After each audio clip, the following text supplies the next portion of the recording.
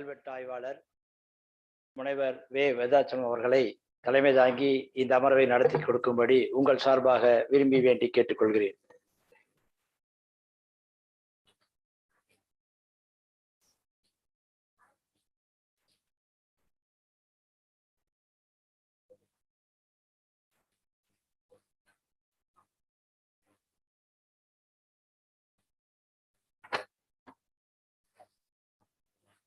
எல்லோருக்கும் முதற்கண் எனது வணக்கத்தை தெரிவித்துக் கொள்கின்றேன். இந்த கருத்தரங்கிலே என்னை பங்கு கொள்ள அழைத்த தமிழ்நாடு அரசு தொல்லியல் துறைக்கு, குறிப்பாக இந்த துறையினுடைய இன்றைய தலைமை பொறுப்பு ஏற்று நடத்துகின்ற டாக்டர் சிவானந்தம் அவர்களுக்கும், என்னுடைய இணைய நண்பர் டாக்டர் ராஜன் அவர்களுக்கும், பிற அலுவலர்களுக்கும் என் நன்றியை தெரிவித்துக் கொண்டு, இந்த அமர்விலே என்னையும் சேர்த்து 4 கட்டுரைகள் சமர்ப்பிக்கப்பட உள்ளன. அதிலே முதல் கட்டுரையாக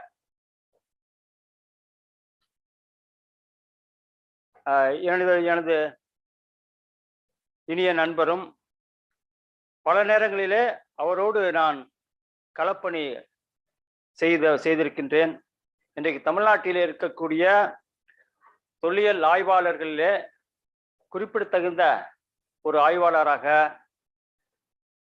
அனைவர் மனதிலும் ஒரு இடம் பெற்றிருக்கின்ற டாக்டர் பூங்குன்றன் அவர்களை முதல் கட்டுரையை சமர்ப்பிக்கும்படி கேட்டுக்கொள்கின்றேன்.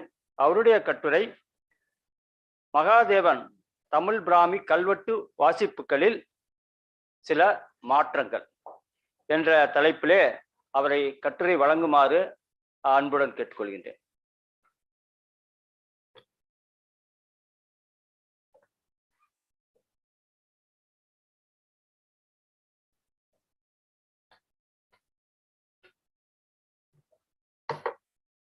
அனைவருக்கும் வணக்கம்.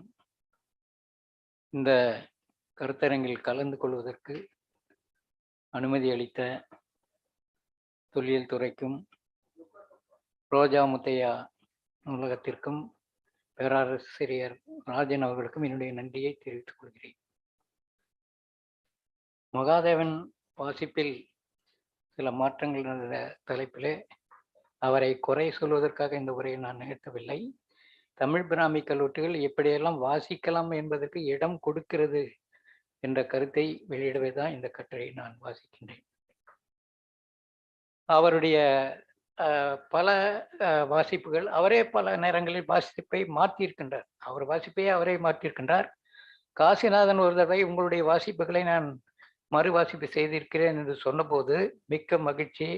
நான் KV சுப்பிரமணியருடைய வாசிப்புகளை மாற்றினேன், நீங்க என்னுடைய வாசிப்புகளை மாற்றுகிறீர்கள் அப்படி என்று சொன்னதாக கேள்விப்பட்டேன். அவர் அந்த அளவுக்கு அவர் பெருந்தன்மையான ஒரு ஆய்வாளர். அவரோடு ஒரு 25 ஆண்டுகளுக்கு முன்பு கரூரில் பணியாற்றிய போது போகிற ஒரு வாய்ப்பு இருந்தது. அருணாட்டர் மலைக்கு போகிற வாய்ப்பு இருந்தது. அந்த தொடர்பை தவிர அவரோடு எனக்கு எந்த தொடர்பும் கிடையாது. இருந்தாலும் சில நேரங்களில் நான் வெளியிட்ட புத்தகங்களை அனுப்பி வைப்பேன். அவர் பாராட்டி கடிதம் எழுதுவார். அந்த அளவுக்கு எனக்கும் அவருக்கு உள்ள தொடர்பு. அந்த அடிப்படையில் நேராக இந்த கல்வெட்டுகளை விளக்குவதிலேயே நான் சென்று விடுகிறேன். அதிகமாக நான் பேசவில்லை. 2 செய்திகளை நான் சொல்ல வேண்டும். அவருடைய வாசிப்பில் சபாமதி பம்மித்தி என்ற ஒரு கல்வெட்டு சமண பெண் துறையை பற்றிய கல்வெட்டு. பொதுவாக சமணத்தில் பெண்களுக்கு மோட்சம் கிடையாது. பெண் ஆணாக பிறந்துதான் அந்த மோட்சத்துக்கு அடைய முடியும் என்ற ஒரு நம்பிக்கை உள்ளவர்கள். அது பெரும்பாலும் திகம்பர சமணம். கர்நாடகாவில் 4 சமண பிரிவுகள் தோன்றின. அதிலே யாப்பனியம், திராவிட சங்கம். திராவிட சங்கம் தொண்டை நாட்டிலே தோன்றியது. தொண்டை நாட்டுக்கு ஒரு பெயர் திராவிட நாடு என்று பெயர் உண்டு.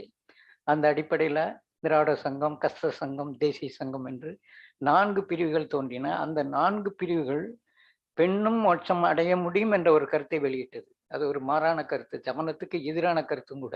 சமண பிரிவுகள் சமணத்துக்கு எதிரான கருத்துக்களை வெளியிட்ட நிலை வந்து தென்னிந்தியாவில் மட்டும்தான்.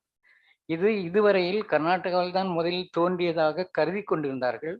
இந்த கல்வெட்டு மூலமாக கிமு 2ஆம் நூற்றாண்டிலேயே அதற்கான அடிப்படை கூறுகள் தமிழ்நாட்டில் உருவாகிவிட்டன என்ற செய்தி தான் அந்த கல்வெட்டு நமக்கு தெரிவிக்கின்றது. அதே மாதிரி ததகாப்பட்டியில் இருக்கின்ற புலிமான் இன் அடிவோன் பாகல் பாலி கல் என்ற அந்த கல்வெட்டை இவருடைய புத்தகத்துல பகல் பாலி கல் என்று போட்டிருக்கின்றார். உண்மையில அது பாகல் பாலி கல் தான். காரணம் என்னவென்றால், பொதுவாக இந்த மாதிரி புதைக்கிற இடத்தில் ஒரு மரத்தை நடுவதோ அல்லது மரத்துக்கு பக்கத்தில் புதைப்பதோ என்ற ஒரு முறை தமிழ்நாட்டில் இருந்தது என்பதற்கு பதிற்றுப்பத்திலே ஒரு செய்தி உள்ளது. செங்குட்டுவனை எதிர்த்த மன்னருடைய உடல் வன்னி மரத்தின் கீழ் புதைக்கப்பட்டிருக்கின்றன என்ற ஒரு செய்தி அந்த பதிற்றுப்பத்திலே வருவதை பார்க்கின்றோம். அந்த அடிப்படையில் இந்த கல்வெட்டு பாகல் பாலி என்று தான் வாசிக்க முடியும். காரணம், பாகல் என்பது பலா மரத்தை குறிக்கும். அதே மாதிரி புறநானூற்று அடிக்குறிப்பிலே குரா பள்ளி துஞ்சிய என்று வரும். குரா என்பது ஒரு மரம். அந்த மரத்தின் அடியில் பள்ளி, அதாவது ஒரு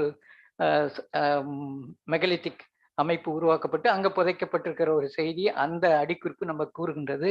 இரண்டாவது முக்கியமான செய்தி, இதுவரையில் நாம் பாறை கல்வெட்டில் வருகின்ற பள்ளியை தான் பள்ளி என்று நினைத்து கொண்டிருந்தோம்.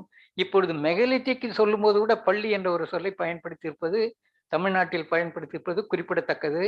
ஆக பள்ளி என்பது பெரும்பாலும் நினைவு சின்னம். ஏற்கனவே அவங்க அங்க தவம் செய்வதற்காக உருவாக்கப்பட்ட சின்னம் அல்ல. அவங்க உலக வாழ்க்கையை வறுத்து உண்ணாவிரதம் இருந்து இறந்த நிலையில்தான் அவங்களுக்கு நினைவு சின்னமாக பள்ளி உருவாக்கப்பட்டது. அதே மாதிரி அதிஷ்டானம், நிசிதிகை போன்ற 3 சொற்களும் நினைவு சின்னம் என்ற பொருளில் தான் வழங்கப்படுகின்றது. ஆனால் மகாதேவன் அவர்கள் அதை எர்மிட்டேஜ் என்று, அபோர்டு என்று மொழிபெயர்த்திருக்கின்றார். அது சரியான ஒரு செய்தி இல்லை.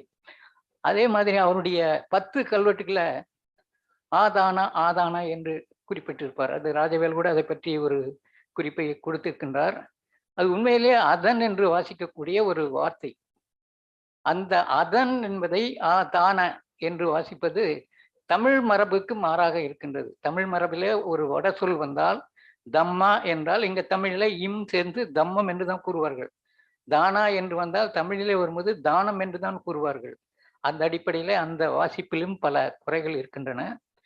அதுக்கப்புறம் அவருடைய இன்னொரு கல்வெட்டு அரகர்மலை கல்வெட்டில் மட்டும்தான் ஆதானா என்று இருப்பதை அதன் என்று வாசித்திருக்கின்றார்.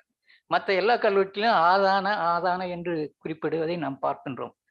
அதன் பிறகு நம்ம இதுல திருமலை என்ற ஊர்ல கண்டுபிடிக்கப்பட்ட அந்த தமிழ் பிராமி கல்வெட்டுல எருக்காட்டூர் காவிதி கோன் கொரிய பள்ளி என்று குறிக்கப்பட்டிருப்பதை பார்க்கின்றோம். இந்த இடத்துல ஒரு செய்தி, சங்க இலக்கியத்தில் கொற்றிய அல்லது கொட்டிய என்ற சொற்கள் பயன்படுத்தப்படவில்லை. கொட்டுப்பித்த, கொட்டியோர் என்றெல்லாம் வருகின்ற அந்த சொல் இலக்கியத்தில் எங்கேயும் வரல. அதே மாதிரி கொரிய என்ற சொல்லும் இலக்கியத்தில் எங்கேயுமே வரல. அதனால இந்த சொல்லை கொற்றி என்று எடுத்துக்கொள்ளலாம். கோ, அப்புறம் இற்று, அப்புறம் ரி, ஈ, யகர இகரம் விரவும் என்ற ஒரு இலக்கண விதி இருக்கின்றது. இகரம் வர இடத்துல யகரமும் சேர்ந்து எழுதுகிற ஒரு பழக்கம், அது தொல்காப்பியத்திலே சொல்லியிருக்கார். அந்த அடிப்பில் கொற்றி பள்ளி என்றுதான் நம்ம இந்த கல்வெட்டை எடுத்துக்கொள்ள முடியும். அந்த அடிப்படையிலையும் நீங்க பார்த்தீங்கன்னாக்கா ஒரு பெண்ணுக்காக படுக்கை வெட்டியிருக்கின்றார்கள் என்பது குறிப்பிடத்தக்கது. இங்கேயும் இந்த புரட்சிகர சமணத்தினுடைய கூறு தமிழ்நாட்டிலிருந்து தான் கர்நாடகாவுக்கு போயிருக்க வேண்டும் என்பதற்கான சான்றுகளை நமக்கு அளிக்கின்றது என்று கூறி வாய்ப்பளித்தமைக்கு நன்றி கூறி அமைகிறேன்.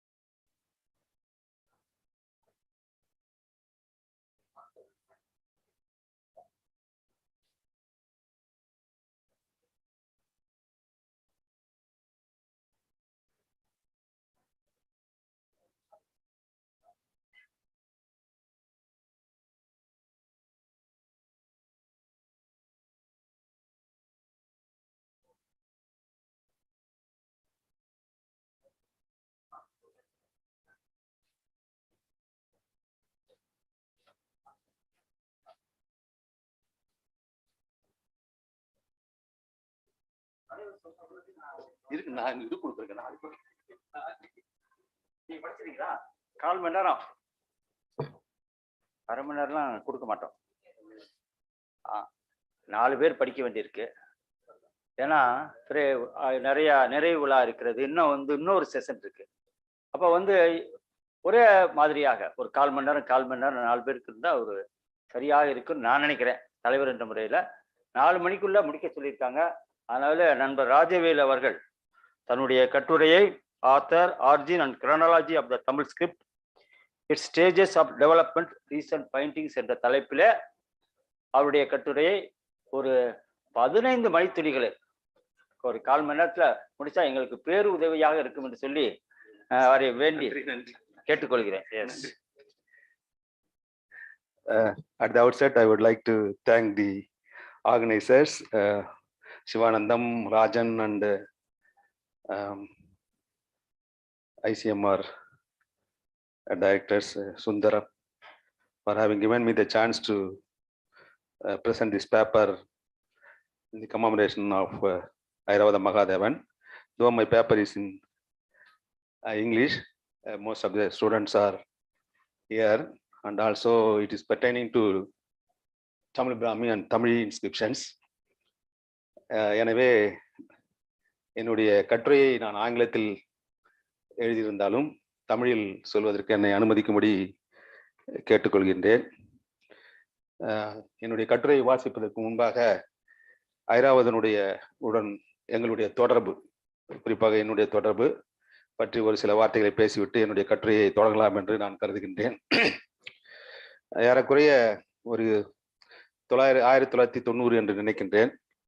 அந்த காலகட்டத்திலிருந்து தொடர்ந்து அவருடன் பயணித்தவன் என்ற வகையிலே ஒரு சில குறிப்புகளை மட்டும் நான் சொல்ல விரைகின்றேன். ஒரு 2-3 மணித்துளிகள்.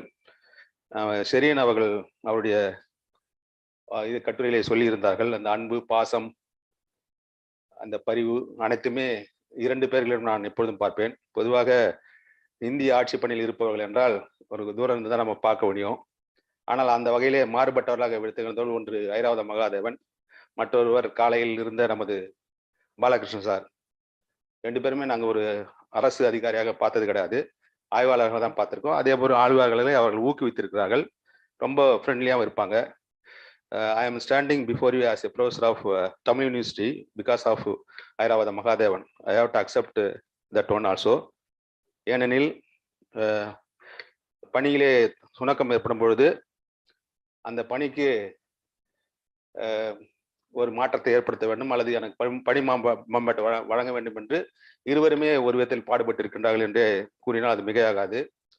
காரணம், அந்த காலகட்டத்திலே இந்திய தொழிலாளர்துறையிலே பணி மேம்பாடு என்பது மிகவும் அரிது. அதை நன்கு அறிந்தவர் ஐராவத மகாதேவன் அவர்கள். தமிழ் பல்கலைக்கழகத்தில் அவருக்கு ஒரு முனைவர் பட்டம் ஒன்று ஒரு விருது வழங்கும் விழா நடைபெறுகின்றது. அப்பொழுது அந்த துறையிலே, கல்வெட்டு துறையிலே பேராசிரியர் சுப்ராயல் அவர்களும் பேராசிரியர் ராஜன் அவர்களும் அந்த துறையை விட்டு சென்று விட்டார்கள். அதை பூர்த்தி செய்ய வேண்டும் என்பது துணைவேந்தரின் விருப்பம். அப்பொழுது அது 2009ஆம் ஆண்டு இது நடந்தது. ஆனால் அது முன்பாகவே எனக்கு அவர் பழக்கம்தான். அப்பொழுது அவர் அவங்களும், ஏன்னா இங்கே விட்னஸும் ஒருத்தர் இருக்கார் கூட, அலக்குடி சீதாராமன் கூடவே இருந்தார் அவர் கூடவே தான். அப்போ அவங்க வீட்டில் சாப்பிடும் போது இது மாதிரி எங்கள் துணைவேந்தர் கேட்டிருக்காரு, இது மாதிரி இங்கே கல்வெட்டுத்துறையில் ஒரு பேராசிரியர் அதிகமாக இல்லை, அதுக்கு யாருன்னா தமிழ்நாட்டில் யார் இருக்கான்னு ஒன்றும் புரியல, என்னென்ன பண்ணுறது புரியல அப்படின்னு. உடனே அவர் சொல்லியிருக்காரு, ஏன் இல்லை, இருக்காங்க, ஆள் இருக்காங்க, ஆனால் அவங்க கூப்பிட்டா வருவானா வரமாட்டானா தெரியல, அவங்க திமுக பிடிச்சவன் தான் அப்படின்னாரு. யார் சொல்றீங்கன்னு கேட்டிருக்காரு. ராஜவேலு தான் அப்படின்னாராம். ஆக்சுவலா நான் ஒரு இன்வைட்டி தான் அந்த யூனிவர்சிட்டி பொறுத்த வரைக்கும், அது ராஜன் போன்றவர்களுக்கு தெரியும். அதுக்கப்புறம் மறுபடியும் என்னுடைய பேராசிரியர் இவர்கிட்ட கேட்டிருக்காரு, பேராசிரியர் சுப்ராயல் கிட்டே கேட்டிருக்காரு, ராஜன் கிட்டே அவங்க கேட்டிருப்பாங்க பொறுத்துருது. அதுக்கப்புறம் ப்ராப்பரா இதெல்லாம் வந்தது, அட்வர்டைஸ்மெண்ட்லாம் வந்து அதில் ஜாயின் பண்ணேன். அந்த விதத்துல என் மீது ஒரு மிகுந்த பற்று. ஆனா எப்பவுமே நான் அவர்கிட்ட சண்டை போடுறேன் அப்படின்னு நிறைய நண்பர்கள் கருதுவார்கள், சொல்லுவாங்க. குறிப்பா சொல்லப்போனா எவ்வளவு நண்பர்கள் அவருக்கு இருந்திருக்காங்க, எல்லாருமே அகாடமிக் ஓரியன்டா தான் இருந்திருப்பாங்க. ஆனா அந்த நண்பர்கள்லயே 4 பேர் அவர் குடும்பத்தை சார்ந்தவர்களாக தான் இருந்தாங்க கடைசி வரைக்கும். அதாவது எப்படின்னா, அவருடைய குழந்தைகள் போன்றும் அவருடைய உறவுகள் போன்றும் தான், அதாவது அவர்கள் பிள்ளைகள் போன்று தான் இருந்தாங்க. குறிப்பா சொல்ல போனா முதலாவதாக நம்ம அலக்குடி சீதாராமன் சொல்லணும். அடுத்தது ஜெயந்தின்னு உங்களுக்கு அதிகமாக யாருக்கும் தெரியாது, ஜெயந்தின்னு ஒருத்தர். அதுக்கப்புறம் அவங்க வீட்டில் இருந்த லட்சுமி, அதுக்கப்புறம் நான். இதை வரிசைப்படுத்தி நான் பின்னாடி சொன்னா கூட இந்த 4 பேரும் ஈக்குவல் தான் அவர் பொறுத்த வரைக்கும். அந்த வகையில வந்து அந்த வீட்டில் வந்து எல்லா பகுதிகளுக்கும் சென்று வரக்கூடிய ஒரு இது ஆளுமையை நாங்கள் பெற்றிருந்தோம். அந்த வகையில எங்களுக்கு கூட உரிமையோட அவர் பேசுவார், செய்வார். நான் I use to go there in the weekend of his house. அதாவது அவர் வந்து இதுல இருந்தார், அவர் 4th Seaward ரோட்ல இருந்தார். ஒவ்வொரு வாரம் போவார். அவர் என்னுடைய அலுவலகத்துக்கு வருவார், அவரும் நானும் போவோம், ஒரு வாரத்துக்கு போவோம். அப்பதான் அவர் டூயிங் இந்த பிராமி இன்ஸ்கிரிப்ஷன்ஸ். ஆனா அவர் டைட்டில் இப்ப நீங்க சொல்ற மாதிரி ஏர்லி தமிழ் எபிகிராஃபி கிடையவே கிடையாது. இப்ப நம்ம அவர் எழுதுற புக்கு ஏர்லி தமிழ் எபிகிராஃபி. என்னுடைய புக் ஒன்று நான் எழுதும்போது அதுல பின்னாடி அவர்கிட்ட ஒரு ஃபார்வர்டு ஒன்று வாங்கினேன். அப்ப அதுல என்னுடைய பின்பாராட்டில அது ஒரு டைட்டில் போட்டிருந்தேன், என்னுடைய அடுத்த புக் என்ன அப்படின்ட்டு, ஆரிஜின் டெவலப்மெண்டா தமிழ் பிராமி இன்ஸ்கிரிப்ஷன். இதை பார்த்துட்டு என்ன என் டைட்டில் நீ எடுத்து வச்சிருக்க அப்படின்னாரு. Actually he wants to do on that origin of Tamil Brahmi inscription. அதுக்கப்புறம் நீ இப்போ எழுதிட்டுல, நான் அந்த டைட்டில மாத்திரம் நான் ரிசர்ச்சா பண்ண மாட்டேன்னாரு. சார் அப்படிலாம் சொல்லக்கூடாது சார், நீங்க தான் சார் பண்ணணும் அப்படின்னு. ஸோ அந்த அளவுக்கு அவர் வந்து என் மீது அவ்வளோ ஒரு இது வச்சிருந்தாரு. மாத்திருந்தா அப்புறம் தமிழ் இருந்தேன். அதே போன்று நீ தமிழ்லாம் இனிமேல் தமிழ் பிராமிலாம் நீ வந்து படிக்கவே தேவை, வேணாம். உனக்கு வந்து நான் வந்து சிந்து வெளியிலேருந்து தமிழ்நாட்டில் யாராவது படிக்கணும், அதனால உனக்கு சிந்து வெளியை கற்றுக் கொடுக்குறேன், நீ வந்து உட்காந்து என் கூட வாட்டு. 6 மணி ஆனா ஈவினிங் 6 மணி ஆயிரும். அதுக்கப்புறம் நான் வீட்டுக்குலாம் போகிறது லேட் ஆயிரும். ஆனால் அவர் என்ன சொல்ல, நீ இரு அப்படின்னுவாரு. அப்போ அவங்க கௌரியம்மா இருந்தாங்க. அப்போ சொல்லுவார், இவன் பாரு இவன் ஓடுறதுக்கு நினைக்கிறான், நீ அவனுக்கு பிடிச்சி வை, மதியம் நைட் சாப்பிட்டு போட்டோம் அப்படின்னுவாரு. அவங்க வீட்டில் முன்னாடி வந்து ஒரு போர்ட்டிகோ ஒன்று இருக்கும், அங்கே உட்காந்துட்டு கற்றுக் கொடுப்பாரு. அவர் ரீபஸ்ன்னு வர ரீபஸ்ஸே நமக்கு தெரியும், ரீபஸ் எங்கே தெரிய போகுது, அதில் வேற சிந்துவெளி நகரம் நமக்கு ரொம்ப தூரம். அதுக்கப்புறம் பூஸ்டர் பீடன்னு அதுவும் எனக்கு தெரியாது. நல்ல வேலை பாலகிருஷ்ணனும் சுந்தரம் வந்து காப்பாத்திட்டாங்க என்ன, ஏன்னா அவங்க வந்து இண்டஸ்ட் வேலையை அவங்க எடுத்துக்கிட்டாங்க. அதுக்கப்புறம் சொல்லுவார், ஆனால் கேட்க மாட்டேன். நான் பாட்டு சிந்துவெளி நகரத்து போது அவர் சொல்லும் போது நான் பாட்டுக்கு வேலை அப்படி ஏதோ ஒன்று கேட்டிருப்பேன், என்ன பார்க்குற என்ன பண்ற அப்படின்னு. நான் ஏதோ ஒரு பாட்டு கேட்டிருப்பேன். அப்பதான் தெரியும் எனக்கு அந்த பாட்டு வந்து யாருன்னா எதிர் வீட்டுல இருக்க ஜேசுதாஸ் வீடு. அது அவர் வீட்டுக்கு எதிர் வீடு தான் ஜேசுதாஸ் வீடு. அவங்க பாட்டு பாடுவார், அந்த மணிக்கு அந்த ஆலாபனை பண்ணிட்டு இருப்பார் அவரு. பத்தியா இவன் பாட்டு சினிமா பாட்டை கேட்டு உட்காந்துட்டு. அதனால இவனுக்கு வந்து இண்டஸ் அதுன்ட்டு ஒரு தடவை அஸ்கோபர் கட்டி அவர் ரிப்போர்ட் எல்லாம் பண்ணாரு இங்க வரும்போது. இவங்க கத்துக் கொடுப்பா, ஏதாவது யாராவது தமிழ்நாட்டுல இருந்து சிந்துவெளி கத்துக்கலாம்னு வந்தா இவங்க ஒத்துக்கு வர மாட்டாங்களே யாரும் அப்படின்வாரு. அதே போல் நிறைய எனக்கு அவருக்கு நிறைய இதெல்லாம் இருக்கும், போட்டிகள்லாம் இருக்கும். எங்க பண்ணாலும் டூர் எல்லாம் போகும்போது ஒன்னாதான் போவோம் எல்லாம் 4 பேரும். அவர் கார் ஓட்டுறது மிகச்சிறந்தாரு, 150 கிலோமீட்டர் ஸ்பீட்ல போவாரு. அப்போ ஓடும்போது என்ன சொல்ல, மாட்டு வண்டி தான் ஓட்ட, நீ பயப்படாதுன்னு ஏன்னா அந்த ஸ்ட்ரைங்க அடிப்பாரு, இப்படி ஓடு ஓடு ஓடுன்னு அழுத்துவார் ரொம்ப. 150 ஸ்பீட்ல திருப்பதி லைன்ல போனா எப்படி போக முடியும், பயந்து தான் போக முடியும், அப்படி போவாரு. அதே மாதிரி சண்டைலாம் போடும் நல்லா. அதாவது அவங்க பண்ணல, பிள்ளைங்க மாதிரிதான் நாங்க இருந்துமே தவிர. அப்புறம் நான் வந்து இதுக்கு போயிட்டேன். அந்த வகையத்துல வந்து ரொம்ப ஒரு அன்போடு பாசத்தோடு எது பண்ணாலும் இவன் வந்து என்கிட்ட சண்டை போடுவானாரு. அதனால வந்து எப்பவுமே நான் சண்டை போடும் அவருடைய தோழன் அல்லது அவருடைய நண்பர். மற்றவங்களாம் எழுதும்போது ஃபெல்லோ டெலிகேட்ஸ் அப்படி இப்படி எழுதுவார், இல்லை ஃபெல்லோ ஸ்காலர்ஸ்ன்னு எழுதுவார். ஆனா எனக்கு ஒன்று எழுதியிருக்காரு, அதை நீங்க பார்த்தாவே தெரியும். ஆனா சண்டை போறது இல்லை, எங்களுக்கு எப்பவுமே அகாடமிக் டிபேட்ஸ். அதாவது வந்து அந்த ஏதோ ஒன்று சொல்லலாம், காகித சண்டை, காகித வால் மாதிரி தான் சொல்லுவாங்களே, இந்த கத்தி சண்டை, காகித கத்தி சண்டை மாதிரி தான். 2 பேருக்கும் வந்து அகாடமிக்கா இதுதான். அது வந்து எப்பயும் ஆரம்பிச்சிருச்சு. அதாவது கேரளால ஃபர்ஸ்ட் போகும்போது ஆரம்பிச்சு அது தொடர்ந்து ட்ரெயின்ல எல்லாம் சண்டை வரும். அப்போ அவரு ஒரு பேப்பர் படிச்சேன். அப்புறம் கன்னியாகுமரியில போய் சமாதானப்படுத்தினாரு, அதெல்லாம் நீ கவலைப்படாது, நீ தான் பெரிய ஆளு அப்படின்னு. அந்த அளவுக்கு வந்து யங் பீப்புளா இருந்தா கூட அவர் என்கரேஜ் பண்ணுவார். அதனால இன்னைக்கு நான் நினைக்கும் போது எங்களேன் ரொம்ப ஃபேமிலி ஃப்ரெண்ட் மாதிரி. வீட்டுக்கு வருவாரு, திடீர்னு வருவாரு, அளக்குடி வீட்டுக்கு போவாரு. அது மாதிரி ரொம்ப நேர்மையானவர், ரொம்ப அதே பாசமிக்கவர், யாரையும் எதிர்பார்க்க மாட்டாரு. மாணவர்களுக்கு கற்றுக் கொடுக்க வேண்டும் என்று நினைப்பார். அந்த வகையில வந்து இந்த இந்த மேடையில அதை சொல்வதற்காக நான் உண்மையிலே மனம் கலங்கி அவர் நினைவு கூறுகின்றேன். இன்னைக்கு கூட அவர்கிட்ட சண்டைப்படதான் வந்திருக்கேன் என்னுடைய பேப்பர் வழியாக. அவர் வந்து ஏற்றுக்கொண்டார். நிச்சயமாக வந்து ராஜன் வந்து பொருந்தல் கண்டுபிடிக்கும் போது அவர் ஏற்றுக்கொள்வார் என்று நினைத்தேன். அதுக்கப்புறம் கொடுமணல் வந்துருச்சு, அப்பயாவது ஏற்றுக்கொள்வார்னு நினைச்சேன். இப்ப நீ சொல்றதை சொல்லு, ராஜன் சொல்றதை சொல்லட்டும், நான் சொல்றதை சொல்லட்டும்பா, இனிமேல் நீங்க பண்ணது பண்ணுங்க அப்படின்னு தான் சொன்னாரே தவிர அவர் வந்து என்னைக்குமே என்னுடைய கருத்தை மறுத்தது கிடையாது. யார் கருத்தையும் மறுத்தது. அதாவது ரீடிங்ஸ் ஏதாவது தப்பு இருந்தா கூட இவர் சொன்னார், ரீடிங்ஸ் ஏதாவது தப்பு இருந்தா கூட அதை பத்தி கொஞ்சம் ஃபீல் பண்ணுவார். விமலா பக்லியினுடைய இது பண்ணும்போது, நம்ம அறிக்கை மேடை பண்ணும்போது நான் தான் கூட போனேன். அவரு ஏற்கனவே பப்ளிஷ் பண்ணிட்டாரு திருமணியில வேற. அப்ப நான் சொன்னேன், இது இல்லவே இல்லை தப்பு அப்படின்ட்டேன். என்ன நீ என்ன பார்த்து தப்பு, நான் எவ்வளவு பெரிய ஆள், நீ என்ன பார்த்து தப்புன்றியா அப்படின்னாரு. சார் தப்பு தான் சார், எப்படி சார் சொல்ல முடியும் அப்படின்னா. உண்மையா அவர் ஃபீவர் வந்துருச்சு, அது அளக்குடிக்கு தெரியும். நான் தான் வந்து ஒரு டிரைவர் வச்சு கார்ல கூப்பிட்டு வந்தேன். அந்த அளவுக்கு அவர் ஃபீல் பண்ணுவார். ஆனா அடுத்த நாள் உணர்ந்துட்டார். கௌரியம்மாக்கு ஃபோன் பண்ணி அவன் எனக்கு காப்பாத்தி கூட்டு வந்துட்டான், பரவாயில்ல, இன்னும் ஒரு 10 வருஷம் நான் வந்து இந்த டிராமியை முடிச்சிருவேன் அப்படின்னாரு. அந்த வகையில வந்து மிகச்சிறந்த ஒரு பண்புள்ளவர், ரொம்ப ஒரு பண்பாளர், ஒரு வந்து படைப்பாளர், தமிழுக்காக தன்னுடைய வாழ்நாளை மூலம் அர்ப்பணித்தவர், சிந்துவெளி நகரத்திற்கு வித்திட்டவர். ஆகவே அந்த நினைவிலே அவரை நான் வணங்குகின்றேன். இந்த பேப்பரை கூட அவருக்கு நான் சமர்ப்பிக்கின்றேன். போடுங்க. என்னுடைய டாபிக் வந்து இப்போ இருக்கிற ரீசன்ட் இதை வச்சு நான் சொல்லியிருக்கேன்.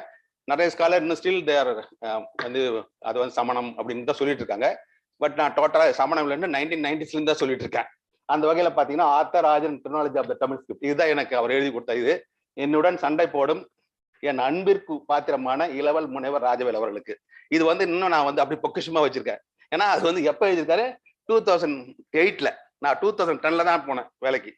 அவருடைய ஐராவதி புக் வரும்போது அப்போ வந்து எனக்கு எழுதி கொடுத்தாரு. இந்த இதுதான் உனக்கு, இனிமேல் உனக்கு எதுவும் பட்டயம் கிடையாது, இதுதான் உனக்கு அப்படின்னு எழுதி கொடுத்தார். So I am keeping this with me. அந்த வகையில் வந்து மிக சிறந்த ஒரு அறிஞர். அடுத்தது ஆக்சுவலாக நமக்கு தெரியும் நம்மளுடைய அவங்க எல்லாமே 2nd century BC. இது வரைக்கும் அவர் சொன்னது 2nd century BC தான் சொல்லியிருக்காரு. தமிழினுடைய ஆரிஜன் அது வந்து வட இந்தியாவிலிருந்து மௌரிய பிராமி என்ற வகையில் இருந்தது. Practically speaking there is no Maurya Brahmi at all.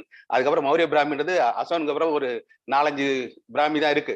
அதுக்கப்புறம் கொஞ்சம் லேட் பீரியட் தான் வந்து மௌரிய பிராமின் ஒரு இதுவே கிடையாது. ஆனால் அவர் மௌரிய பிராமின் சொல்றாரு.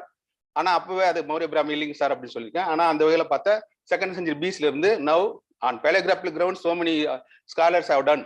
KV Ramesh all north Indian perspectives உள்ளவங்கலாம் சென்ட்ரல் கவர்மெண்ட் வேலை செஞ்சவங்களா 5th century BC சொல்லியிருக்காங்க. KV Raman, KV Ramesh, Sampath, PR Srinivasan, அப்புறம் வந்து நம்ம நடன காசிநாதன் அண்ட் இதெல்லாம் ஆன் பேலியோகிராஃபிக் கிரவுண்ட் சொல்லி எழுத்தில் அடிப்பில் நாங்கள் 5ஆம் நூற்றாண்டு சொன்னோம் அப்பவே. அப்போ சொல்லும்போது அதுக்கப்புறம் தான் அவர் சயின்டிபிக் டேட் ஒன்றும். இதில் இன்னொரு என்னுடைய குரு வந்து OS. அவர் இன்னைக்கு வரைக்கும் ராஜன் சொன்னது சரி, நான் சொல்றது இன்னும் நீங்க நிறைய கண்டுபிடிக்கணும், ராஜன் இன்னும் கண்டுபிடிக்கணும்னு, நீங்களும் நிறைய சொல்லணும், அவசரப்படுறாங்க. ஆனா நாங்க சொல்றது சொல்றோம், நீங்க சொல்றது சொல்லுங்கன்னு. அந்த வகையில அவங்களும் அப்படிதான் இருக்காங்க. ஆனா இருந்தாலும் அவங்க எங்களுக்குலாம் குரு தான். அந்த வகையில பாத்தீங்கன்னா ஃபர்ஸ்ட் சந்திரகிரி ஃபர்ஸ்ட் எடுத்துக்கோம். அவங்க தேரி என்னன்னா இது வந்து it came from Karnataka. Sir இங்கிருந்து போச்சு அப்படின்னு சொன்னார். இப்போ கர்நாடகாவில் வந்து சரவண பெலகோலா தேரி. சரவண பெலகோலால ஏர்லியஸ்ட் இன்ஸ்கிரிப்ஷன் 6th century. நான் சீக்கிரம் முடிச்சிடுறேன். 6th century AD தான். There is no inscription before 6th century AD. அதுக்கு முன்னாடி நமக்கு கிடையவே கிடையாது. இப்ப சப்போஸ் அவங்க வந்து இப்படி அங்கிருந்து வந்திருந்தாங்கன்னா இங்க பிராமி எழுதின சமணர்கள் அங்க எழுதிருக்கணும். ஒரு சிங்கிள் இன்ஸ்கிரிப்ஷன் கூட கிடையாது. அசோன் இன்ஸ்கிரிப்ஷன் கிடையாது, அசோன் பிராமியம் கிடையாது, இந்த தமிழ் என்று சொல்லக்கூடிய பிராமி கிடையாது. அங்க எவ்வளவு பேர் இருந்தாங்க? 9000 மாங்ஸ் இருந்தாங்க அப்படின்றாங்க. அங்க ஒரே ஒரு பிராமி கூட கிடையாது. தரிசி தேரி அந்த சரவண பெலகோலா, பத்ரபாகு அண்ட் சந்திரகுப்த மௌரியா தேரி அது வந்து லேட் ட்ரெடிஷன்ஸ் தான் இருக்கு. லேட் இன்ஸ்கிரிப்ஷன் 9ஆம் நூற்றாண்டு இன்ஸ்கிரிப்ஷன்ஸ்ல வருது. பட் அந்த பத்ரபாகு கூட நிறைய பேர், நிறைய ஸ்காலர்ஸ் வந்து குப்தா பீரியட் பத்ரபாகு நிறைய சோமனி பத்ரபாகு இருந்திருக்காங்க. அதை அப்பவே ரெஃப்யூஸ் பண்ணியிருக்காங்க. இது மாதிரி இருந்து கிடையாது. அங்க வந்து the settlement itself started around 6th century AD தான். இட் மே பி சொன்ன மாதிரி இங்க 6th century AD கூட அங்க இது போயிருக்கலாம். ஆனா இங்க இருந்து போனது நம்ம சொல்ல முடியாது. 3rd century AD தான் இங்கே வருது நம்ம சமணம். அது நான் சொல்றேன். அதனால வந்து இந்த தேரி வந்து நிறைய மாற்றங்களுக்கு சரவண பெலகோலா நீங்க போய் பாத்தீங்கன்னா உங்களுக்கு தெரியும். அங்க பஸ்தி இருக்கு. சந்திரகிரின்னு ஒரு மலை, அந்த மலையில வந்து ஒரு பஸ் இருக்கு. அது வந்து பத்ரபாகு பஸ்ன்னு பேரு. இதுதான் இது. இதெல்லாம் பாத்தீங்கன்னா உங்களுக்கு தெரியும். பிராமியில சரவண பெலகோலா இது கிடையாது. 931 CE தான் வருது. சில சங்கம் கன்னடா லிட்டரேச்சர்ல we have the references of Bhadrabahu. These are all traditional story, not based on any authentic evidences. Next. Time இல்லாத நான் சீக்கிரம் பேசுறேன். அப்புறம் இங்க ராக்கெட் கேவ்ஸ். அடுத்து வந்து சரவண பெலகோலா ராக்கெட் கேவ் இருக்கு. அது வந்து 6th century 7th century base தான். அது வந்து it is pertaining to the அந்த பத்ரபாகுனுடைய அசோசியேஷன் அந்த கேவை சொல்றாங்க. அந்த அது பத்ரபாகு கேவ் போட்ட ஒரு வரலையோ, சரி ஓகே. இப்போ இதெல்லாம் வந்து எதிர்த்தவங்க, இதெல்லாம் இல்லைன்ற சொன்ன யாரா பிளிட், சாமசாஸ்திரி, கோவிந்த பாய், இவங்கலாம் வந்து இது இல்ல, இந்த Bhadrabahu theory is itself is ஃபார்-ஃபெட்ச்ட்னு சொல்லியிருக்காங்க. So we have to rethink on this. Next. அப்புறம் the rocket traditions. Dayan has done lot of works in North India. He knows that the earliest rocket chamber we have in Ason period itself in Barabar and Nagatri இல்ல ஒரு 7 குகைகள் இருக்கு, குடைவரைகள் இருக்கு. If ஜைனாஸ் வந்திருந்தாங்கன்னா 5 rocket tradition தமிழ்நாட்டுக்கு வந்துருவாங்க. இங்க இருக்கலாம் இயற்கையான குகைகள். இயற்கையான குகைகள் வந்து natural caverns, not rocket caves. So the tradition of rocket art came over even in that period itself when Tamil Brahmi has also came over here. ஆனா அது கிடையாது. ஈவன் அஜந்தா எல்லோராலாம் கூட நமக்கு இது வந்து பாத்தீங்கன்னா உள்ள ஒரு பெரிய ஆள். இந்த பராபர் லோமா சிரிச்சி கேவ்லாம் ரொம்ப உள்ள போனா பெரிய ஆள் மாதிரி போகும். This is the earliest cave temple cave architecture in India made by Dasratha, the grandson of Ashoka. So அதனால வந்து நம்ம ராக்கெட் ட்ரெடிஷன் கூட ரொம்ப லேட்டா தான் இருக்கு. நெக்ஸ்ட். அப்புறம் வந்து சங்க இலக்கியங்கள்ல வந்து சீனி வெங்கடசாமி நாட்டார் எழுதும்போது சமணம் பௌத்தம் தமிழும் அப்படின்னு எழுதியிருக்காரு. அதுல அவர் இயர்லியஸ்ட் ரெஃபரன்ஸ் மணிமேகலை தான் தராரு. ஆனா நமக்கு சில பேர் வந்து சங்க இலக்கியங்கள்ல நமக்கு இருக்கு அப்படின்னு சொல்லிட்டு நெடிவுடை அப்படின்னு ஒரு இது வரும். இது சமணமே அமனம் இது போடுவோம். நீடிய சடையோடு ஆழமேனி குன்றுரை தவசியர். இந்த தவசியர் இட்ஸ் இஸ் ராங் திங். தவசியர்னா துறம இருக்கணுங்க. தமிழை துறவரம் இருக்கக்கூடாது, துறவரம் இருக்கக்கூடாது, எந்த இதுவும் கிடையவே கிடையாது, ரெஸ்ட்ரிக்ஷன் கிடையாது. அதனால வந்து இந்த துறவரம் என்பது வந்து எல்லாருக்கும் பொதுவானது. But there is Ashokan inscription இதுக்கு ரெஃபரன்ஸ் இருக்கு. அசோகன் இன்ஸ்கிரிப்ஷன் என்ன சொல்றா, தசமே ச தானே ச முன்னாடியே இருக்குங்க. பாமன சமணான. சமணம் என்பது வந்து is not mentioning the Sramana, that is Samanam. சமணம் என்பது என்னன்னா ஒரு ஏஜ் ஆன பிறகு பிராமண இஸ் மென்ஷன் டூ செக்ட். ஒன்னு Brahmana is Sanskrit, Sramana is also Sanskrit. This is Prakritam. ஆனா சமணம் அப்படின்னாவே அவர் பிராகிருதத்துல தான் எழுதியிருக்காரு. ஒரு அசோகன் ஸ்கிரிப்ட் இப்படிதான் ஒரு ராக்கெட் கிர்னார் ராக்கெட்ல சமணம் என்றால் அதாவது ரொம்ப வயதான பிறகு ஒரு குடும்பத்தின் பொறுப்பிலிருந்து விடுபட்டு வயதான பிறகு அவளுக்கு வந்து என்ன கொடுக்கணும்னா அவங்கள ஒழுங்கா கவனிச்சுக்கணும், பிளஸ் அவங்களுக்கு வந்து பொன் பொருள் கொடுத்து அவங்களை ஆதரிக்கணும் அப்படின்னு. தசனேச்ச தானேச்ச தீரணம். அவங்க தரிசிக்கும் போது எப்ப பார்த்தா நம்ம பார்க்கும்போதெல்லாம் அவங்கள பார்த்தோம்னா உடனே ஒரு ரெஸ்பெக்ட் கொடுக்கணும். வயதானவங்களா ஆயிட்டாங்கன்னா அவங்களுக்கு ரெஸ்பெக்ட் கொடுக்கணும். அதே மாதிரி வந்து இரம்ன இது கொடுக்கணும், அவங்களுக்கு கோல்டு எல்லாம் கொடுத்து அவங்களுக்கு கொஞ்சம் ஆதரிக்கணும். அதான் ரொம்ப அவங்களை விட்டுக்கூடாது, கை விட்டுக்கூடாதுன்னு சொல்லியிருக்காரு. there is a two sect, that is Shramana and Brahmana, that is not pertaining to Shramana or Samana. யாரு துறவு வந்தாலும் அவங்க வந்து சமண தான், துறவம் வந்து சமண தான். அதான் அமனம்னு ஆயிடுச்சு. சமணம் வந்து அமனம்னா முற்றும் துறந்தவன், வேற ஒன்றும் கிடையாது. சமணர்களுக்கு லேட்டர் தான் இந்த அடாப்டர் பை சமணாஸ். அவங்க ஏன்னா அது முற்றும் துறந்திருக்காங்க. அதனால இந்த அமனத்தை எடுத்துட்டு நம்ம 2 இன்ஸ்கிரிப்ஷன்ல வருது. அமனம் இருக்கு, மூத்த அமனன் எல்டர் மேன், அவர் எல்டர் துறை ஆயிட்டாரு. அதனால இவங்களுக்கு வந்து எல்லாம் சேவன் எட்டு தான் உங்களுக்கு சேர சமணர்கள்லாம். நம்ம ஸ்கல்ப்சர் ரெப்ரசன்ட் பாத்தீங்கன்னா ஒரு கர்லிங்கார் இருக்கும். இப்ப நீடுடை துறவுன்னா யாரு, மற்றவங்க கூட நல்ல முனிவர்கள் கூட அப்படிதான் இருந்திருப்பாங்க. அதனால இந்த இதை வச்சுக்கிட்டு சமணம் வந்து ஐங்குறுநில் வருது அப்படின்னு நம்ம சொல்லக்கூடாது. துறவரம் என்பது எனக்கு பொதுவானது. ஆக it is not pertaining to only Samanam. Next இதை சொல்லிட்டேன் மயில சீனிவாசி. இதை வந்து டிவி மலை. இப்போ அதுக்கப்புறம் ஏர்லியஸ்ட் அக்கரன்ஸ் ஆஃப் சமணம் எங்க வருதுன்னா there is a difference between Asokan Brahmi and Tamil Brahmi. நமக்கு வந்து தமிழ் நாட்டை பொறுத்த வரைக்கும் there is no reference, single reference of இது வந்து worship of இது god and goddesses வந்து எங்கேயுமே கிடையவே கிடையாது. தமிழ் பிராமில எங்கேயுமே கடவுள் வழிபாடு எங்கேயுமே கிடையாது. ஈவன் அசோகன் இன்ஸ்கிரிப்ஷன்ல என்ன சொல்ல வரான்னா தேவனாம்பிய பிரியதசி, கடவுளுக்கு பிரியமானவன். It starts like that only. அதே போன்று சமணத்திலையும் வந்து Kharavela inscript, for example Kharavela inscript 2nd century BC contemporary to according to நம்ம தமிழ் பிராமி பீரியட் வச்சுக்கோ 2nd century BC. அதுல வந்து ஒரு பக்கம் ஸ்வஸ்திக் மார்க் இருக்கும், ஒரு பக்கம் சீமர் இருக்கும். It starts along with that. Swastik mark auspicious sign or some words auspicious word இருக்கும். இது ரெண்டுமே கிடையாது நம்ம இதுல. எடுத்த உடனே கணிகனந்த ஆசிரியர் அப்படின்னு தான் போவோம். அதனால there is no religious symbol or religious oriented words occurred in Tamil Brahmi in inscription of the Kevan inscription. So அதை வச்சு நம்ம வந்து எல்லாமே சொல்லலாம். இது வந்து எல்லாமே வந்து இவர் கொடுத்தார். ராஜர் வந்து தயாளன் கொடுத்தார், தயாளன் வந்து ராஜவேல் கொடுத்தாரு. இதுதானே தவிர கொடுப்பிதோன். இப்போ சொன்னாங்க அந்த பாழி எல்லாமே என்ன நினைச்சா பள்ளி நினைச்சாங்க. இந்த Thathappatti inscription is a key eye opener. It mentions the pazhi is related to memorial stone. Memorial நடுகள் பாழி தான் பள்ளிப்படை ஆச்சு பின்னாடி. அந்த பாழி எல்லாமே எடுத்து that is there are pallippadai, pazhi, adhishtanam எல்லாமே வந்து related to the megalithic concept. One of the type of megaliths that is tomb beds. It is not related to connected with Salyagana or some other things. It is not at all suitable for staying for any Turavi. அது வந்து நீங்க போய் பாத்தீங்கன்னா தெரியும். அது I show you. So இதுதான் வந்து நமோத். earliest inscription வந்து ஃபர்ஸ்ட் ஆஸ்பிஷியஸ் சைன் எங்க வருதுன்னா நமோத்து பறையன்பட்டு. நமோத்து Pathanandhi some word is there, Nandhi ஆசிரியருக்குன்னு வரும். அது பறையன்பட்டுல இருக்கு, செஞ்சி ஏரியால.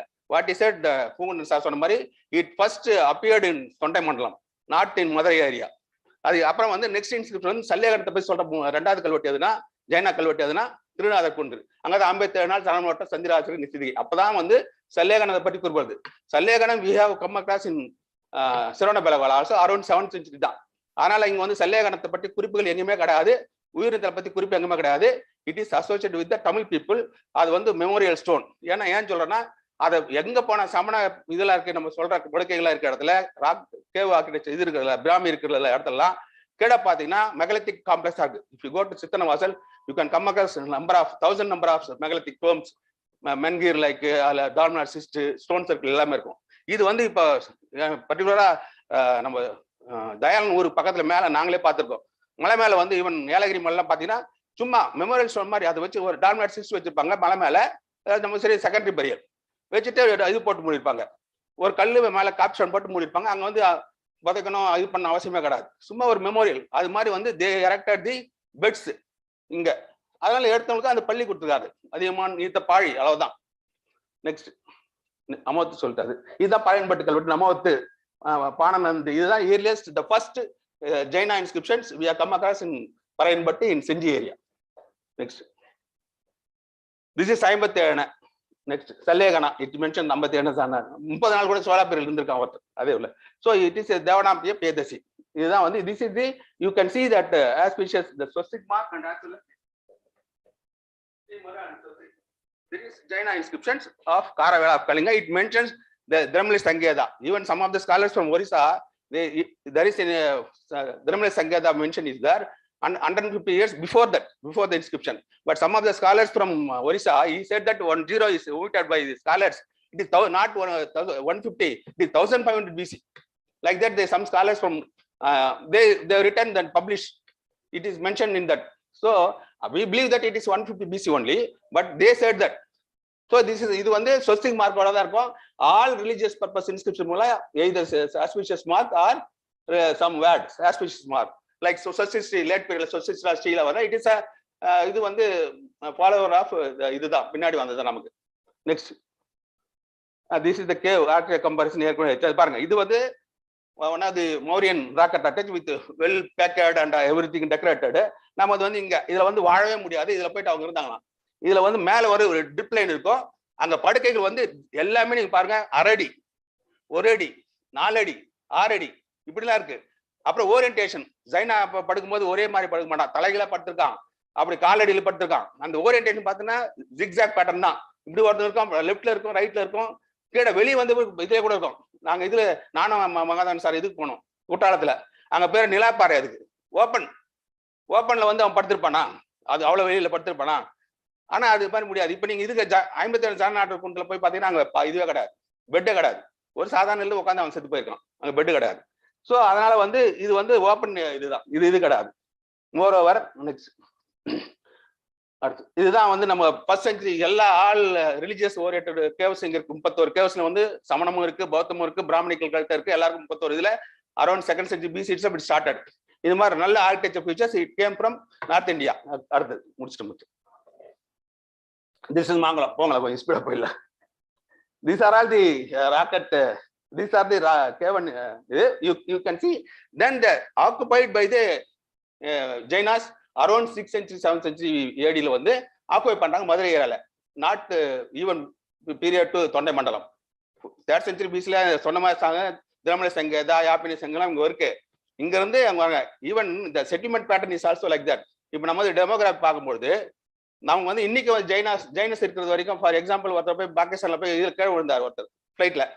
அவர் வந்து அபிநந்தன் பிளாங்ஸ் ஜைனா கம்யூனிட்டி. அந்த ஸ்ரீஃபால் தேவர் ஆல் த ஒரிஜினல் பீப்புள். இது வந்து converted into Jain around Pallava period it self. அவங்களுடைய முன்னோர்கள்லாம் இன்னைக்கு செய்யாறு வந்தவாசி இதுல தான் இன்னைக்கு வந்து மோர் சோலா டெம்பிள்ஸ் வந்து பெர்டனிங் டு தி ஜைனா. ஏன்னா இங்க தான் அதிகமா எல்லாமே நிறைய இருக்கும். You cannot see single man of early period ஆகுது ஒன்லி சேட்டுக்கு தான் நம்ம மதுரையர்கள் இருப்பாங்க. ஆனா பழைய தமிழ் அதாவது அந்த ஜெயின தமிழர்கள் வந்து மதுரை ஏரியால இன்னைக்கு வரைக்கும் கிடையாது. அவ்வளவு பெரிய நிறைய 32 கல்வெட்டுக்கு 52 இடத்துல இருக்குடா. அட்லீஸ்ட் ஒரு ஜெயினாவுடைய இதுவா செட்டில்மெண்டாவது பார்க்கணும்.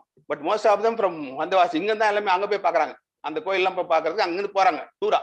அதனால வந்து இந்த first settlement itself we have in Thondai Mandalam. Next இது வந்து லேட். இது எல்லாமே invariably you can come across the Vatteluttu inscription with sculpture representation. Jaina culture இது second occupation by the Jains. இது பாருங்க, இந்த பெட்ல பாத்தீங்கன்னா தெரியும், அந்த பக்கம் படுத்திருக்காரு, காலையில வந்து இவர் இந்த பக்கம் படுத்திருக்காரு, அவர் வெளியே வந்து படுத்திருக்காரு. இது வந்து எப்படி how can you say that is staying place of monks? எப்படி இதை வந்து கல்வி கூடமா நீங்க சொல்ல முடியும்? அங்க பாருங்க அது வச்சிருக்காங்க. 10th century 7th century ஒரு இதை எடுத்து வந்து வச்சிருக்காங்க Jaina occupations. So we don't have the Tamil only, Tamil people only இதே வந்து கிரியேட் பண்ணிருக்காங்க, இந்த தமிழை தோற்றுவித்து பண்ணிருக்காங்க. அடுத்தது நெக்ஸ்ட் முடிச்சிருக்கேன் சார். இதுதான் இது முக்கியமான கல்வெட்டு. அதாவது வந்து ஜெயின தேனிக்கு இவங்க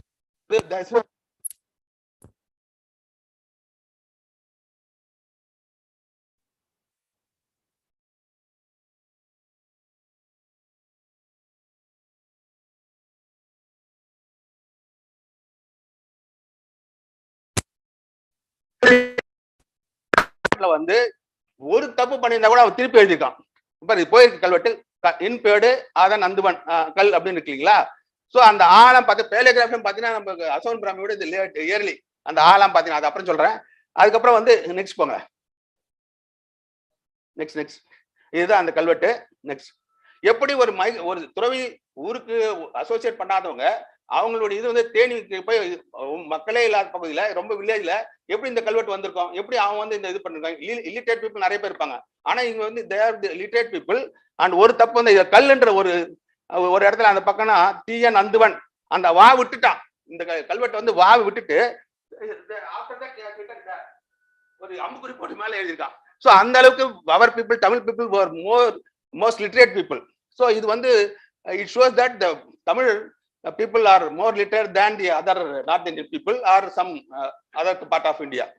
Next. இதுதான் கல்வெட்டு. நெக்ஸ்ட் முடிச்சிடும் போங்க. அவ்வளவுதான். இது நடுகள் 4 நடுகள். இது வந்து அதுக்கப்புறம் பொற்பனை கோட்டில் அடுத்த நடுகள். We don't have, you remember that we don't have any single inscription of the hero stone inscription in Brahmi, in Ashokan Brahmi or some other Brahmi we don't have in India. This is the earliest occurrence of hero stone found by Rajan groups. சன் இப்ப எல்லாமே confusion என்னன்னா எல்லா ஆல்பாபெட்டையும் ஒன்னா வச்சு படிக்கிறாங்க. But actually vowels வந்து we have only 5 in the early stage. According to ஐராவ் மகன் he has fixed into 3 stages 1 2 3 பிரிச்சிருப்பாரு. But இப்ப after seeing all the inscriptions we have only ஆ. இப்ப சார் சொன்னாரு அதன் அல்லது ஆதனுக்கு ஆ மட்டும் தான் போடணும். But we have நெடிலா லென்த்தியா in Ashokan Brahmi. First occurrence we have come from Kodumanal. அதை காட்டேன். அங்க இருந்தா போயிருக்கு. எல்லா இடத்துமே கொடுமணல் இருந்தா பண்ணி நார்த் இந்தியால கூட அங்கதான் எழுதியிருக்கான் வந்து. சோ அந்த ஆ இருக்கு. இகரத்துக்கு கிடையாது, ஈ கிடையாது. ஈகரத்தை நம்ம இகரமா பயன்படுத்தோம். அது வந்து இகரத்துக்கு அதே மாதிரிதான். Only 5 vowels. தென் ஊ இருக்கு. ஏக்கு எடு ஏடு ஒரே தான் பண்ணோம். ஆனா நீங்க அசோகன் பிராமில் பாத்தீங்கன்னா ஏ தான் எடு. அங்க there is no short a, there is no short o, எல்லாமே லாங் ஓ தான் அங்கிருந்து வந்ததுன்னு சொன்னது மிகப்பெரிய தவறு. அதனால எல்லாத்தையும் ஒன்னா சேர்ந்து படிக்கக்கூடாது. நீங்க அது பிரிச்சுக்கணும். அது படிக்கும்போது 5 வவல்ஸ் and 18 consonants. இதுதான். Then we have varga sounds. Whenever speaking we are having varga sounds. கந்தா இது சொல்றோம், காந்தின்னு சொல்றோம். அப்ப we are using the phonetically we are change our tongue. அப்ப we should have that ga also, but we don't have. அப்ப அசோகன்ல இருக்குன்னா அவன் நினைச்சுக்கிறான், அதுக்கப்புறம் வந்து மாத்திக்கிறாங்க. So next one இளையர் இதெல்லாம் வருது. அப்புறம் 4th century pieceல then it comes. Then the people recognize. Then they added some more letters in order to put pulli or add one or more symbols. இது Asokan Brahmi. we don't have that எகரம் ஏகாரம் ஓகாரம் கிடையாது. Only எகரம் புள்ளி தான் அசோகன் பிராமில. But we are using both. Next. This is the varga system. We don't have that, but we are using when we are speaking. Next. அடுத்தது. This is Kodumanal. There the practiced in the இதுல வந்து ஆ இ எழுதி. First time we have come across the nedila in Kodumanal. Then we have come across some of the Kevin. அந்த நெடிலா வந்து இகரத்துக்கு 3 புள்ளி வைக்கிறது இங்க தான் வருது. The northerners came, the mercantile people came and they started to learn Tamil as well as they created some symbols. We have some 4 or 5 northern Brahmi letters in Kodumanal itself. So 1350 பானை ஓடுகளை கிடைச்சிருக்கு இது வரைக்கும். ஸ்ட்ராட்டிகிராபிக்கலி ராஜன் சொன்னது வந்து 5th century BC. அதுக்கு 2 layer போகுது. அதுக்கு அவங்க பண்ணல. அதுக்கு அகடாவில கிடைச்சிருக்கு, நமக்கு பிராமி கிடைச்சிருக்கு. ஆனா அவங்க டேட் பண்ணல. அப்ப 5th century BC முன்னாடி 7th century BC எடுக்கணும். பேலகிற 5th century சொல்லியிருக்கோம். கீழடி வந்து 6th century. இப்ப 1000 இருந்தா கண்டிப்பா அதை அக்செப்ட் பண்ணிப்பார். Next. Okay. This is conjunct. இப்ப புள்ளி வைக்கிறது வந்து நமக்கு கிடையாது இயர்லி. ஆனா அவங்க வந்து என்ன பண்ணிருக்காங்கன்னா கன்ஜென்ட் போடலாம். ரைட், விட்டுறேன். Okay okay. இது வந்து கன்ஜென்ட்ஸ் யூஸ் பண்ணிருக்காங்க. கொடுமணல்ல வந்து 27 பானை ஓடுகள்ல கன்ஜென்ட்ஸ் இருக்கு. we have கன்ஜென்ட்ஸ்.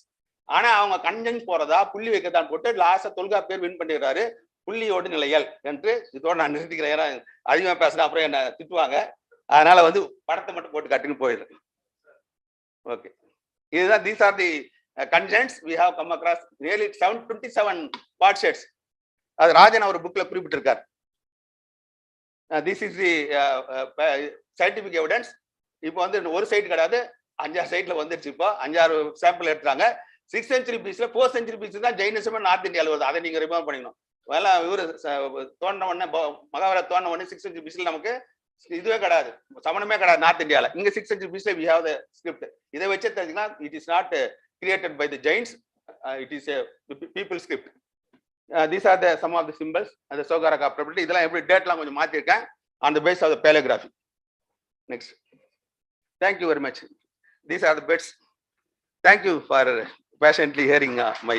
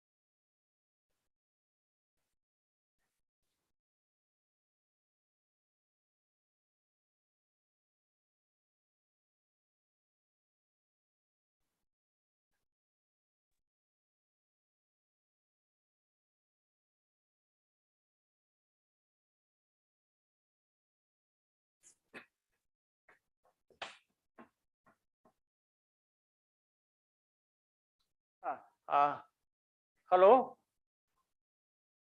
Sukumar. Hello, can you hear me? Yes. I request you to present your paper. Please, you take only 15 minutes. 15 minutes. Okay, I can try. Thank you for the opportunity.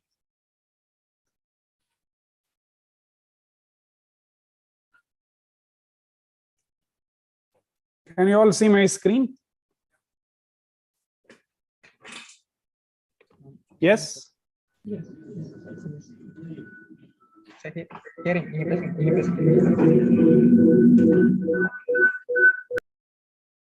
Hello, can you see my screen? Yes, sir, we are hearing. No, can you see the slide? Yes, sir. Okay, great. Thank you. Thank you for the opportunity to speak at this August forum. I'll start with invoking my teacher for his blessings. I'm here because of the help provided by Sri Padma Shri Airavatam Mahadevan when I started my research approximately 15 years ago. This is my finding today. I've just given the high level summary and try to explain as best as I can in the next 15 minutes. There is this one tablet which is what we are going to discuss today for the most part. You can see the sign sequence here. There is a tiger, there is a drummer, there is two intersecting circles, two vertical lines, and the famous jar sign. And on the other side you have these three signs repeated, and there are 5 swastikas. So this is the seal. This is 182 from Harappa. I believe, and I'm going to show you why this is true, that this represents an octennial celebration of the Venus trajectory in the sky that we used to celebrate thousands of years ago. We no longer celebrate that festival. And my hypothesis is that this is a symbologram. That is, and I had to coin a new word for it because I believe there may be a huge category of Indus inscriptions which are symbolograms. Basically a highly encoded message. It's not directly translating a sound. And I believe that this is a single entry from what could be called an ancient Panchangam or the traditional almanac. And it could be one from a larger series of celestial omens. Now, where did this octennial festival take place? The venue of it, that would hopefully solve another long-standing puzzle in our community. And I also show I'm hoping that this methodology also reveals the first ever Indus seal that was discovered. I explained what these things are, and the most curious thing, there are many curious things about this seal. It's one of a kind. I am not sure that there's another copy of it anywhere that was found. But these swastikas, upon close inspection, will tell you that they are both right turning and left turning, and they alternate. The first is the right turning, then the left turning, right turning, left turning, right turning. Now, I have been researching the swastika, and in 2010, I made a presentation which had an erroneous hypothesis, but this swastika thing got stuck in my head. And my research approach is what I call as look at the anomalous seals, not the ones that are preponderant, but the ones that are very rare. That is the same strategy I used in my previous paper, which took this K65 tablet from Kalibangan to show that married women wore bangles on both arms and unmarried women wore bangles only on one arm. That's a paper that I had published already. Thanks to the acceptance from many scholars here, many of whom are here, I was encouraged to pursue this strategy further. Now, the uniqueness of the IVC writing system, right? We know that it is unique, but how is it unique? Is something that has bothered all of us. Ansumali Mukhopadhyay, I believe she is in the audience or she already presented. She wrote in a recent paper that they cannot be phonograms. Now, what are they? I believe they are symbolograms, that they don't directly encode sound, but they encode a message. This would really make the IVC script very unique amongst the Bronze Age scripts. And I cite a Sprott and Gutkin paper from 2021 where they have shown a graph. Now, if I added IVC to this, they classify writing systems across morphography, a new word they use in place of logography, and phonography. IVC has off the charts morphography and almost no phonography. That's what is one important thing from this paper today. Now, another interesting thing. I'm able to tell you what this symbologram could mean without knowing the actual Dravidian words for 6 out of the 7 symbols here, which is very interesting, isn't it? We don't need to know, but we can only unlock this key, this tablet using the Dravidian hypothesis. So the Dravidian hypothesis holds, but we no longer know the Dravidian word for it. For example, what is the Dravidian word for swastika? We don't know. And we don't need to know, but we can still decipher this tablet. So this fact that this is an entry from an almanac solves another big problem we have had. What could possibly be communicated in inscriptions with average sign length just 4.6? But if it's an almanac entry, and the almanac today has these 5 parts, the Panchangam, if you translate it loosely, it means 5 parts. It has the Varam, which is the, I would say, the solar marker, the lunar marker, the asterism of the Nakshatram, and then 2 more called Yogam and Karanam. I'll show to you that this tablet has those same 5 things. And this was probably originally invented in Harappa. And I'm going to show you 2 entries from the Pampu Panchangam, which we follow in our family for several generations. So this is the entry for Tamil New Year, Chitrai Masam 1 Thedi, and the next day or few days later, the Ram Navami. And all it has is the markers and just 2 words, Tamil New Year or Ram Navami. The beauty is the almanac doesn't need to tell you what you're supposed to do on these 2 festivals because it's already known to the community. So this is how the Indus makers of these inscriptions use the context. All they had to say was, hey, this is a festival, this occurs this date. Whatever celebration we need to do, we do. This is how they were able to make it so terse. Now, this 5-part formula, I believe, could also be a tribute to Venus, as we will discuss shortly. The first part, I believe, represents the tiger zodiac, which later in modern zodiacal systems turns into the lion zodiac. I'm going to show you how this could have actually happened, assuming we have enough time today. The drummer represents the Revati asterism, which is the 27th nakshatra in the nakshatra calendar. Now, there is a convention in the Hindu calendar. If just the star is mentioned, it's assumed that the new moon occurred on that day. So it was a new moon on that day. The 2 intersecting circles is the conjunction, and the 2 vertical lines represent the planet Venus. That the 2 vertical lines represent Venus was already hypothesized by Parpola in his famous book, and many people have accepted that that could be true. The jar symbol represents a festival or an apotropic offering to propitiate the gods. So this is exactly fits the almanac tradition of 5 parts. Now, I won't spend a lot of time on this, but there was a Indian almanac tradition is several thousand years old at least. The government of India, led by astrophysicist Magam Saha in 1953, constituted a committee to create a unified calendar. Even though they did create a unified calendar, which still gets published for the last 70 years or so, we still follow our traditional calendars and we don't follow that national calendar, most communities. So this is what, and the almanac tradition itself splintered itself. If you look at India, there are maybe hundreds of almanacs. Each community follows its own. Now here is the thing, right? So there has been a debate in the world of astronomy history, whether who originated this, and did the Indians simply copy the Greek, who in turn actually copied it from Babylonians. The Venus tablet of Saduqa, Babylonian celestial omen list, Babylonian astronomical traditions, they are all can be dated at best to 1000 BCE or maybe around 1300 BCE. And many scholars think that the deep astronomy originated in Babylon. But if H182 is from the mature Harappan period, which makes it 900 years older than any of these. And why was this error committed? Because we don't know what the IVC people did.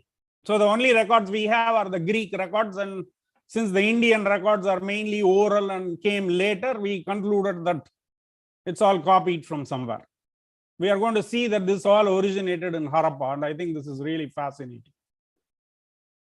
I would like to call this religion the astral fertility religion. It has both astral components, as we will see today, as well as fertility components, which we can expect agri trading kind of place to have, right? So I would call it the astral fertility religion. We probably don't know what is the name of this religion, but it has the substratum influence on Hinduism is very strong. Now, what does this swastika actually represent? We are going to get into a bit of astronomy. I presented this paper to RMRL and everybody said that they didn't know astronomy. I didn't know either, but I found some fascinating things and I've been learning. Now, this is the trajectory of Venus plotted by the European Space Observatory. You will see a 5-pointed star here. The Venus follows a very interesting trajectory. It rises in this particular diagram, rises in Libra, in the month of Libra, and then over 5 periods, it comes back to the same spot. So every 8 years, it comes back. And each arrow mark represents one synodian period of Venus, which is 19 months. So that synodian period of 584 days is split into 2 parts. One is the morning star period and the other is the evening star period, and there is an invisible phase which is approximately 44 days. And you will notice that the 9 months is also a gestation period for human births, and so Venus has additional importance in the astral fertility religion. Now, this 5 cycles of Venus is the 5 swastikas. So it has the forward and the backward, what they call as the prograde and retrograde in astronomy. That is what they represented with these 5 swastikas. Now, why is this important? What happened was that little bit of astronomy will tell you that the solar cycle of 365 days is slightly different from the moon's 12 months, 27-day cycle. So they needed something to cross-calibrate these two. And Venus's predictable cycle of these 8 years is what they used to synchronize both these calendars. Further, the moon's phases repeat themselves every 19 years, which is called the Metonic cycle. And the eclipses, to predict the eclipses, you needed to know something called as the Saros Cycle, which was again discovered in the 5th century BC by Babylonian astronomers. Now we have 19 years of the grand cycle of the Venus, which is 12 periods repeating. Moon's period 19 years. Eclipse is 18 years, but the Harappans probably did something interesting, which they calculated the eclipse years. Eclipses also have a pattern which repeat every so often, every 18.99 years actually. So using the grand cycle of the Venus, which is 19 years, they could predict the moon's phases, they could predict the eclipses, they could do all of these things. And Venus is very much tied to the rainfall because this particular planet is very much connected to rainfall, and it was used in meteorology. Now, how do we know that this is the Venus trajectory? One day I was looking at the NASA site and they plotted the trajectory of Venus like this. It looks like an S. You can say it also looks like a snake. And with my wife's help, we did some flipping of this curve and superimposed it on each other. And you can say this kind of looks like the swastika. So they are depicting the Venus cycle in the form of a swastika. Now in Dravidian, we have had this tradition of the Sen Nagan and Karu Nagan. These are the two snakes that are supposed to eat the moon and the sun. Now I have not been able to find authoritative citations for this. If any of you in the audience know this, please tell me.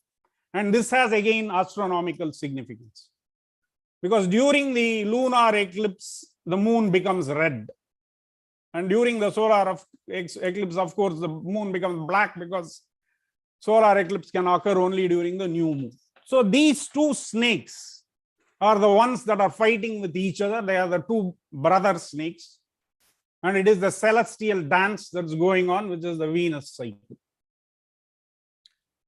Now, this is a Boeotian vase from Goodyear, who wrote this brilliant book about the lotus in 1891, where he shows these two snakes and the swastika. I found some in pre-Christian Lithuania, where two snakes are represented in the swastika form.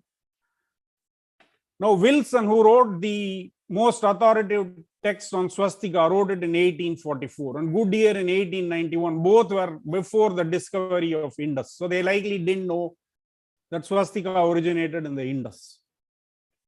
So this is the beauty of the celestial dance. Now, those of you that are looking at snakes or fascinated by snakes, you would have seen the copulating intertwined snakes. Typically in temples, it's there everywhere a lot in India. But when two male snakes fight, only the bottom part is intertwined and the top part is sort of, you can see this video that I found in India today a couple of years ago.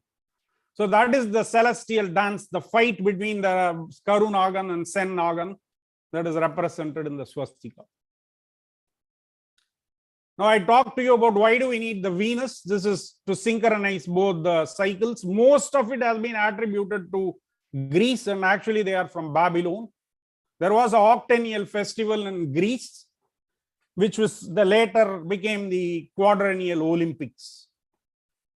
Now in Dravidian, in Venus and rainfall, there is a number of references in the Sangam literature, which we won't go in today because of the lack of time available, but we can say that there is plenty of reference to show that Venus and rainfall are deeply connected. In ancient Sanskrit texts, in Kautilya's Artha Shastra, there is a reference to Venus and rainfall, and here you can see Jupiter. I believe that the Venus cycle was shifted to the Jupiter over as Hinduism advanced and became this new amalgamated religion. And Artha Shastra has dates between 2nd century BC to 3rd century CE. So maybe it is the transition from the Venusian to the Jovian astronomy. Now these two vertical lines, Parpola uses the ribus principle because Velli in Tamil is silver and Veli means gap. So the two lines represent the gap. And that's how I think that's a brilliant finding that this represents the Venus. Now I did analyze C. Dial, Sanskrit, Campbell's English dictionary to show that both Indo-European and Munda doesn't have, you can't reach these two lines equal to Venus by using any other language but Dravidian. So it's clear that the Dravidian hypothesis is the key to decipher this C. The two intersecting circles, again, I don't have to belabor this, but Parpola has tied it to the Katyayana Sulba Sutra. They must have used a peg and a rope kind of system. Otherwise, there's no way they could have tracked a 8-year or a 19-year cycle. And Parpola also says that these two intersecting lines and vertical lines occurs a lot. So which confirms my hypothesis that Venus is a guiding factor of the Harappan astronomy. The jar sign is the sacrificial jar. Mahadevan has written his paper in 1972 about this. Now, how did this originate in Harappa, right? This is the most fascinating thing, actually. The European people got the zodiac system from this book of fixed stars written in Arabic by an al-Sufi in 9th century. That was translated into Spanish by the Spanish scholars, and from there it spread everywhere. And that was based on Ptolemy's star chart written in 2nd century CE. Now, so the interesting thing was a British astronomer by name Walter Maunder analyzed the star charts and shown that it could have originated around 2700 BC and in a latitude which is 37 or 38. Ptolemy lived in 31° north latitude. So where did he get it from? And the current theory that he got it from Babylon, but it cannot be correct because 2800 BC, if you look at Sumer and Babylon's astronomy, they were not that advanced. Whereas Shortugai, which is IVC outpost, is at 37° north, the same position that is predicted by Walter Maunder, and the time period 3100 to 2700 BCE also tallies with Parpola's finding that the Harappan Nakshatra calendar originated in the early Harappan period. All these point to the fact that the Harappans were the original makers of the star charts from where it spread across the world. Now, this interesting thing about the tiger and what we call today as the Simha Rasi or Leo constellation. I'm sure scholars will have noticed this, that there is no lion represented in the Indus inscriptions. Now, why would that be true? There is not a single lion that's there. But if you look at the research paper, Barnett and company, they have shown that there were plenty of lions. They actually plotted the path of the lions who also, similar to humans, migrated from Africa. So I believe that this is an anomaly, and the Indus people chose to represent themselves as the tiger people. The Dravidians are the tiger people, not the lion people. They deliberately excluded lion to show that they are the tiger people, because just the Near East, Sumer, which is a key trading partner, used the lion, right? In the Venus arc form, they used the lion. Now, Venus is near perfect 8-year circle. You can start from anywhere in the zodiac system, and 8 years later, it will come back to the same point. The Harappans deliberately chose the tiger constellation. Whereas in the ESO diagram that I showed you, they had started from Libra. They chose the tiger because they want to represent themselves as the tiger people. Now, how do I prove that this is true, right? This is the most interesting bit. In the Middle East, there is a zodiac bowl where a tiger is represented. You can all see that this is a tiger, but it has been marked as the Leo constellation. It gets better. There's another flask where you see the Libra represented, but you can see that the person is carrying the thing like this on their head. Nobody carries a scale you're supposed to carry like this, not like this. I believe this is the Kavadi carrier, which Parpola calls the Kavadi carrier. He has written several passages about this. So the Libra was originally the Kavadi carrier. This again shows that maybe the Harappans originated this. And how can we be sure of this? When the Spanish scholars translated, they used the Latin word jugum or yugum, which means yoke, which gets corrupted and becomes the scale, which again comes back to us as Libra and the scale when we originated it as the yoke carrier. The yoke carrier is available aplenty in the Indus inscriptions. And the 27th star, it's a super moon. The moon is in its perigee, which is its closest point in the sky, and it is so bright that this is a spectacular day in the sky. Both Venus, which is very bright, moon in the 27th nakshatra, very bright. This is a super moon, and this is the day they chose to be the octennial festival. Because of the 19-year cycle, the moon will also be near about in its brightest form. Now, this I found from the Surya Siddhanta, and Surya Siddhanta opens with this phrase saying that they got this text from a Asura by name Maya. And we all know Asura is the term the Vedic people use for the demons. So this is an original text that was probably lost. Can you give me 5 more minutes, please? Sir, Sukumar, please conclude your speech. Okay, I'll finish in 2 minutes. So I'm going to skip all of this. The RV myth of the eclipse is the Swarbhanu myth, which is the Swarbhanu is the eclipse demon. It is not nearly as deep astronomy as we have seen so far. And this shift from the Venus driven to Jovian astronomy happened over time. And I think this is a brilliant paper from Mahadevan sir that has been overlooked, which is the bilingual parallels, which is the calking principle in linguistics. That's what he means. And we have used this a lot in our paper. So what is calking? We are going to skip that. And how did this is a very interesting bit that I do need to cover. Please allow me a couple of minutes.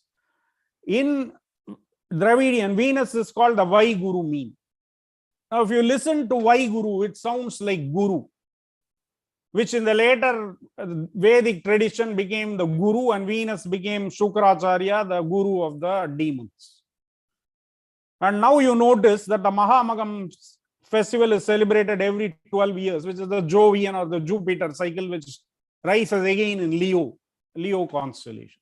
So they are still preserving some of the astronomy, but the Venus has been replaced by Jupiter. How did they celebrate this? Where did they celebrate? I believe they did this in the Great Bath. The parallel is the Maha Magam festival. There's a tank, many similarities between the two.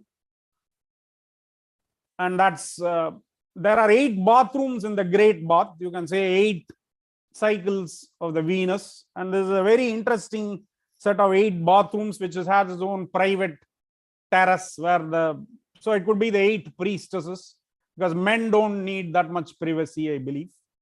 And there is a 27 block structure, which was pointed to as a granary by Wheeler. But I believe this is the great temple of the moon and its 27 nakshatras. The College of the Priests, which has 78 rooms and 13 windows. That is another major astronomical thing there. But I will say this is the great temple of Venus. Why it is so, you can go through this later on when we have the time. So you have in the Great Bath, the sun appearing at 12 noon. So they brought sun, the moon's temple, the Venus. They brought all the 3 bright objects from the sky into the Great Bath. And Mohenjo-daro is the city of water. It has 700 wells. Like Kumbakonam is the tank place today. So that's how they did it. What is the predictive power of this hypothesis? This seal says, on the day of the autumnal equinox, when there is an intersection, conjunction between Venus and Mercury, that was a festival. This the Hebrews call the Shekinah, which is another big astronomical event that the Harappan seems to have tracked. With that, I special thanks to Sundar Ganesan. I have made several calls to him during this writing of this paper, which I haven't yet quite completed, but for his constant encouragement, I wouldn't have come that far, and my wife and several of my friends and some more staff of the RMR. Thank you very much for this opportunity. It's a great honor to be presenting this during this memorial festival for my teacher. Thank you all for listening to me.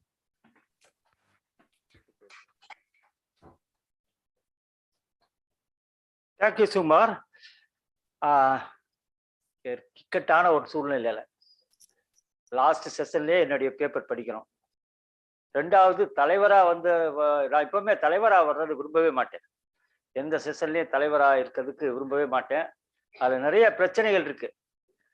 சண்டை போடக்கூடிய ராஜவேல் போன்றவர் அவர் இப்ப கேட்கிறாரு, என்கிட்ட 1/4 மணி நேரம் சொன்னீங்களே, இப்ப last time Sukumar வந்து 1/2 மணி நேரத்துக்கு மேல பேசிட்டாரு அப்படிங்கிற. பூங்கர்ணன், உங்களுக்கு ரொம்ப என்னுடைய மனமார்ந்த நன்றியை தெரிவித்துக் கொள்கின்றேன். எங்களுக்கு எந்த ஒரு பிரச்சனையை ஏற்படுத்தாம ஒரு 1/4 மணி நேரத்துல எவ்வளவு சுருக்கமாக சொல்ல முடியுமோ அவ்வளவு அழகா சொன்னாங்க. எப்பவுமே ராஜவேல் எப்பவுமே அவர் ஐராவதன் மகாதேவன் சொன்னது மாதிரி சண்டைக்கார ராஜவேல் தான். அவர் வந்து எப்பவுமே தன்னுடைய கருத்துக்களை அக்ரஸிவா தான் வைப்பார். எப்பவுமே சத்தம் இதாக சொல்வாரு. அது ஒரு முறை. அந்த அதாவது எதிராளிகளுடைய கருத்துக்களை எப்போதும் கேட்கக்கூடாது, நாம் சொல்வதே சத்தம் போட்டு சொல்லணும் அப்படிங்கிறது வந்து ஒரு முறை. அந்த இதில் ராஜவேலு என்னுடைய நண்பர்.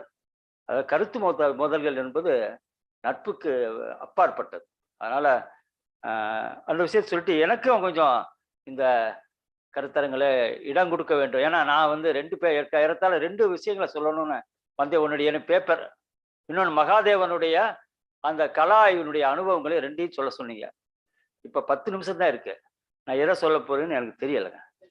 5 நிமிஷம். எஸ், தலைவர் வந்து எப்பவுமே மற்றவங்களுக்கு முன்னுதாரணமா இருக்கணும்னு நினைக்கிறேன். இருந்தாலும் கூட 5 நிமிஷம் கொடுத்தீங்கன்னா ரொம்ப சந்தோஷப்படுவேன். அதுல வந்து ஒரு முதல் விஷயத்த நான் சொல்லிடுறேன். இந்த மகாதேவனோடு சென்ற அந்த கலா ஆய்வு அனுபவங்கள், அந்த புத்தகம் உருவானதை பற்றி ஒரு விஷயத்தை நான் சொல்லணும் கண்டிப்பாக. மகாதேவன் அவர்களை வந்து நான் வந்து ஒரு காலத்துல வந்து ஒரு பெரிய அலுவலராக, ஒரு IAS ஆஃபீஸராக தூரத்துல இருந்து பார்த்தேன்.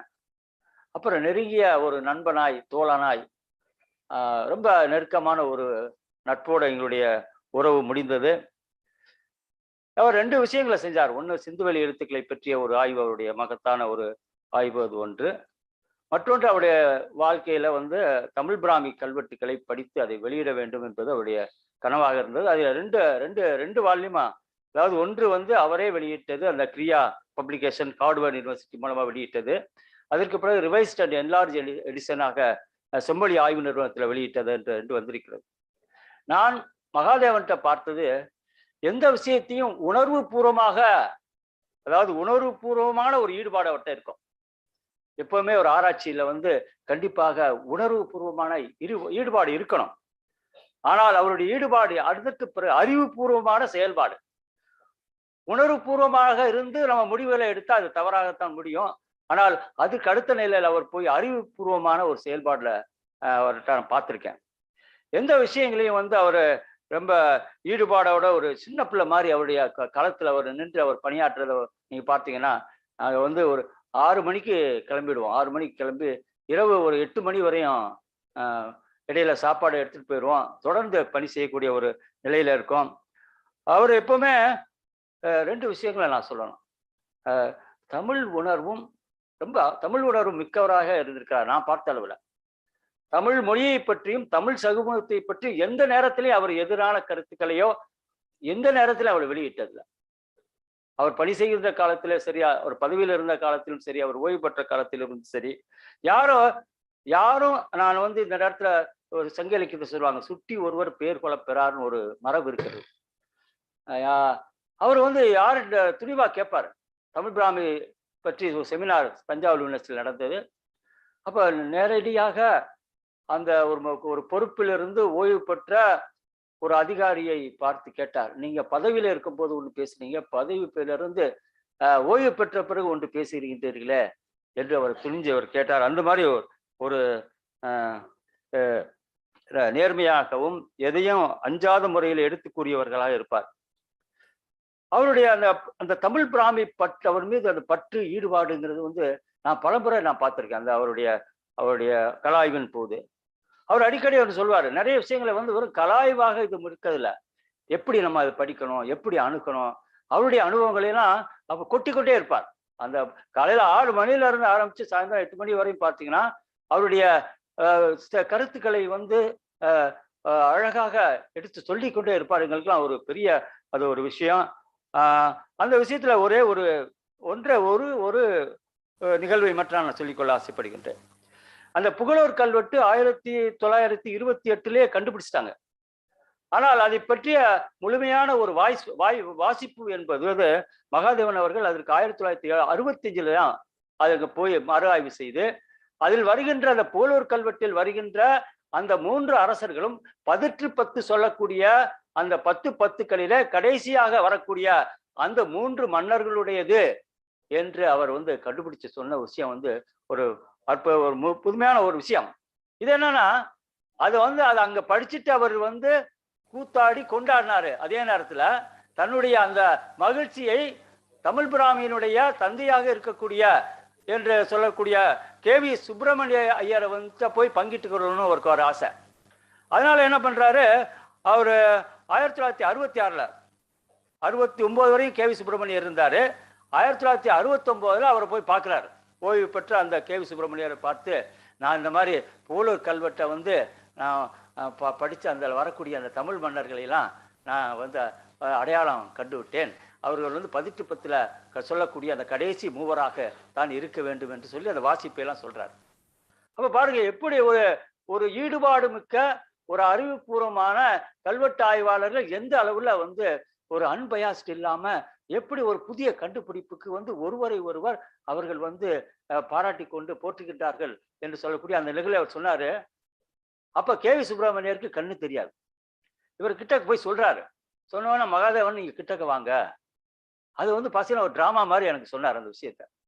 பக்கத்துல வாங்க அப்படின்னு சொல்லி அவரை வந்து கட்டி அணிச்சு அவருடைய கண்ணை தொட்டு பார்த்தார். தொட்டு பார்த்து விட்டு அவர் சொல்றது, மகாதேவன் நீங்கள் கொடுத்து வைத்தவர். நான் அந்த கல்வெட்டை பார்க்கறதுக்கு அவர் போகல, கேவி சுப்பிரமணியர் அந்த இடத்துக்கு போகல. நீங்க அந்த ஒரு அற்புதமான அந்த தங்க கால தமிழ் மன்னர்களை குறிப்பிடக்கூடிய அந்த கண்ணை நான் தொட்டு பார்க்கணும்னு தொட்டு பார்த்தாரு சொன்னார். ஆனால் எந்த அளவுக்கு வந்து இந்த ஆய்வாளர்கள், முன்னைய ஆய்வாளர்கள் உணர்வுக்கு இடம் கொடுத்தார்கள், ஆனால் அவர்கள் அறிவுபூர்வமான செயல்பாடுகளில் ஈடுபட்டார்கள் என்பதற்கு வந்து நிறைய சான்றுகளை சொல்ல முடியும். இன்னொன்று, அந்த சர்வே நடக்கும்போது, இந்த தமிழ் பிராமி சர்வே நடக்கும்போது 3 நிலையில நடந்தது. முதல் ஆய்வு 1962 1966 வரை நடந்தது முதல் ஆய்வு. அப்ப வந்து மகாதேவனோட அதிகமாக எங்களை போன்ற கல்வெட்டு ஆய்வாளர்கள் யாரும் போல. அவர் ஒரு அதிகாரியாக, ஒரு IAS ஆபீசராக, அப்படின்னு நான் சொல்ல மாட்டேன், பாலகிருஷ்ணன் சொன்ன மாதிரி ஒரு ஆய்வாளராக களத்திற்கு போய் அந்த ஆய்வுகளை செய்தார். அவருக்கு அந்த நேரத்தில் அதிகமான துணை இல்லை. அதாவது சக தோழர்களுடைய ஒரு துணை இல்லாத நேரத்தில் அவர் 1962 66 வரை முதல் ஆய்வு செய்து முடித்தார். செய்து முடிச்சுட்டு அதற்கு வந்து corpus of Tamil Brahmi inscription ஒரு சுருங்கிய லெவலில் அந்த டெக்ஸ்டை வெளியிட்டார். அப்புறம் 2வது சர்வே தான் 1991 96 வரை செய்யப்பட்ட ஆய்வு தான் ரொம்ப அவருடைய ஆய்வுல ரொம்ப முக்கியமான ஒரு ஆய்வு. அப்ப வந்து மகாதேவன் வந்து அந்த தமிழ் பிராமி கல்வெட்டுக்கள்ல மிகுந்த ஈடுபாடு, பண்டித துறை போகியவராக இருந்திருக்காரு. அப்பதான் வந்து அவர் இந்த மாமண்டூர்ல அகழ்வாத ஆராய்ச்சியை அதை பிடிச்சிட்டு அதற்கு பிறகு மதுரைக்கு வர்றாருங்க. மதுரையில வேலை நான் வந்து வரும்போது எங்கள் துறையை சார்ந்த இயக்குநர்கள் அவருக்கு துணை செய்யுங்க என்று சொல்றாரு. அப்ப அந்த டீம்ல வந்து நான், நண்பர் ராஜகோபால், சாந்தலிங்கம், போஸ், இந்த 4 பேரும் உடன் போறோம். அப்ப முதலாக அந்த திருப்பரங்குன்ற கல்வெட்டை போய் பார்க்குறோம். பார்த்தோம்னா, எப்போ ஏற்கனவே எங்களுக்கு அந்த எல்லா தமிழ் பிராமி கல்வெட்டுக்கெல்லாம் எனக்குலாம் போயிருக்கு, நான் நிறையா போயிருக்கேன், அந்த இடங்கள்லாம் எனக்கு தெரியும். அதனால அப்பயே நான் துறையில அந்த மாணவராக இருக்கும்போது, துறையில பணி சேர்ந்தவராக இருந்த காலத்துல எல்லா தமிழ் பிராமி கல்வெட்டுகளும் எங்களுக்கு மனப்பாடமா தெரியும். அப்படி எங்களுக்கு ஒரு பயிற்சி கொடுத்தாங்க. தலைவிழா கூட சொல்லுவான், அந்த அளவுக்கு வந்து நாங்க பண்ணோம். அது போய் அந்த தமிழ் பிராமி கல்வெட்டு முதல்ல அவரு என்ன, நான் தான் படித்தேன். பெருக்காடூர் அந்த பெருக்காட்டு ஈழக்குடும்பிகன் போலாலயம் செய்த ஆய்செய்ய நெடுஞ்சாலன்னு வித்தின் செகண்ட் படிச்சுட்டேன். அவர் திரும்பி பார்த்தாரு. அவருக்கு ஒரு ஆச்சரியம், இப்படி ஒரு தலைமுறை இருக்கா, இவங்களுக்கெல்லாம் தமிழ் பிராமி கல்வெட்டு இவ்வளவு நல்லா படிக்கிறீங்களே அப்படின்னு அவருக்கு ஒரு, அதுக்கு பிறகு அவருடைய மனம் மாறிடுச்சு. அப்புறம் எங்களோட ஒரு தோழராக தான் இருப்பாரு. கல்வெட்டு வாசிக்கும் போது எல்லாரையும் வாசிக்க சொல்லாரு, எல்லாரும் வாசிப்போம். நீங்க சொல்லிட்ட சரியா, நீங்க ஒத்துக்கிறீங்களா, இதுல ஒத்துக்கிறீங்களா அப்படின்னு சொன்ன பிறகுதான் அந்த ரீடிங்கை வந்து அப்ரூவ் பண்ணி அதுக்கு சாக்பீஸ் மார்க் பண்ணி அப்புறம் ட்ரேஸ் பண்ணுவோம்.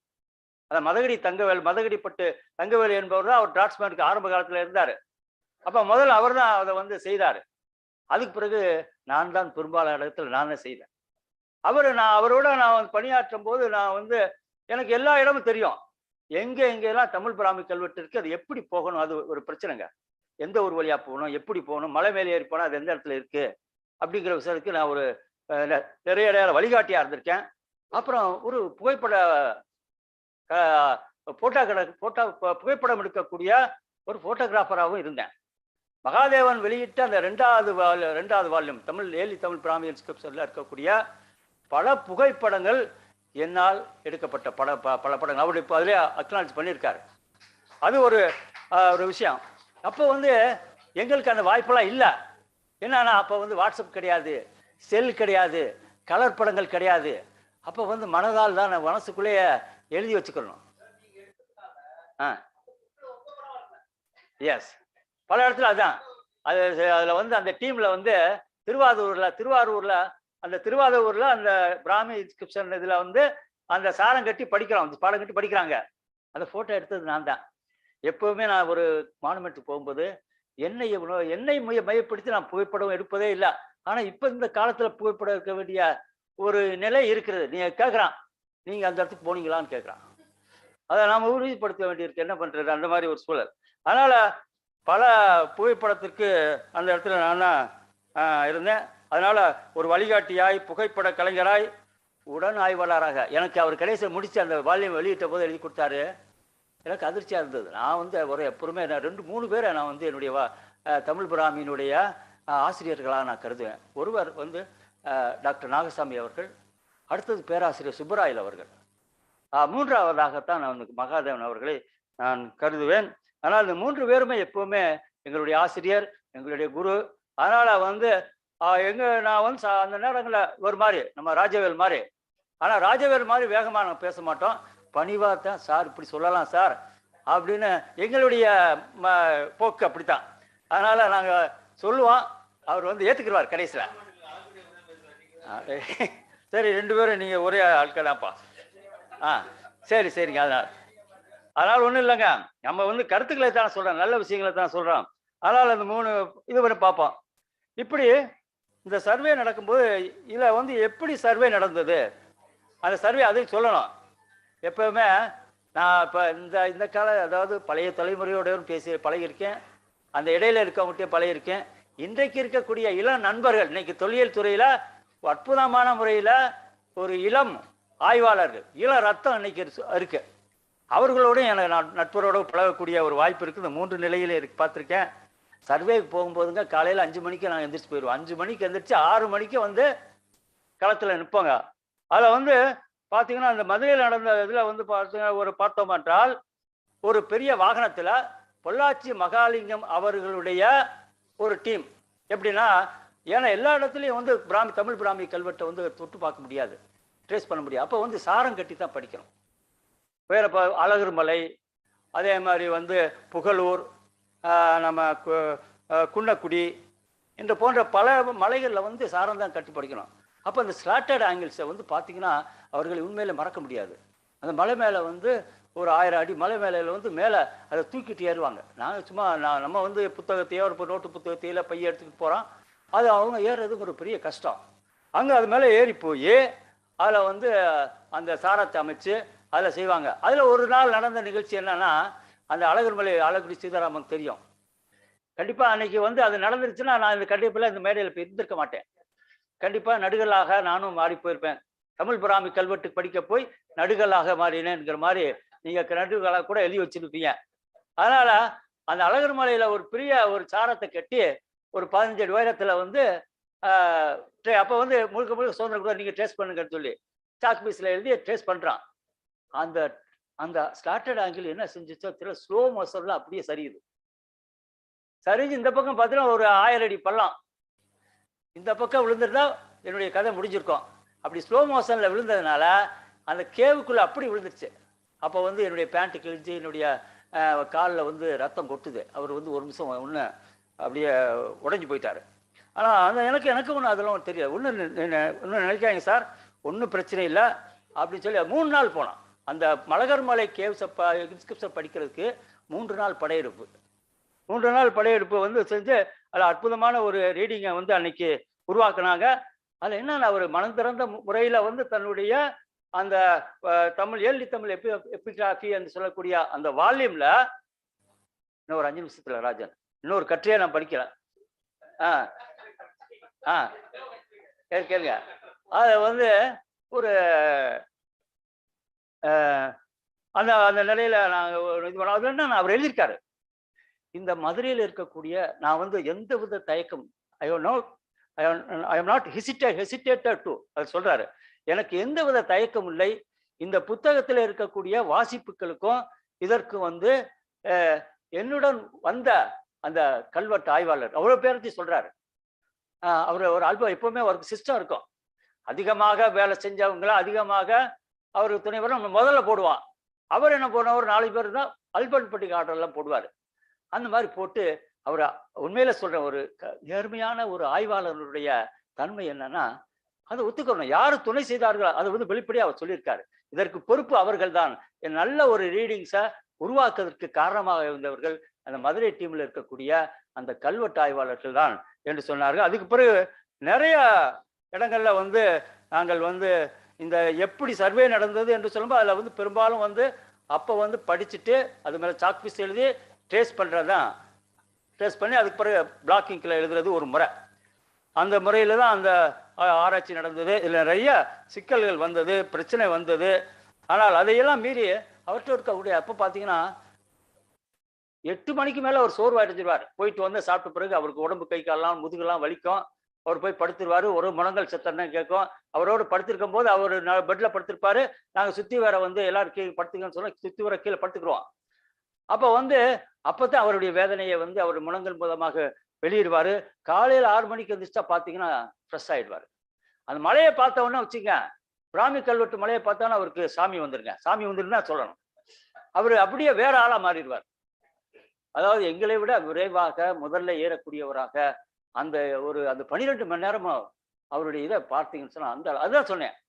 அதாவது ஒரு அர்ப்பணிப்பு உணர்வோட உணர்ச்சி பூர்வமான ஒரு ஈடுபாடு. அதை எப்படி அந்த இதை நம்ம டாக்குமெண்ட் பண்ணணும். அதில் அந்த காலத்து இளைஞர்கள்ட்ட நான் சொல்லுவேன், அது மாதிரி இருக்கக்கூடிய அதை நீங்கள் பின்பற்றினால் கண்டிப்பாக அறிவுங்கிறது குறைச்சலாக இருந்தால் போதுங்க. எப்பவுமே வந்து ஒரு கண்டுபிடிப்புல முக்கியமானது ஒரு உணர்வு பூர்வமான ஒரு ஈடுபாடு என்று சொல்லி அந்த விஷயம் இந்த இதில் வந்து நல்ல தெளிவான முழுமையான வாசிப்புக்கு காரணமாக இருந்தது இந்த 92 தான். அதற்கு பிறகு அதை வந்து கலர் படங்கள் எடுத்து அதை வெளியிட்டாங்க. அது ஒரு முக்கியமான ஒரு விஷயம். இருந்தாலும் கூட ஐதாமாத மகாதேவனோடு எனக்கு உடன்பாடும் உண்டு, முரண்பாடும் உண்டு. அவர் இருக்க காலத்திலே அவரை பற்றி பாராட்டு ஸ்பெலிஸ்டேஷன் ஒரு வால்யூம் வந்தது. அதுலேயே அவனுடைய கருத்தை வந்து நான் வந்து அவருக்கு அவர் வாசிப்புக்கு நான் அப்படிதான் பூங்குழல் சொன்ன மாதிரி அவர் எப்பவுமே அவர்களுடைய ஆய்வுக்கு எதிரானவர்கள் அல்ல. எங்களுடைய சிற்றறிவிற்கு எட்டிய சில விஷயங்களை நாங்கள் தொகுத்து அதிலே நான் எழுதினேன், அந்த கட்டுரையாக எழுதினேன். அதில் ஒரே ஒரு விஷயத்தை நம்ம 2 விஷயத்தை மாத்திரம் சொல்லிட்டு இந்த ஒரு நிமிஷத்துல முடிச்சிடுறீங்க. அதுல வந்து கல் பேடுத்தியன் அந்தவன் கூடலூர் ஆகோல் என்று சொல்லக்கூடிய ஒரு கட்டுரை. அந்த கல்வெட்டு வந்து அதுல எனக்கு அவர் என்ன எழுதியிருக்காரு சொன்னா, இந்த கூடலூர் என்று சொல்லக்கூடிய ஊர் அந்த புலிமான் கோம்பையிலிருந்து ஒரு ஏறத்தாழ ஒரு 80 கிலோமீட்டர் தூரத்துல கேரளா பார்டர்ல கம்பம் வேலியில் இருக்கக்கூடிய கூடலூர் என்று அவர் சொல்லியிருக்கார். ஒரு ஆகோல் என் போர் கவர்வதல் என்று சொல்லக்கூடிய அந்த நிலை வந்து 80 கிலோமீட்டர் போய் ஒருத்தன் போய் காணிரைகளை பிடிச்சிட்டா வரவே முடியாது. இவன் போக முடியாது, இடையில தடுத்துருவாங்க. அங்கிருந்து அந்த மாடுகளை கொண்டுகிட்டு உங்க ஊருக்கு வந்து 80 கிலோமீட்டருக்குள்ள நிறைய பிரச்சனை இருக்கு. அடுத்து வர்ற வழியில இருக்க ஊருக்காரன் பிடிக்கிடுவான். சரிங்க, அவ்வளவு தூரம் இல்லையே, அந்த கூடலூர் வந்து எங்கதான் இருக்கு என்று போனா இந்த வைகை கரையிலே மேற்கே போனீங்கன்னா ஒரு 5 கிலோமீட்டர் தூரத்துல வராக நதியும் வைகையாரும் கலக்கக்கூடிய இடத்துல கூடலூர் இருக்கிறது. இன்றைக்கு அதுக்கு பேர் குள்ளபுரம் பேருங்க. குள்ளபுரம் இன்றைக்கு பேரு. 2 ஆறுகள் சேரக்கூடிய இடம் முன்பு வந்து கூடலூர் என்ற பேரில் இருந்திருக்கிறது. அங்கு உள்ள அந்த குள்ளபுரம் கல்வெட்டுக்கள்ல அலநாட்டு கூடலூரான ராஜசூடாமணி சதுர்வேதி மங்கலம் என்று அங்குள்ள கல்வெட்டில் வருது. தெளிவாக அது கூடலூர் என்றே வருகிறது. அந்த கூடலூர் என்ற பெயர் தான் பிற்காலத்திலே வந்து குள்ளபுரம் என்று மாறி போய்விட்டது. அது ஒரு முக்கியமான ஒரு என்னுடைய கருத்தை நான் சொல்றேன். அதே மாதிரி இந்த அய்யனார் குளம் நீங்க பார்க்கறது ஒரு நிமிஷங்க. அய்யனார் குளம் கல்வெட்டில் வந்து நான் அவர் ஒரு கடிகை கோவின் மகன் அது என்று சொல்லி கடிகை என்ற ஒரு சொல் வருகிறது. அந்த கடிகை என்ற சொல்லை அவர் வந்து கடிகா என்ற வட சொல்லோடு பெருத்தி அந்த வந்து ஒரு கற்றவர்கள் இருக்கக்கூடிய ஒரு சபை அங்கு இருந்திருக்கிறது என்று அவர் கருத்து தெரிவிச்சிருக்காரு. என்னுடைய பணிவான கருத்து என்னன்னா, அந்த ஊர் பகுதியில இன்னைக்கு கடனா நதி என்று ஒரு ஊர் ஓடுகிறது. அந்த கடனா நதியினுடைய பழைய பேர் கல்வெட்டுக்கள்ல 11ஆம் நூற்றாண்டு 12ஆம் நூற்றாண்டு கல்வெட்டுக்கள் அங்க கடிங்கை என்று வருகிறது. கடிங்கை என்று வருகிறது. இந்த கடிங்கை என்ற பேர் தான் இந்த கல்வெட்டிலே குறிப்பிடக்கூடிய அந்த கடிங்கை ஆற்றினுடைய கரையில் இருந்த ஊர் தான் கடிகா என்று வருகிறது. கடிகா என்றால் அதாவது கடி என்பதற்கு 2 பொருள் இருக்கு. ஒன்று மனம் என்று இருக்கிறது, இன்னொன்று காவல் மிகுந்த கடிநகரம் என்று சொல்றோம்ல, அது மாதிரி இருக்கு. அதனால அந்த கடிகை ஆற்றினுடைய கரையில இருந்த ஊரை தான் அது சொல்லுகிறது என்று நான் சொல்ல ஆசைப்படுகிறேன். அதே மாதிரி நிறைய விஷயங்களை நான் சொல்லலாம். நேரம் கருதி நான் இதை சுருக்கமாக இப்போ எனக்கு இந்த வாய்ப்பு தலைவராகவும் அதே நேரத்தில் இந்த செஷன்ல ஒரு 3 பேர் என்னை சேர்த்து 4 பேர்கள் படித்தார்கள். ரொம்ப அற்புதமான விஷயங்களை சொன்னாங்க. அதனால இதுல ராஜன் போன்ற நீங்க தான் சொல்லணும். இப்ப இது தொடர்பான கேள்விகளை கேட்கலாமா அல்லது டீ டயத்துக்கு போகலாமா? அதனால இதை நடத்துகின்ற பொறுப்பாளர்கள், sorry madam, you cannot ask a question. Yes, okay.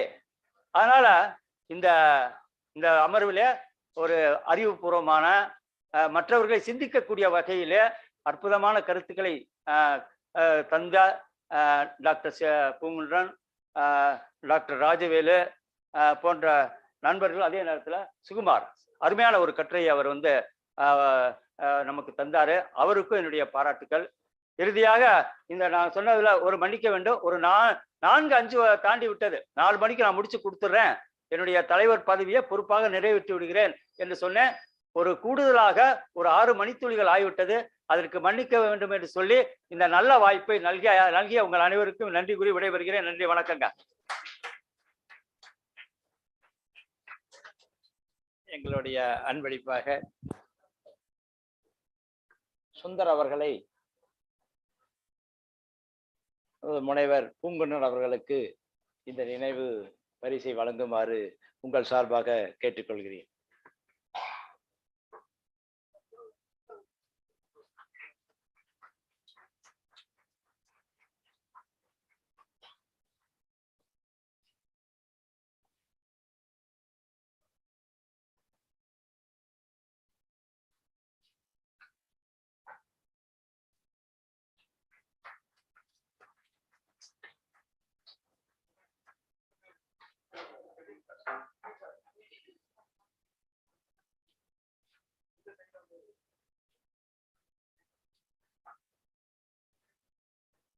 நம்மளுடைய திரு ஸ்ரீதரன் அவர்களை திரு ராஜவேல் அவர்களுக்கு இந்த நினைவு பரிசை வழங்கும்படி வேண்டி கேட்டுக் கொள்கிறேன்.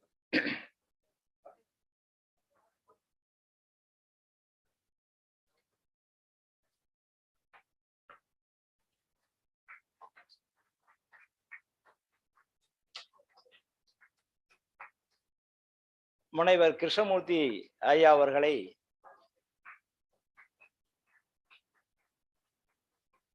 திரு வேதாச்சலம் அவர்களுக்கு இந்த நினைவு பரிசை வழங்கும்படி வேண்டி கேட்டுக்கொள்கிறேன்.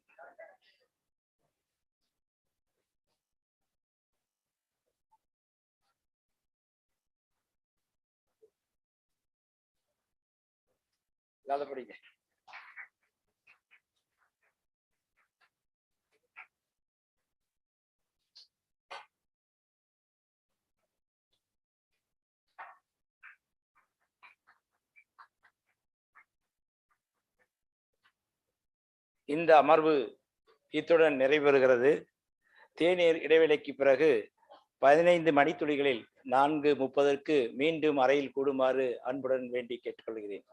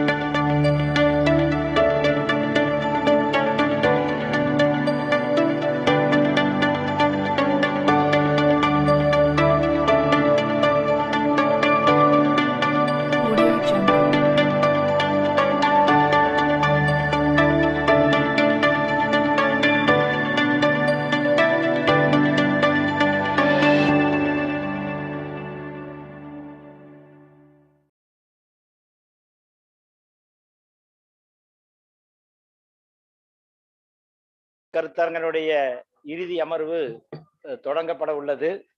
இந்த அமரின் தலைவராக முனைவர் மார்க்சி காந்தி அவர்களை முன்னின்று நடத்தி கொடுக்குமாறு உங்கள் சார்பாக விரும்பி வேண்டி கேட்டுக்கொள்கிறேன்.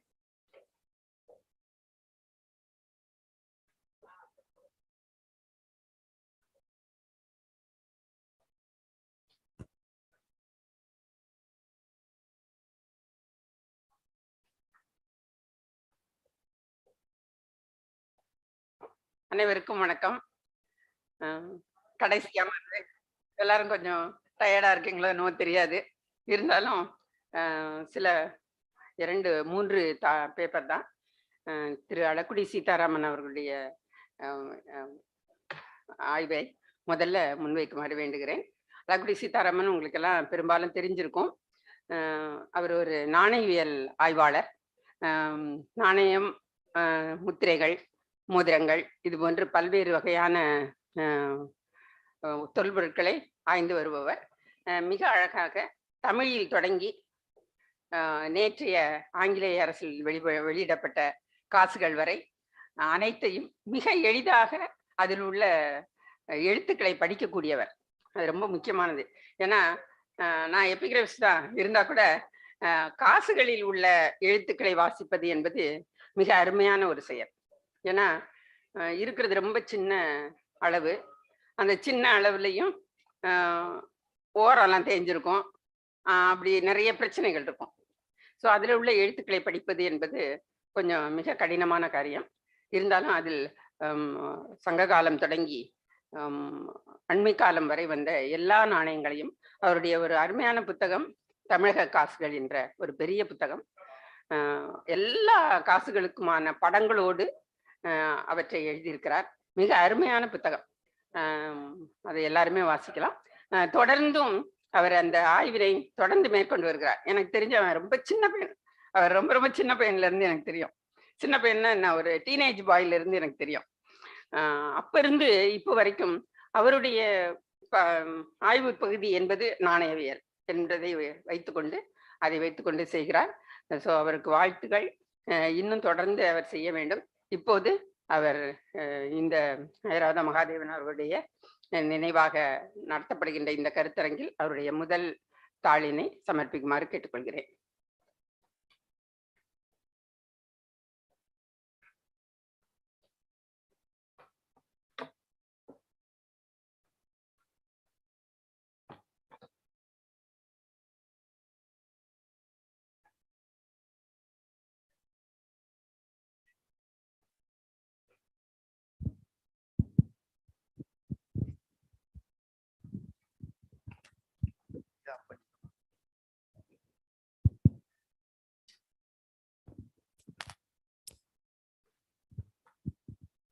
அனைவருக்கும் வணக்கம். எனக்கு வாய்ப்பளித்த தொல்லியல் துறைக்கும் மற்ற அனைவருக்கும் தலைமை தாங்கி அனைவருக்கும் என்னோட முதல்கண் வணக்கத்தை தெரிவித்துக் கொள்கிறேன். நான் இந்த துறையில் கிட்டத்தட்ட ஒரு 35 ஆண்டுகள் பணி ஆய்வு செய்து கொண்டிருக்கிறேன். முதல் நான் கண்டுபிடிச்ச முதல் காசு கொள் இரும்புரை. ஃபர்ஸ்ட் தினமணியில கிட்டத்தட்ட ஒரு 3 ஆர்டிக்கல் எழுதினேன். 3 ஆர்டிக்கலும் போடவே இல்லை. அப்புறம் சரின்னு சொல்லி தமிழ் பிராமியில போட்டாக்கா போடுவாங்களான்றதுல ஐராவத மகாதேவனுக்கு தினமணிக்கு அமுச்சு விட்டேன். மறுநாளே அது பப்ளிஷ் ஆயிடுச்சு. அடுத்த நாள் 2 கட்டுரைகள், அடுத்ததுக்கு ஒரு 15 நாள் இடைவெளியில 2 கட்டுரைகள் அனுப்பிச்சேன். உடனடியே போட்டாரு. உடனடியே கூப்பிட்டாரு, நீ சென்னைக்கு வா அப்படின்னாரு. சரி சென்னைக்கு வந்த உடனே ஆஃபீஸ்க்கு வரணும் அப்படின்னாரு. ஆஃபீஸ்க்கு போன உடனே வெளியில வாயை கேட்டாப்புல, சரி அலக்குடி வந்திருக்காப்புல, சரி அனுப்பிவிடுவேன். நான் கேட்டை கதவை திறந்து உள்ளுக்கு போறேன். நான் ஒன்றை கூப்பிடல, அலக்குடியார் ஒருத்தர் பெரியவர் வந்திருக்காரு, அவரை பார்த்துட்டு தான் உன்னை அப்புறம் பார்ப்பேன், நீ வெளில போ அப்படின்னு என்னை வெளியில அனுப்பிச்சிட்டாரு. அப்புறம் நான் உடனடியாக சொன்னேன், சார் நான் தான் சார் சீதாராமன். அப்போ நான் பிஏ செகண்ட் இயர் படிச்சுட்டு இருக்கேன். அப்போ சொன்னாரு, நீ தானா, உக்கார் அப்படின்னாரு. உட்காந்து ஒரு மணி நேரம் பேசணும். பேசிட்டு அடுத்த ஒரு ட்ரிப்பு வர சொன்னார். அதுக்கு அடுத்தது பார்த்தீங்கன்னா வீட்டுக்கு வர சொன்னார். இனிமேல் ஆஃபீஸ்க்கு வர வேணா, வீட்டுக்கு வந்துடுன்னு. அவள் இதே தொடர்பு தான் 30 ஆண்டுகள் தொடர்ந்து இது பண்ணிது. ஒரே ஒரு காரணம் என்கிட்ட சொன்னார், சீதாராமன் உன் தெருவில் 2 வீடு இருக்கும், இது சீதாராமன் வீடுன்னு சொல்லுவாங்க, ஆனா வேற வெளியில யாருக்குமே தெரியாது. ஆனா நீ நூல் எழுதினா உனக்கு தெரியாம அமெரிக்கா போகும், ரஷ்யா போகும், ஆஸ்திரேலியா போகும். அங்க உன்னுடைய பத்தி எல்லாமே தெரியும். கிட்டத்தட்ட உன்னை பத்தி ஒரு 100 வருடங்கள் எல்லாரும் இது பண்ண முடியும். ஆனா நீ 4 வீடு வச்சிருந்தது உனக்கு பயன் கிடையாது. அதனால புக்கு எழுது அப்படின்னாரு. அப்போ எழுத ஆரம்பிச்சப்ப 50 பக்கம் நான் ஒரு புக்கு எழுதுறதுக்கு 1.5 மாசம் ஆச்சு. டெய்லி ஒரு தப்பு கண்டுபிடிச்சு சொல்லுவார். நான் அம்பத்தூர்ல தங்கியிருக்கேன். அம்பத்தூர் ஆவடியிலேருந்து கிட்டத்தட்ட திருவான்மியூருக்கு வருவேன். டெய்லி 2 தப்பு கண்டுபிடிச்சு சொல்லுவார். 1.5 மாசம் ஆச்சு. அந்த அனுபவம் தான் எனக்கு இன்னைக்கு 45 நூல்களை எழுதி வெளியிட்டாச்சு. அது காரணம் மகாதேவன் சார் தான். அதே மாதிரி சரியான நேரத்தை அவர் கடைபிடிப்பார். 5 நிமிஷம் லேட்டா வந்தா கூட விட்டுட்டு போயிடுவார். இது ஒரு 30 எங்க வீட்டுல இருக்கும்போது ஆட்டோ வரல, ஆட்டோக்காரன் லேட் பண்ணோன்னா உடனே தமிழ் பல்கலைக்கழகத்துக்கு போகணும், 3 கிலோமீட்டர் எங்க வீட்டுல இருந்து. உடனே அப்போ சைக்கிள் தான் இருந்தது. சைக்கிள் இருக்கா, ரைட், நான் ஓட்டுறேன், நீ வா அப்படின்னு சொல்லி சைக்கிள் உட்காந்துட்டு நான் பின்னால ஓடி வர்றேன். அப்பனா பாத்துக்கோங்க, ஒரு IAS ஆஃபீஸர் சைக்கிள்ல ஏறி உட்காந்துட்டு நான் பின்னால ஓடிடுறேன். டைம் கீப் அப் பண்றதுல அவர்கிட்ட நான் ரொம்ப கத்துக்கிட்டேன். அது ஒண்ணு. அடுத்தது ஐராவத மகாதேவன் சொன்னார் ஒரு தாட்டி, அஸ்கோ பர்பலா வந்திருக்கார், நீ போய் கூட்டிட்டு வா அப்படின்னாரு. சார் எனக்கு அவரை பத்தி எனக்கு ஒன்றும் தெரியாது அப்படின்னு. இல்லை, வயசு கம்மியா தான் தெரியும், ஆனா வயசு எனக்கு கிட்டத்தட்ட 65 வயசு ஆகுது. சரின்னு போய் கூப்பிட்டு, அப்புறம் அவருக்கு பேர் என்ன வைக்கணும்னு கேட்டார். நம்மக்குள்ள பேர் வச்சுப்போம் அப்படின்னு. சிந்துவெளி சிங்கம். அஸ்கோ பர்பலாக்கு பேர் சிந்துவெளி சிங்கம். அப்ப சார் அவருக்கு சிந்துவெளி சிங்கம், அப்ப நான் உங்களுக்கு ஒரு பேர் வைக்கிறேன் சார், தமிழ் பிராமி சிங்கம்னு வச்சுக்கிறேன் சார் நிமோங்க அப்படின்ட்டு. அதே மாதிரி நல்ல ஜாலியா கிண்டலா இது பண்ணிக்கிட்டு இது பண்ணுவாரு. அப்பெல்லாம் போன் வசதியெல்லாம் கிடையாது. கிட்டத்தட்ட நான் அவருடைய எழுதின கடிதங்கள் மட்டும் 165 கடிதங்கள் நான் வீட்டில் வச்சிருக்கேன். அந்த 165 ஒவ்வொரு கடிதம் எழுதும் போதும் விளையாட்டும் இருக்கும், அதுல வரலாறும் இருக்கும். இப்போ என் ஒய்ஃப் பேர் கயல். கேட்கும் போது என்ன, கயலையும் பயலையும் விசாரித்ததாக கூறவுன்னுவாரு. கயல் அதே மாதிரி அடுக்குமொழியில பண்ணி லெட்டர் எழுதுற சலிக்காம லெட்டர் எழுதுவாரு. நம்ம 4, 10, 5 லைன் எழுதுறதுக்கு நம்ம சோம்பேறிப்படுவோம். அதே மாதிரி நம்ம முதல்ல போகும்போது இங்கேருந்து ஆய்வு வேணா ஒண்ணு வேணான்னு சொல்லிட்டு போயிடுவான் வீட்டுக்கு. அவர் வீட்டுக்கு போய் உட்காந்துருப்பேன். உடனடியா எல்லாம் அவர் செஞ்ச இந்த ஒரு 3 மாச கேப்ல நான் என்னென்ன செஞ்சேன்னு சொல்லிட்டு அவர் கொண்டு வந்து டேபிள்ல வைப்பாரு. வச்ச உடனே நான் பார்த்து எல்லாம் சொல்லுவாரு. அப்படியே நான் மாறிடுவேன். இந்த வயசுல இவ்வளவு ஆய்வுகள் செய்யறாரு, நம்ம இந்த வயசுல நம்ம ஓய்ந்து போய் ரிட்டையர் ஆன மாதிரி நம்ம உட்காந்துருக்கோமே. அடுத்த நிமிஷம் அதெல்லாம் பேசி முடிச்சு எல்லாம் இது பண்ணிட்டு நான் தஞ்சாவூருக்கு வந்தா மறுபடியும் சுறுசுறுப்பு வந்துடும். அவரு செய்யும்போது நம்ம ஏன் செய்யக்கூடாது? அதே மாதிரி அந்த ஃபாலோ பண்ணி தான் இது பண்ணுது. இப்போ நான் சப்ஜெக்ட் வந்துடுறேன். சங்ககால தமிழ் பிராமி மோதிரங்கள். நெக்ஸ்ட். முதல்ல என்னால தமிழ் பிராமியில கண்டுபிடிக்கப்பட்ட முதல் மோதிரம், தமிழ் பிராமி மோதிரம் மோதிரம். இது வந்து முத்திரை மோதிரம். இது வந்து நந்திபாத சிம்பல். இது சங்ககால காசுகள்ல கூட இருக்கும். இது வந்து பிறை. ஊ பா ஆ இன், ஊப்பா ஆன். இதோட காலம் வந்து கிமு 2ஆம் நூற்றாண்டு. இது தங்க முத்திரை மோதிரம். இது முதல் 1990 தினமணியில வந்து நான் வெளியிட்டது. இது நெக்ஸ்ட். இது வந்து கிருஷ்ணமூர்த்தி வந்து எனக்கு அப்புறம் வந்து இந்த வெளியிட்டாரு. அவர் படிச்சது வந்து இது வந்து அதியமானுடைய ரிங்கு. இது குழந்தைகள் போடுற ரிங்கு. ஆனா இது அதியமான் மன்னர் வெளியிட்டதா இருக்கணும்னு சொல்லி இதை வந்து சொல்லி கட்டுரைகள்லாம் எழுதியிருக்காரு. ஆனா என்னுடைய ரீடிங் வந்து அது பயன்படுத்திய இந்த சின்ன குழந்தையோட பேர் தான் போட்டிருக்க. இது வந்து டாரின் சிம்பர், எருது தலை சின்னம். அரி அமான், அரியமான் இருக்கு. இதை வந்து அதியமான் அவர் படிக்கிறார். அது எனக்கு கருத்து உடன்பாடு இல்லை. நெக்ஸ்ட். இது வந்து தொல்பொருள் ஆய்வுத்துறை ஃபர்ஸ்ட் நடன காசிநாதன் இருக்கும்போது இது பண்ணுது. இது வந்து தாயன் ஓதலன்னு சொல்லி தொல்பொருள் ஆய்வுத்துறை ஃபர்ஸ்ட் படிச்சாங்க. ஆனா என்னுடைய இது வந்து இது தா தா தி தீயா இன், தீயன் ஓதலன். என்னுடைய ரீடிங் வந்து தீயன் ஓதலன். தீயன்ன்றது ஒரு பேரு, ஓதலன்றது ஒரு பேரு. இது அப்பாவா இருக்கலாம், அது மகனா இருக்கலாம் அப்படின்றதுல சொல்றேன். நெக்ஸ்ட். அது ஏன் வந்து தீயன்னு படிக்கணும். இதுல பாருங்க, தா தி யா இன், இதே ஸ்கிரிப்ட் அதுல வந்து தீயான்னு இருக்கு. அதனால வந்து இது தீயான்னு படிக்கும்போது அதை மட்டும் ஏன் தாயன்னு படிக்க முடியும் அப்படின்ற ஒரு கருத்துல இது வந்து ஒரு இளவரசன் வந்து கத்தி கையில வச்சிருக்கா, சிங்கத்தோட போராடுறது. இது எல்லாம் வந்து இங்க கரூர் அமராவதி ரிவர் பெட்ல தான் கிடைச்சது எல்லாமே. நெக்ஸ்ட். இது வந்து மா மீ தி ரான், மிதிரான். இது வந்து கோல்டு ரிங்கு. இது ஆர்டினரி மோதிரம், முத்திரை கிடையாது. நெக்ஸ்ட். இது வந்து சில்வர் ரிங்கு. ஆ இன் தி கா இன், அந்திகான். அந்திகான் அந்திகன்னு படிக்கலாம். இன்னைக்கு வந்து எங்க வீட்டுக்கிட்ட ஒரு பையனுக்கு பேரு அந்திகன்னு பேர் வச்சிருக்காங்க. அது சங்க காலம். இது அப்படி இன்னைக்கு தொடர்பு இருக்கு, பார்க்கலாம். நெக்ஸ்ட். இது வந்து தொல்பொருள் ஆய்வுத்துறை. இது வந்து பேர் அவதான். இதெல்லாம் பொருள்லாம் இருக்கு. நான் கிட்டத்தட்ட ஒரு 20 பக்கத்துக்கு எழுதி வச்சிருக்கேன். இதெல்லாம் சொன்னாக்கா படிக்க முடியாது. பேர் அவதான். இது வெள்ளி மோதிரம். நெக்ஸ்ட். இது வந்து வேலி சாம்பான், வெள்ளி சாம்பான். சாம்பான்றது நம்ம பனை ஓடுல கூட இருக்கு, சாம்பான் நகல்னு இருக்கு. அது வந்து வெள்ளி சாம்பான். இது வந்து வெள்ளி ரிங்கு. இதுல வந்து குழந்தைகள் போடுற சுண்டு வரலுக்கு தான் இது பத்தம். அவ்வளவு சின்ன மோதிரம், வெள்ளி. நெக்ஸ்ட். இது வந்து நந்திப்பாதா. இது டாரின், எருது தலை. தித்தன், தீயின். இந்த இடத்துல அடிபட்டு இருக்கு கொஞ்சம். தித்தன், தீத்தன். இது வந்து உன்னுடைய சித்தன் உடனே சோழர்களுடைய மோதிரமா இருக்குன்னு சொல்லி நிறைய பேர் சொன்னாங்க. இது சின்ன மோதிரம். இதை போய் சோழன் வந்து வெளியிட்டு இருப்பான. சங்க இலக்கியத்துல நொச்சி வெளி தித்தன் வரந்தேன்னு வர்றதுனால இது வந்து கம்பேர் பண்ணி இது சோழன், இது சோழர் காலத்துல வெளியிட்டு இருக்கலாம், அவ்வளவுதான் சொல்லலாம். தவிர சோழ மன்னனுடைய பேர் இருக்குதுல. நெக்ஸ்ட். இது வந்து ஃபர்ஸ்ட் இது முத்திரை. இது கூராவான. இதை வந்து குறவன்னு படிக்கலாம். குறவன்னு படிக்கிறது வந்து கூராவான. இது பட்டிப்புறவுல வந்து இது பண்ணும்போது குறவன் அப்படின்னு படிக்கலாம். இது ஸ்டீவர்ட்ஸ் வந்து தலைகளை இருக்கு. இது பிறை. இது டாரின் சிம்பல், எருது தலை. இது வந்து கிருஷ்ணமூர்த்தி தலைகளை வச்சுட்டு இது சோழியன், இது சோழர்கள் காலத்துன்னு சொல்லி பேப்பர்லயே எனக்கு ரிப்ளை பண்ணாங்க. அது உடனே நாகசாமி சீதாராமன் படிக்கிறது தான் கரெக்ட்னு சொல்லி குராவானன்னு சொல்லி தினமணியில் அப்போ ஒரு காலத்துல ஒரு 3 நாள் இது தொடர்ச்சியா வந்துட்டு இருந்தேன். நெக்ஸ்ட். வில் அதினன். வா வி இல் ஆ தி ந, வில் அதின. இது வந்து முத்திரை.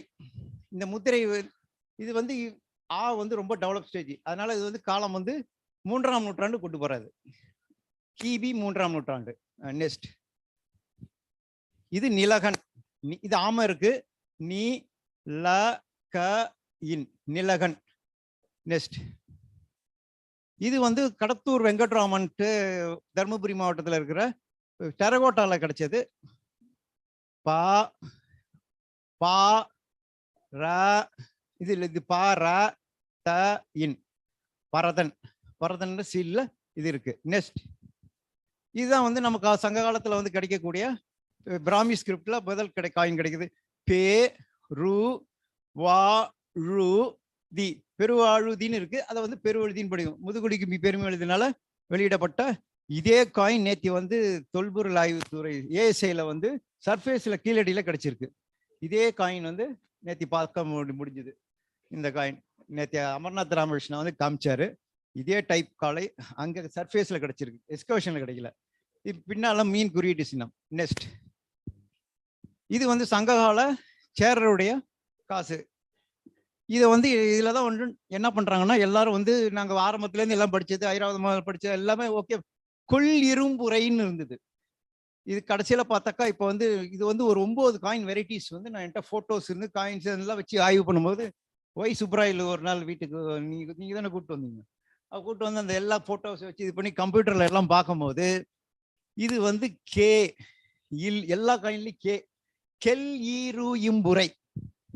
கெல் இரும்புரைன்றது வந்து எப்படின்னாக்கா செல் இரும்புரை புகழூர் கல்வெட்டுல இருக்கிறது. கேரளம் சேரளம், அப்படி கேரளம் வந்து சேரளமான மாதிரி செல்லிரும்புரை கெல்லிரும்புரை செல்லிரும்புரை எல்லாமே வந்து உண்டு. புகழூர் கல்வெட்டும் இந்த காசும் ஒரே வகையை சார்ந்தது. ஒரே நேரத்தில் அது வெளியிடப்பட்ட கல்வெட்டு பொறிக்கும் போது இந்த காசும் வெளியிட்டிருக்காங்கன்னு சொல்லி இது வந்து சேர மன்னன் இது வேலியிட்ட மரம் கடிமரம் சொல்ற சங்க இலக்கியத்துல சொல்றது கெல் இரும்புரை. இது வந்து 6 வலை மகுடு, வில் அம்பு அவங்களுடைய இலச்சினை, தொட்டிக்குள்ள 2 மீன், ஆமை 3 ஆமை 4 மீன்கள், ஒரு பார்ட்டை பிரிச்சிருக்காங்க. இதான் வந்து நம்ம வந்து வெளியிட்ட முதல் காயின் 89ல தினமணியில வெளியிட்டது. ஐராவதம் வந்து இதுல இருந்து தான் என்னோட கண்டினியூஷன் ஆய்வு வந்து அதிகமானது. நெக்ஸ்ட், இதுக்கு அடுத்த சைஸ் வந்து கெல்லிப்புரை. இதுதான் வந்து நாகசாமி ஃபர்ஸ்ட் தினமணியில வெளியிட்டது காயின். இது தொல்பொருள் ஆய்வுல வெளியிடப்பட்ட காயின். இது வேற வெரைட்டி. அதுவும் அதே காயின் தான், இது சேம் காயின் தான். கெல்லிப்புரை இது வந்து ஆமை 6 வலை. அது வந்து அது 1 ரூபா காயின் சைஸ்னாக்கா இது 8 அணா சைஸ் காயின் சொல்லலாம். அது பெரிய காயின், இது சின்ன காயின். ஆனா அதுல இரும்புரைன்னு இருக்கு, இது கெல்லிப்புரைன்னு இருக்கு. அதே மாதிரி புகழூர் கல்வெட்டுல புறையும் வருது பொறையும் வருது, 2 வேர்டும் வருது, புரை பொறை. நெக்ஸ்ட், இது மாக்கோதை மாக்கோதை மாக்கோதை கோட்டம்பலத்து துஞ்சிய மாக்கோதை 1810 வர்ற இதோட போர்ட்ரைட் காயின். இது வெள்ளி காயின், இது மாக்கோதை. நெக்ஸ்ட், இது வந்து காப்பர்ல வந்து அது வெள்ளி காயின், இது காப்பர். தை வந்து எழுத்து தேஞ்சு போச்சு, மண்ணோட உருவம் இருக்கு. இது ஒரே ஒரு காயின் தான் கிடைக்குது, காப்பர். நெக்ஸ்ட், இது வந்து குட்டுவன் கோதை. இந்த கூ வந்து இந்த சைடு வர்றது வந்து இந்த சைடு வந்துச்சு, கூ இட்டு டூ, இங்க புள்ளி வர்றதை இங்க வச்சுட்டான் புள்ளி. குட்டுவன் கோதை. இது குட்டுவன் கோதை சங்ககால சேரருடைய காயின். நெக்ஸ்ட், இது வந்து கரூர்ல கிடைச்சது. இது வந்து நமக்கு வந்து அதீனன் எதிரான் சேர்ந்தன் வந்து செங்கம் மாவட்டத்துல தான் கிடைச்சது, ஆண்டிப்பட்டியில. அதுக்கப்புறம் எங்கேயுமே கிடைக்கல. ஆனா இந்த காயின் வந்து கரூர்ல கிடைச்சி, இந்த காயின் வந்து புலவர் ராசு கிட்ட போய் பாலுசாமின்னு ஒருத்தர் வந்து புலவர் ராசு கொடுத்தாங்க. அவங்க கிட்ட இருந்து போட்டோ எடுத்தது.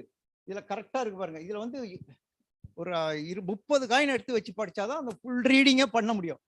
அது நாகசாமி வந்து திண்ணன் எதிரான் சேர்ந்தன் ஆண் படிச்சாரு.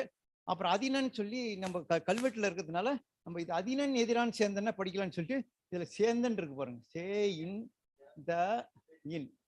யாரு? கேஜி கிருஷ்ணன். இது லட்டு, இது லட்டு. சேம் அதே காயின் தான், அதே காயின், அதே வெயிட், எல்லாமே அதே தான். இது ஒரே காயின் கரூர்ல கிடைச்சிருக்கு, வெளியில. அது வந்து 143 காயின் வந்து செங்கம் இதுல கிடைச்சது, ஆண்டிப்பட்டி செங்கம்ல கிடைச்சது. அது இப்போ வந்து நீங்க பாத்தீங்கன்னா எல்லாமே நாங்க வந்து செம்மொழி மாநாட்டுக்கு பார்க்கும்போது எல்லாமே அப்படியே மாவு அப்படியே ஈயத்துல வந்து ஒரே காயின் எல்லாம் ஒன்னா சேர்த்து போட்டு பை போட்டு கட்டி வச்சிருக்காங்க. அவ்வளவுதான், முடிஞ்சிச்சு. Next next பாத்துட்டீங்களா? ஓகே, மிக்க நன்றி.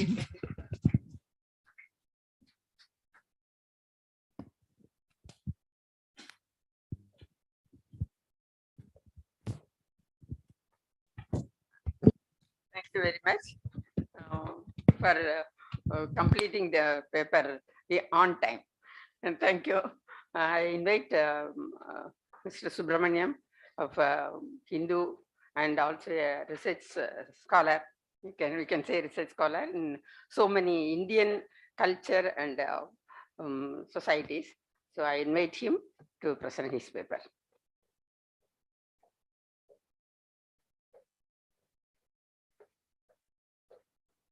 அனைவர்களுக்கும் வணக்கம். இந்த சான்றோர்கள் புலவர்கள் நிறைந்த சபையில் உங்கள் அனைவருக்கும் வணக்கம். இந்த சான்றோர்கள் புலவர்கள் நிறைந்த இந்த சபையில் எனக்கு பேசுவதற்கு வாய்ப்பை கொடுத்த டாக்டர் ராஜன் சார் அவர்களுக்கும் சிவானந்தம் சார் அவர்களுக்கும் மிக்க நன்றி. இப்பொழுது ஒரு ஒரு பாதை தவறி வேற இதில் நான் செல்கிறேன். அதாவது ஐராவதம் மகாதேவன் சார் வந்து ஒரு நிர்வாகத்திறன் எப்படி படைத்தவர் என்பதை நான் அறிந்தவன். நான் 79இல் இந்தியன் எக்ஸ்பிரஸில் ஒரு ரிப்போர்ட்டராக சேர்ந்தேன். ஒரு 1981 வாக்கில் அவர் அங்கே எக்ஸிகியூட்டிவ் டைரக்டராக சேர்கிறார் முதலாவது. அப்பொழுதெல்லாம் இந்தியன் எக்ஸ்பிரஸில் அதாவது ஆஃபீஸர்ஸ்க்கு ரிப்போர்ட்டர்ஸ்க்கு வந்து சம்பளம் வந்து 5ஆம் தேதி கொடுப்பார்கள். அப்புறம் ஒர்க்கர்ஸ்க்கு வந்து 8ஆம் தேதி கொடுப்பார்கள். இது எங்களுக்கு எல்லாருக்கும் நாங்கள் மீதி பக்கத்தில் இருக்கிற லார்சன் அண்ட் டூப்ரோ அல்லது கவர்மெண்ட் அண்டர்டேக்கர்ஸ்லாம் பார்க்கும்போது அவங்களுக்குலாம் 1ஆம் தேதியே சம்பளம் வந்துடும், எங்களுக்கு 5, அப்புறம் ஒர்க்கர்ஸ் 8 வரும். இதை அவர் உணர்ந்து அவர் எக்ஸிகியூட்டிவ் டைரக்டர் ஆனப்பட்டும் உடனே எல்லாருக்கும் 1ஆம் தேதி சேலரி கொடுக்கணும்னு சொன்னது மிகவும் பாப்புலராகி போயிட்டது. அதுவும் ஒர்க்கர்ஸ் வந்து அதை வந்து அவர்களுக்கு வந்து மிகவும் பிடித்தது. அதை தவிர அப்போ சில சமயம் கன்ஃபர்மேஷன் ஆகிறதுக்கு கொஞ்சம் நேரம் ஆகும். சில பேருக்கு 1 வருஷத்துல கன்ஃபர்மேஷன் ஆகணும்னா 1.5 வருஷம் ஆகும், 2 வருஷம் ஆகும். அதெல்லாம் உடைத்து எல்லாருக்கும் எப்போ 6 மாதம் ப்ரொபேஷனோ 9 அந்த 1 வருஷம் ப்ரொபேஷனோ முடிஞ்ச அப்புறம் கரெக்டாக கன்ஃபர்மேஷன் கொடுத்துருவாரு. அதனால் எல்லோரிடமும் especially workers and reporters, staff, clerical staff, advertisement department staff, circulation department staff எல்லார்கிட்டையும் அவர் ரொம்ப பாப்புலராக இருந்தார். அவர் நிர்வாகத்திறன் படைத்தவர். அவர் கூறிய போது 5 நிமிஷம் ஆரம்பிச்சுட்டாங்க, 5 நிமிடம் லேட்டாக போனால் கூட போயிடு என்று சொல்லிடுவார். பல விதமாக அவர் கரெக்டாக இருப்பார். ராஜகோபாலன் சார் சொன்ன மாதிரி அவர் ரெடியாக இருப்பார். நம்ம அவர் வீட்டுக்கு வர சொன்னால் நம்ம கரெக்டாக ரெடியாக இருப்பார். நம்ம வந்து கிட்ட வந்து கரெக்டாக பேசுவார். அவ்வளோ நல்ல அதாவது காலம் தவறாமை என்பது அவருடைய உயரிய பண்பாக இருந்தது. இப்பொழுது நான் வந்து ஆக்சுவலி என்ன ஆச்சுன்னா, ஐராவதம் மகாதேவன் தவறி ஒரு 4 நாள் கழித்து மிஸ்டர் பெரியவர் முத்தியா சாரை அவர் வீட்டுக்கு சென்றேன் பார்ப்பதற்கு. அவர் உங்களுக்கு சென்னையை பற்றி மிக்க ஆராய்ச்சி பண்ணியவர், பல நூல்கள் எழுதியவர், மெட்ராஸ் டிஸ்கவர்ட் எல்லாம். அப்போ நீ ஹிந்துலேருந்து ரிட்டையர் ஆயிட்டியான்னு என்று என்னை கேட்டார். நான் சொன்னேன் ரிட்டையர் ஆகிட்டேன். அப்போ நீ மெட்ராஸ் மியூசிக் எடிட்டராக இருந்தார், அந்த சிறு பத்திரிகை, ஆனால் எல்லாரோடையும் அது மிக்க மதிப்புள்ள பத்திரிகை. நான் எழுத முடியுமா என்று கேட்டார். நான் ரிட்டையர் ஆகிட்டேன், எழுத முடியும், நீ எழுது என்றார். நான் உடனே டாக்டர் ராஜன் சாருக்கும் டாக்டர் ராஜகோபால் சாருக்கும் ஃபோன் பண்ணேன்.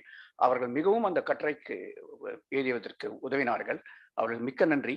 அந்த கட்டுரையிலிருந்து பல பாயிண்ட்களை இப்போது நான் கூறுகிறேன். அதாவது முதலில் என்னுடைய தந்தையார் வந்து திருச்சியில ERI ஸ்கூலில் படித்தார். ஆண்டார் ஸ்ட்ரீட்டில் இருந்தார். இவர் சில வீடுகள் தள்ளி ஐராவதம் மகாதேவன் ஆண்டார் ஸ்ட்ரீட்டில் இருந்தார். ஒரு 4 வீடு தள்ளி doctor P Ramamurthy neurosurgeon இருந்தார். அதை இன்னும் 4 வீடு தள்ளி டாக்டர் கல்யாணராமன் நியூரோ சர்ஜன் இருந்தார். அப்புறம் இந்திரா காந்தி காலத்தில் பழனியாண்டி என்பவர் TNCC பிரசிடென்டாக இருந்தார், தமிழ்நாடு காங்கிரஸ் கமிட்டி, அவரும் இருந்தார். என்னுடைய தந்தையார் doctor P Ramamurthy neurosurgeon, Palaniandi TNCC president ஆனோம். எல்லாரும் நான் கிளாஸ்மேட்டாக ERI ஸ்கூலில் படித்தாங்க.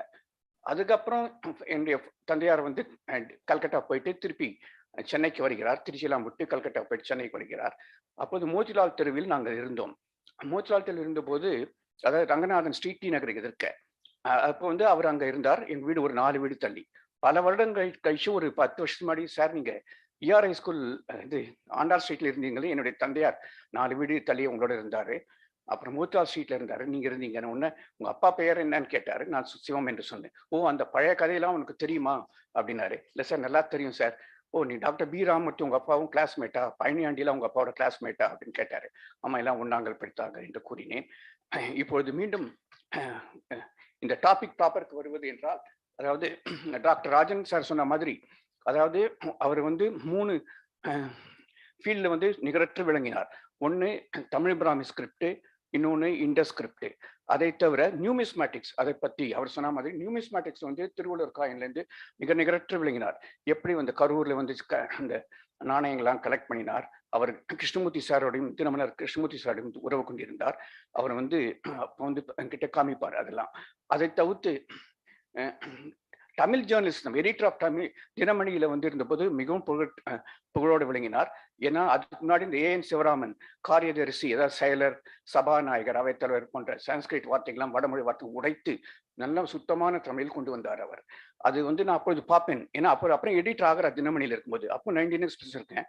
எப்படி வந்து நல்ல தமிழை வந்து கொண்டு வந்தார் என்று நான் அதை பார்த்து ரொம்ப சந்தோஷப்படுவேன் சில சமயம். ஏன்னா அப்போ தினமணி படிக்கும்போது மிக கடினமான வடமொழிகள் இருக்கும், புரியாது அந்த வார்த்தைகள். அதில் நிறுத்தி அப்புறம் இந்த ஸ்கிரிப்டை வேற இன்ட்ரோடியூஸ் பண்ணாரு. ஆனால் ஆக்சுவலி தினமலர் தான் முதல்ல ஸ்கிரிப்டை இன்ட்ரோடியூஸ் பண்ணாங்க. அப்போ எம்ஜிஆர் சீஃப் மினிஸ்டர் வந்த உடனே அந்த ஸ்கிரிப்டை வேற முந்திலாம் நம்ம நைன்னு போட்டால் மேலே கோடு போடுவோம். இப்போ நான் அதெல்லாம் மாற்றி வந்து ஜோராக்கும் ஒரு வந்து சீர்திருத்தம் கொண்டு வந்தார் ஸ்கிரிப்டை. ஆனால் அது தவிர இந்த அவர் வந்து அதாவது Tamil Brahmi script, Indus script, editor, administrative service plus நாணயவியல் மூன்றுக்கும் நிகரற்று விளங்கினார். ஆனால் அவர் வந்து இந்த புக்கு எழுதினது வந்து இந்த early Tamil epigraphy from the earliest times, அதை பற்றி சம்பாகலட்சுமி வந்து ஃப்ரண்ட்லைன் மேக்ஸினில் மிக அருமையாக எழுதி கூறியிருக்கிறார். அதாவது அது மிகப்பெரிய மேக்னம் ஓப்பஸ் என்று கூறினார். அந்த மாதிரி கஷ்டப்பட்டு எழுதினவர். அதுவும் அந்த புக்கை டாக்டர் ராஜன் சார் சொன்ன மாதிரி அவர் தனியாக ஒண்டிக்கட்டையாக எழுதினவர். எந்த பின்புலமும் இல்லாமல், எந்த ஒரு ரிசோர்ஸஸும் இல்லாமல், அதாவது பெரிய ஏஎஸ்ஐ போன்ற நிறுவனங்கள், சென்ட்ரல் யூனிவர்சிட்டிஸ் போன்ற நிறுவனங்கள், அல்லது மெட்ராஸ் யூனிவர்சிட்டி போன்ற நிறுவனங்கள் போன்ற நிறைய நிதிநிலை, ஆட்கள் பலம் எதுவும் இல்லாமல் தானாக ஒண்டிக்கட்டையாக நின்று மிகவும் கஷ்டப்பட்டு எழுதினார்.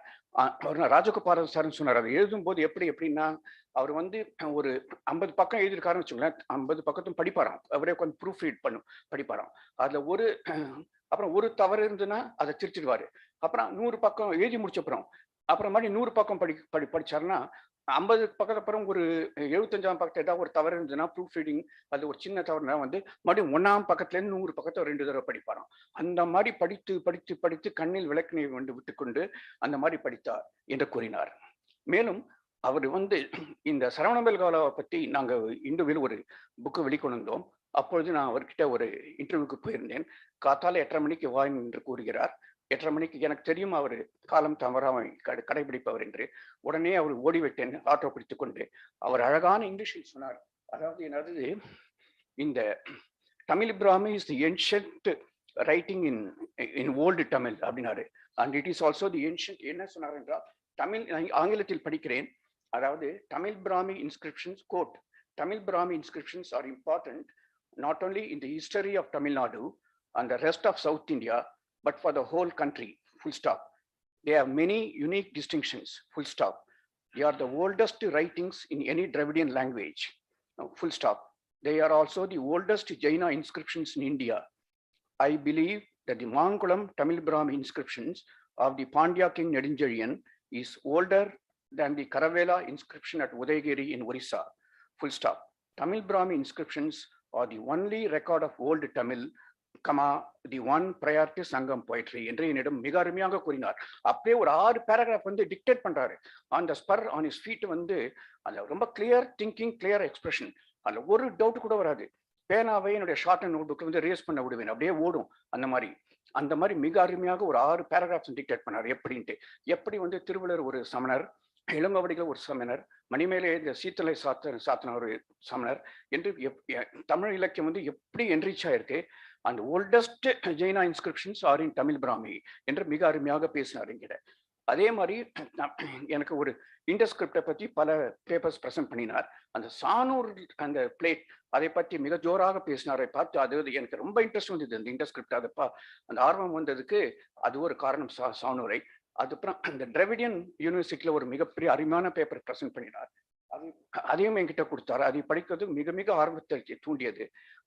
அதனால இந்த இண்டஸ்கிரிப்ட்லையும் தமிழ் பிராமிட்லையும் மிக ஆர்வத்தை தூண்டுகோலாக அமைந்தவர் மிஸ்டர் ஐராவத மகாதேவன் அவர்கள். அதை தவிர மீண்டும் அதாவது என்ன கூறுகிறார் என்றால், அதாவது தமிழ் பிராமி பற்றி சொல்றாரு திருப்பி. தி லாங்குவேஜ் இல்ல தமிழ் பிராமத்தில் அந்த இண்டஸ்கிரிப்டை பற்றி எப்படி போராடினார், எப்படி 50 வருட காலம் அது ஒரு தபஸாவே பண்ணினார். அது தமிழ் பிராமி ஸ்கிரிப்டா இருக்கட்டும், அது இண்டஸ்கிரிப்டா இருக்கட்டும், அதை டெசிவர் பண்றதுக்கு ஒரு 50 வருட காலம் வந்து அதை எப்படி ஒரு தபஸாக பண்ணினார். அதாவது தன் கண் துஞ்சா ஊன் உறங்கா அந்த மாதிரி கஷ்டப்பட்டு படித்தான் நான் கண்ணோன்னு பார்த்துருக்கேன். ஏன்னா வால்மீகி தெரு வீட்டுக்கும் அவர் வீட்டுக்கு போவேன், மடிப்பாக்கம் வீட்டுக்கும் போவேன். அப்போ வந்து அப்படி மாடு அப்படி உழைப்பார். அப்போ அதான் சொன்னாரு, லாங்குவேஜ் மீண்டும் கோட் பண்ணிக்கிறேன், என்கிட்ட கூறியது அவரு, the language of the Indus script is an early form of Dravidian, full stop.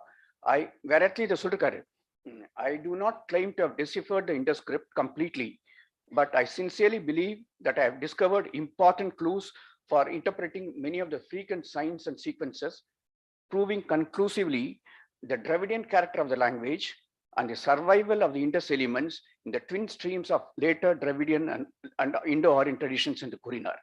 அதாவது ராஜன் சார் சொன்ன மாதிரி அஸ்கோபர்பால் அவர்களும் இவரும் சில விஷயங்களில் வேறுபாடு கொண்டிருந்தாலும் அவர்கள் இரண்டு பேரும் இந்த அரப்பன் ஸ்கிரிப்ட் என்பது, டிண்டோ ஸ்கிரிப்ட் என்பது அது வந்து ஒரு டிராவிடியன் லாங்குவேஜை குறிக்கிறது என்று குறிப்பிடுவதில் அவர்களும் மாறுபாடு கருத்தில்லை. ஒரு 10 நாளைக்கு முன்னாடி டாக்டர் அஸ்கோபர்பால்கிட்ட பேசினேன். அவருக்கு உடம்பு சரியில்லை, ஆனாலும் குரல் நன்றாக ஸ்ட்ராங்காக இருந்தது. அப்பவும் சொன்னது டிராவிடியன் லாங்குவேஜ் தான் இது டிகோட் பண்ணுகிறது என்று கூறினார். இப்போ இது மாதிரி ஒரு மீண்டும் டாபிக்கில் பேசும்போது, அதாவது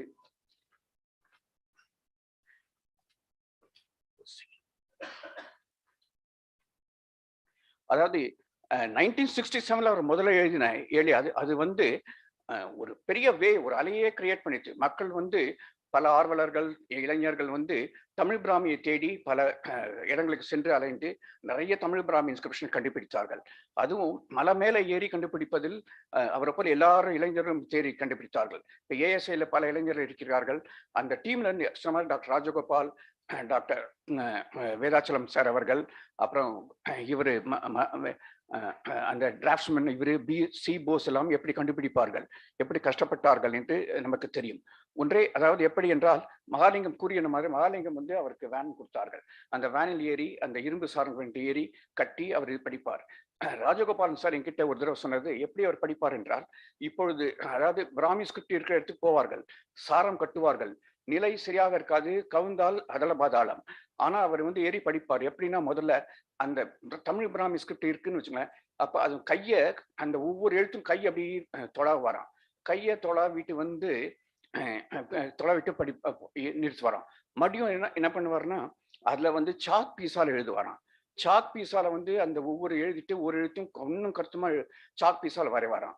சாக் பீஸால் வரைஞ்சப்புறம் ட்ரேசிங் பேப்பரை கொண்டு வந்து ட்ரேசிங் பேப்பரை வச்சு அது மேல ஒட்டி அந்த பென்சிலால வந்து அது மறுபடியும் ட்ரேஸ் பண்ணுவார் ஒவ்வொரு எழுத்தையும். அதுக்கப்புறம் அந்த டிராஃப்ட்ஸ்மேன், அதாவது மதகடிக்கை தங்கவேலை கூப்பிட்டு அவரை வந்து நீ மீண்டும் ட்ரேசிங் பேப்பரில் அதை வரை என்று அவர் வந்து இந்தியன் இங்க்ல வந்து திருப்பி வரைவாராம்.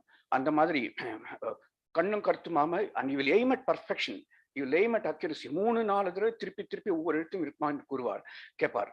ஒரு ஜம்பை இன்ஸ்கிரிப்ஷன் பற்றி கண்டுபிடிச்சதை பற்றி டாக்டர் ராஜகோபால் சார் அவர் என்கிட்ட கூறினார். அது எப்படி என்றால், டாக்டர் ராஜகோபால் வந்து மதுரையில் இருந்த போது அவர் செல்வராஜை அனுப்பினார், நீ ஜம்பை போய் அங்கெல்லாம் ஒரு வில்லேஜ் சர்வே பண்ணிட்டு வா என்று டாக்டர் செல்வராஜை அனுப்பினார். அப்போ அவர் போகும்போது மேலே போகும்போதே அங்கே வந்து விழுப்புரம் டிஸ்ட்ரிக்ட்ல வந்து 2 பானையோடைய பிராமி கிடைத்தது. மேலும் போகும்போது அவருக்கு வந்து அந்த ராக், அந்த குகை இதில் புரோவில் பூர்வத்தில் அந்த இதை கண்டுபிடிக்கிறார். அந்த அதியமான் நெடுமான் சத்புதோ அதியமான் நெடுமானஞ்சி அதை கண்டுபிடித்த போது அவர் உடனே இவருக்கு ஃபோன் பண்ணுகிறார்கள், பெரியவர் ராஜகோபால் சாருக்கு. அவர் உடனே வந்து டாக்டர் நாகசாமிக்கு ஃபோன் பண்ணி சொல்லு அப்படின்றார். டாக்டர் நாகசாமி கிட்ட ஃபோன் பண்ணி சொல்லணும். டாக்டர் நாகசாமி ரொம்ப சந்தோஷம் அடைகிறார். இவர் 2 பேரும் கொஞ்சம் குதூகலம் அடைவார். உடனே இவரும் ஃபோன் பண்றாரு. டாக்டர் நாகசாமி சார் வந்து ஐராவத மகாதேவனுக்கு ஃபோன் பண்றாரு. ஐராவத மகாதேவன் தமிழ் தினமணி எடிட்டரா இருக்காரு, நீங்க போய் பாருங்க என்று கூறுகிறார். உடனே டாக்டர் நாகசாமி சார் ஜம்பை போய் அதை பார்க்கிறார். அதியமான் சத்புதோ அதியமான் நெடுமான் அஞ்சி, அதாவது அசோகனுக்குரிய சத்புதோன்ற வார்த்தை அதே மாதிரி இருக்கிறது என்று கூறுகிறார்கள். இவரும் அதுக்கப்புறம் மீண்டும் போய் பார்க்கிறார். ஐராவத மகாதேவன் சார் ரொம்ப சந்தோஷப்படுகிறார். அப்புறம் ஆனா அதுக்கப்புறம் என்ன, பெரிய ஒரு சர்ச்சை கிளம்புகிறது. ஒரு 10 வருஷம் அந்த சர்ச்சை நடக்குது. இது ரொம்ப நீட்டா எழுதியிருக்காங்க, ரொம்ப ஸ்ட்ரென்சில் பண்ண மாதிரி இருக்கு, அது வந்து சரியில்லை அப்படின்னு ஒத்துக்க மாட்டேன்றாங்க யாரும். அப்ப வந்து ஆனா இவர் வந்து அதான் நம்ம ப்ரூவ் பண்ணிடணும், 10 வருஷமா இந்த பிரச்சனை இருக்க, இது உண்மையான கல்வெட்டு கிடையாது, ஃபேக் கல்வெட்டு என்று கூறுகிறார் என்றும் அங்கு கூறுகிறார். போன உடனே கலெக்டர், சவுத் ஆர்காட் கலெக்டர் கூப்பிட்டு எல்லாரையும் வந்து ஊர் மக்களாம் கூடுகிறார்கள். ஊர் மக்களாம் கூட்டி கொண்டு போகிறார். அந்த தலையாரையும் கூட்டி கொண்டு போயிருக்கார். அந்த தலையாரி வந்து சொன்னாராம், இல்லை சார் நான் சின்ன வயசுலேருந்தே இங்கே தான் இருப்பேன், நான் இந்த இடத்துல எப்பவுமே இருக்கு அப்படின்ட்டு. அப்புறம் அங்கேருந்து இன்னொரு கவர்மெண்ட் ஆஃபீஸர் கூப்பிட்டு அங்கே ஒரே மண்ணு மேடு இருந்தது, அதை அப்புறப்படுத்துகள் என்று கூறினார் ஐராவதமா. அதை அப்புறப்படுத்தும் போது அதுல வந்து அப்போ வந்து 2-3 ஜெயினா பெட் இருந்தது. இப்போ ஜெயினா பெட் இருந்த உடனே இது ஒரிஜினல் ஜெயின் தி இன்ஸ்கிரிப்ஷன் தான், தமிழ் பிராமி இன்ஸ்கிரிப்ஷன், இது ஃபேக் பொய் கல்வெட்டில் போலி கல்வெட்டில் என்று நிரூபணம் ஆகுது. அதுக்கப்புறம் இது பிரச்சனை முடிஞ்சுது. ஆனால் சில சமயம் அவர் என்றால் அவரை பற்றி நான் தவறா, சில சமயம் முயலுக்கு பிடித்த 3 கால் என்று ரொம்ப கிரிப்பா இருப்பார், ரொம்ப பிடிவாதம் பிடிப்பார். அதாவது எனக்கு அருகதை இல்லை, என்னால் தமிழ் பிராமிலையோ அது இண்டஸ்ட்ரிப்டிலோ நான் புலமை வாய்ந்தவன் இல்லை. ஆனால் ஒரு தடவை என்ன பண்ணாருன்னா, அப்போ உலக தமிழ் மாநாடு நடக்க போகிறது, அதாவது செம்மொழி மாநாடு. அப்போ என்னை கூப்பிட்டு ஒரு சீல் இருக்கு, சீல் வந்து நீ வீட்டுக்கு வா அப்படின்றாரு. சீல் காமிச்சு இது பாரு ஜல்லிக்கட்டு நடக்குது, அந்த ஜல்லிக்கட்டு பிரச்சனை வேற, அப்போ நீ இதை போடு அப்படின்றாரு. நான் அதை ஹிந்துல வந்து பெரிய நியூஸ் ஐட்டமாக போடுறேன். அதாவது ஜல்லிக்கட்டு ஒரு எருது வந்து ஒருவனை பந்தாடுகிற மாதிரி அவன் பல இதுல வந்து வருது. அதை போட்ட உடனே எல்லாருக்கும் சந்தோஷம். அப்புறம் அதை வந்து தமிழ்நாடு அரசு வந்து சுப்ரீம் கோர்ட்ல வேற ஒரு ப்ரூஃப் மாதிரி காமிச்சு ஜல்லிக்கட்டுக்கு அங்கீகாரம் வாங்கினார்கள் என்று நினைக்கிறேன். ஆனால் என்ன ஆச்சுன்னா, அது உடனே ஒரு 10 லெட்டர் வருது. அது வந்து புல்லு கிடையாது, எருது கிடையாது, அது வாட்டர் பஃபலோ, எருமை என்று ஒரே ஒரு 10 லெட்டர். அதுக்கப்புறம் எனக்கு என்ன பண்ணுவதுன்னு தெரியல. ஆனால் அந்த பிரச்சனை அதோடு அடங்கிவிட்டது. அதே மாதிரி இன்னொன்று, பனை ஓரி, அதாவது பனை ஓரி என்ற ஒரு பிராமி ஒரு பானையில கிடைச்சு, இவர் வந்து ஒரு கட்டுரை எழுதினார், இது பனை ஓரி இல்ல பானை உரி என்று. உடனே நடன காசுநாதன் போன்றவர்கள் வந்து இது பனை என்று கூறினார்கள். அதுக்கும் ஒரு 10-15 லெட்டர் வந்தது. சார் யாரும் எந்த பானையில இது பானை, நீங்க சைக்கிள் வாங்கினா இது சைக்கிள் அப்படின்னு எழுத மாட்டாங்க. இப்ப பூங்குன்றன் சார் கார் வாங்கினாருன்னா இது கார்னு எழுத மாட்டார், பூங்குன்றன் தன் பேரை தான் பொறிச்சுப்பாரு. அது மாதிரி பனை, இது வந்து பனை, பானை உரியில தொங்குற பானை கிடையாது, பனை ஊரி சங்க காலத்து அரசன் என்று கூறினார்கள். நடன காசுநாதரும் லெட்டர் எழுதினார்கள். அதாவது அவருடன் ஒரு 20-30 ஆண்டுகள் நான் பல தடவை அவர் வீட்டுக்கு சென்றுள்ளேன். அவருடன் பழகுவதற்கு வாய்ப்பு கிடைத்தது, மிக்க கிடைத்தது. அதனால் அவர் சொன்ன மாதிரி டாக்டர் ராஜன், டாக்டர் ராஜகோபால், வேதாச்சலம் அவர்கள்லாம் கூறின மாதிரி you aim at precision, you aim at accuracy, you aim at depth of scholarship. எது சொன்னாலும் ரொம்ப கிளியரா சொல்வாரு, கிளியர் திங்கிங், கிளியர் எக்ஸ்பிரஷன். அவரை பழகுவதற்கு மிக்க புண்ணியம் செய்துள்ளேன். ரொம்ப கத்துக்கலாம் அவர்கிட்ட இருந்து. அது மாதிரி அவ்வளோ சந்தோஷமா இருக்கும் அவரோட பழகுவதற்கு. நான் அவருடன் பழகுவதற்கு புண்ணியம் செய்துள்ளேன். அண்ட் எனக்கு இந்த அவையில், புலவர்கள் நிறைந்த அலையில், டாக்டர் பூங்குன்றன் சார் போன்ற புலவர்கள் நிறைந்த அலையில், வேதாச்சலம் எல்லாரும் இருந்த அலைகள், ராஜவேலு சார், செரியன் சார் போன்றவர்கள் நிறைந்த அலை பேசுவதற்கு எனக்கு வாய்ப்பு கொடுத்த டாக்டர் ராஜன் சார் அவர்களுக்கும் சிவானந்தம் அவர்களுக்கும் மிக்க நன்றி கூறுகிறேன். இந்த 2 நாள் செமினார் மிக நன்றாக நடந்தது. செவிக்கு உணவு தவிர வயிற்றுக்கும் உணவு நல்லா தாராளமாக வழங்கினார்கள். நிறைய கற்றுக்கொண்டேன். This 2 day seminar was wonderful. It was enlightening, ரொம்ப instructive, informative and educative, and I learned a lot by listening to all the top people in the field. I thank all of you very much. I wish all of you good luck.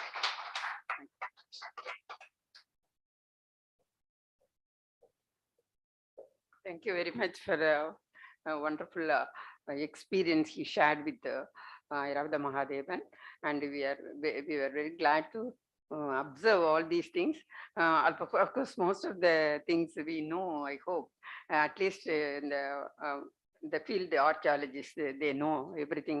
Most of the things he told, we know that. But anyhow, we thank Mr. Subramaniam for his wonderful sharing. Now it's a time for my paper, I hope. I am very glad and very thankful to State Department of Archaeology and Saros Cycle, Rojamtia Library for giving me this opportunity.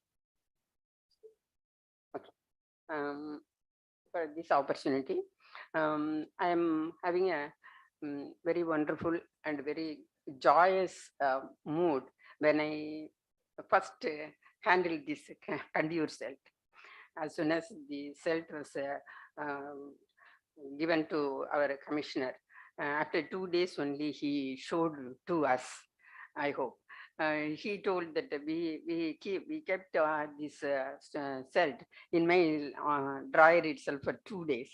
We are really very worried about it. But anyhow, as soon as I saw that celt, immediately I could recognize that what we call I have them call the Murugu symbol, because he for 2 or 3 years back, by that time, that is about in 2005 or something like that, not 5, 2 or 3, he gave a lecture on Murugu in Rojamutia library only. So we attended that. So that the form is very much in my mind. So as soon as I saw that celt, I could recognize that first symbol. And then my colleague and my friend, my colleague, classmate, everything, that is Mr. Rajagopal, he came and we both compared with that graffitis with the concordance of Airada Mahadevan, and we identified which is the cells and what is the frequency, what is the sequence, everything we compared with that concordance and the 4 symbols. So this is a Sembian conduit celt, but though I am very particular about one. First, I show only that celt. This is a celt. Generally, all will see. Then it's actually what is the script or graffiti is there. These are the symbols. These are the graffitis. We identified with Airada Mahadevan's concordance. The first one is number 48. The second one is 342, and third one 367, and fourth one is 301. So these are the 4 symbols, 4 signs we identified. And then sequence also we have concluded that first sign initial. In this juncture, I want to say something, that is even Airada Mahadevan, after the research, his papers and all, he mentioned only first 2 symbols or signs. But at the same time, as far as myself and our department, I hope, concerned, we thought, and even now we are honestly believe that 4 symbols are there, and I wanted to specifically say, I want to say that one. So I keep on this slide. There is 4 symbols. First one, second one, this is a frequency, occurrence of frequency. So then after that, 2 very big scholars of Indus civilization, they gave their opinions. Airada Mahadevan accepted only 3 signs, though he read the first 2 symbols as Murugu, and the third symbol he didn't give any phonetic or any phonetic sound, but he recognized only first 2, but he accepted the 3 signs were there. Askapurpala told only 2 signs. The second 2, 3 and 4, he doesn't consider that one.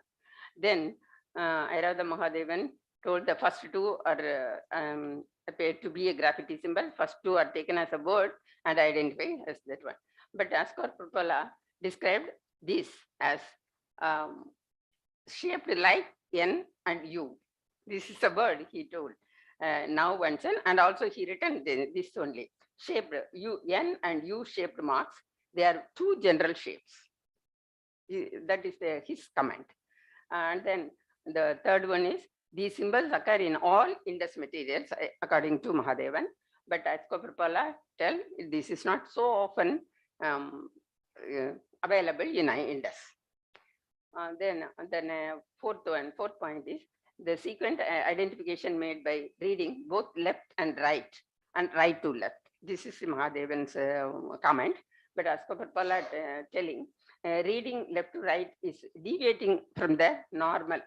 that is right to left, only in the right to left only in the classical Indus. So classic, as far as the classical Indus concerned, the writing should be from right to left.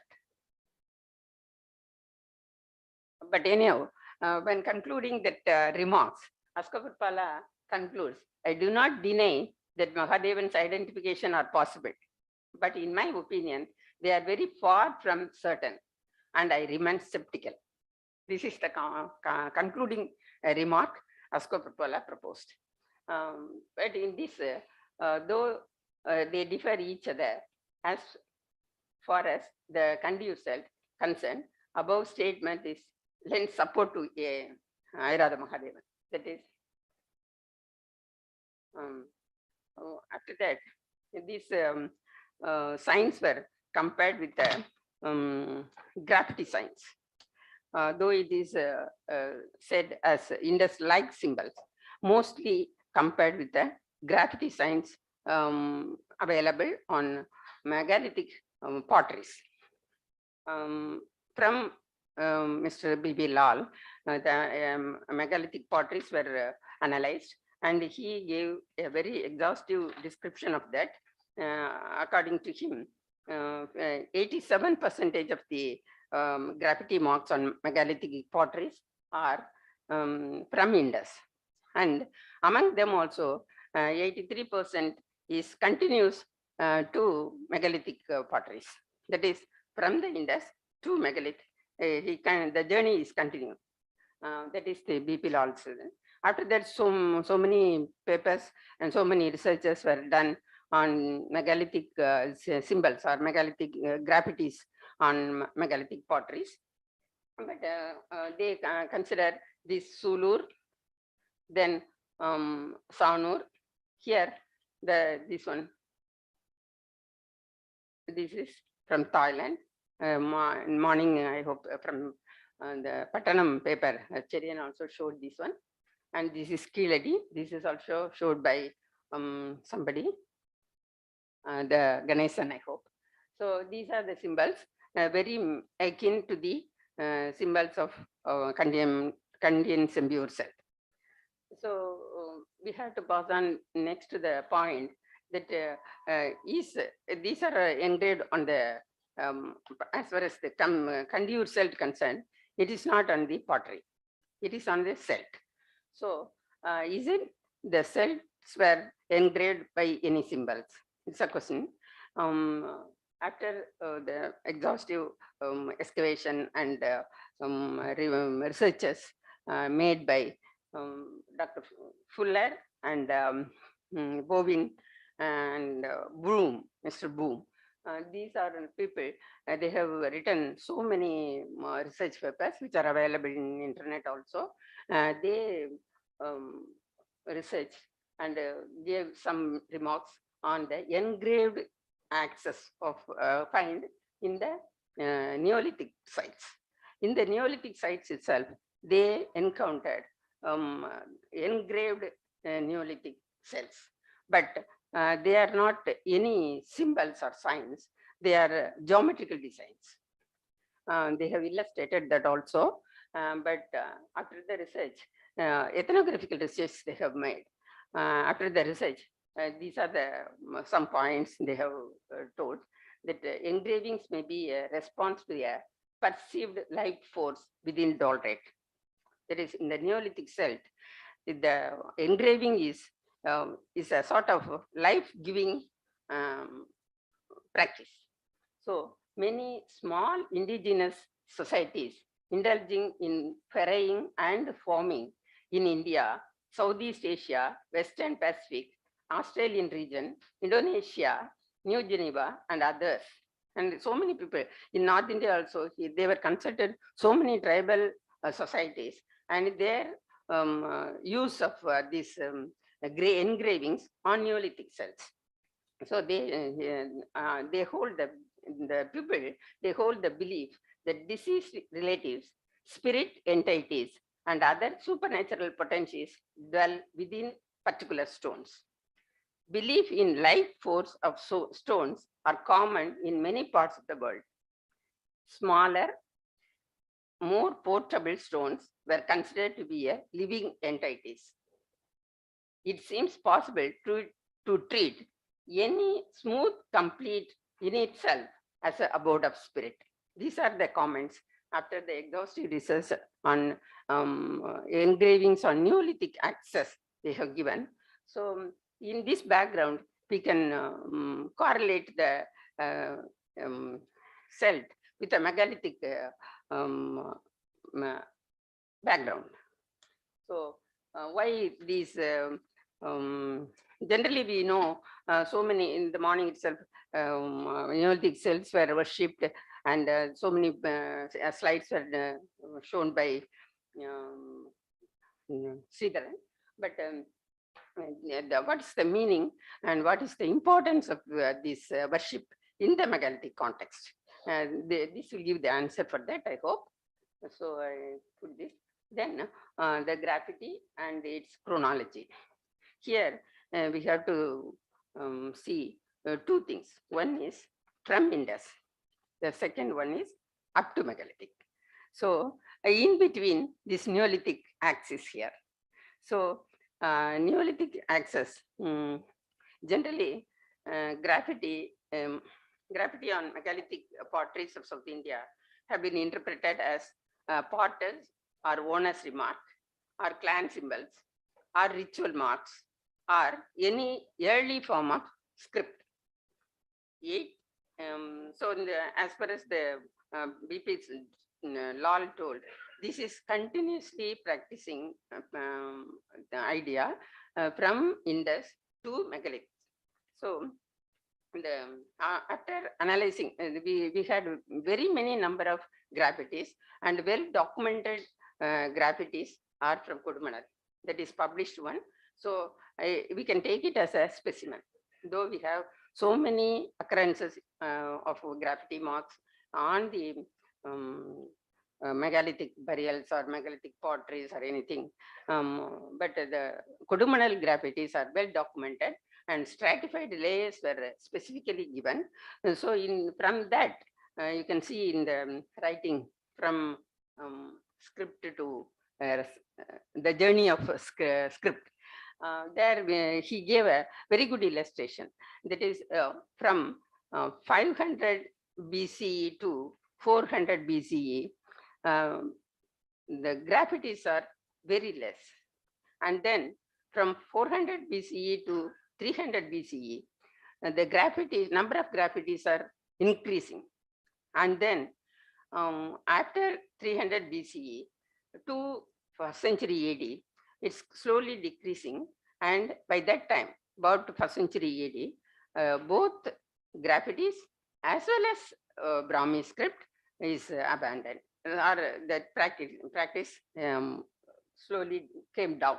So the graffiti marking on potteries is, we can safely say, about from 6th century, 5th century, 550 he is giving. So from 6th century, the marking of graffitis on potteries is well established. So, but as far as the conduit celt concerned, it must be the first occurrence. We can take it as first occurrence in the Neolithic celt. And also it is not actually we can see the graffiti marks on the whole, and in this signs, little bit difference is there. And it's more akin, this conduit celt, the signs on conduit celt is more akin to Indus signs, rather megalithic graffitis. So we can conclude very, I am of hope, that is before the 6th century, that is the period graffitis began to appear. So before 6th century, in the Iron Age, this conduit celt may be placed. So the celt, the graffiti, the signs are engraved only by the iron implement. So Iron Age began by that period. We can say that like that. So we have the very good carbon dating chronology, that is from the 1200 BC itself, we are getting carbon dating iron age implements, iron implements from Telugunur, and now from Sivakalai also. So the iron usage in Tamil Nadu began for about 1200 BC itself. So we can easily place this one, the celt with Indus-like symbols carved by iron stylus or iron things. We can easily say this must be before 6th century.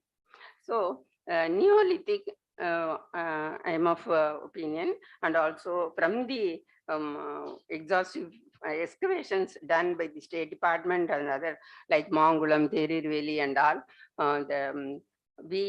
as far as Tamil Nadu concerned, microlithic phase is switched on directly to the Iron Age, iron implementing or iron usage period.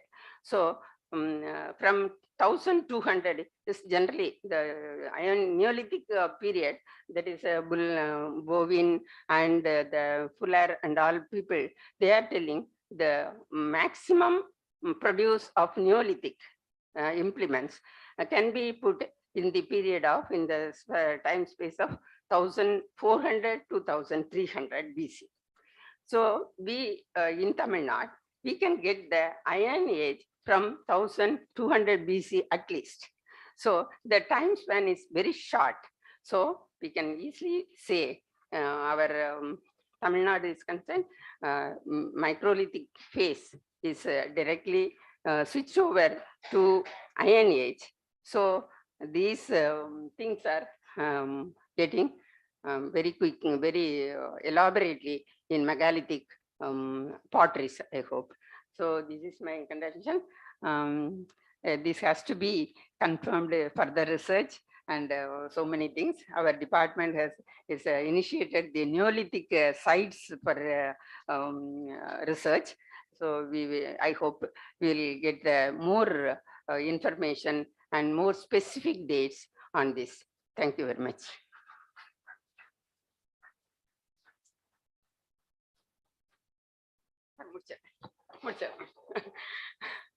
This is I'm thanking Mr. Alakudi Sitaraman and also Mr. Subramaniam.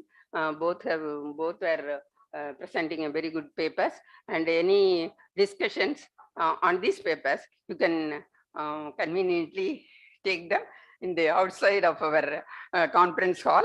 They are very much available there also.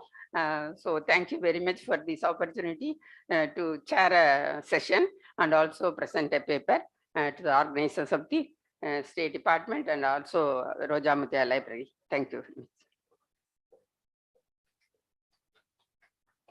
It is a time to honor the scholars. May I request Professor Cherian to honor Dr. Makshi Gandhi.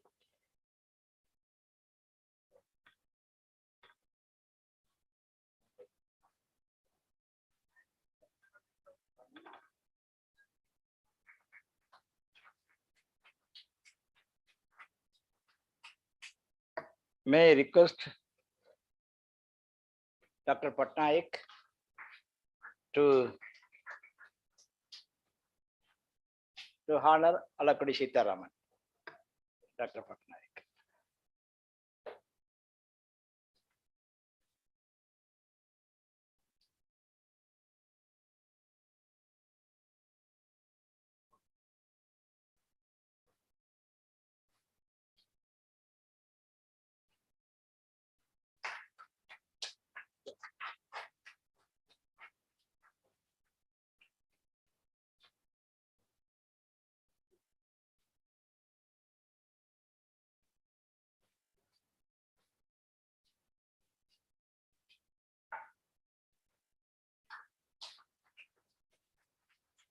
May I request Dr. Badmavati Madam to honor our independent researcher, Sri T.S. Subramaniam.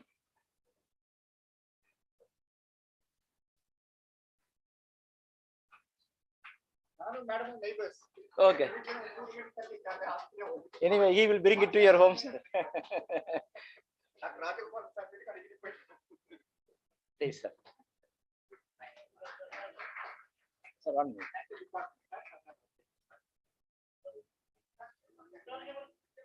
Sir, show your face there. Just hold it.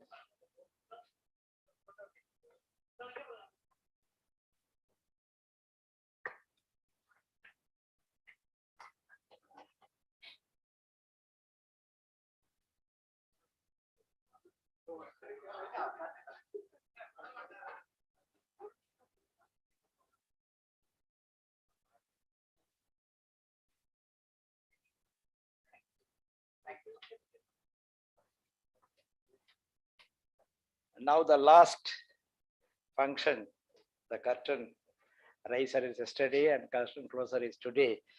And may I invite Dr. Shivanandam, the Commissioner of Tamil Nadu State Archaeology Department, to chair the session, the valedictory function.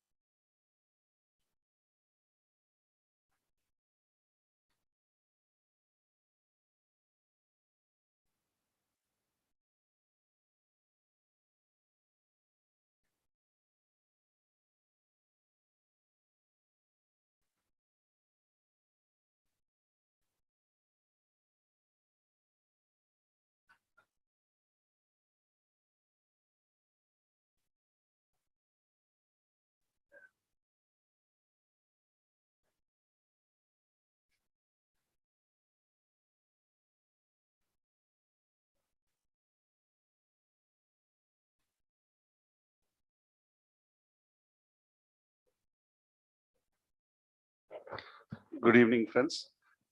This session is a valedictory function.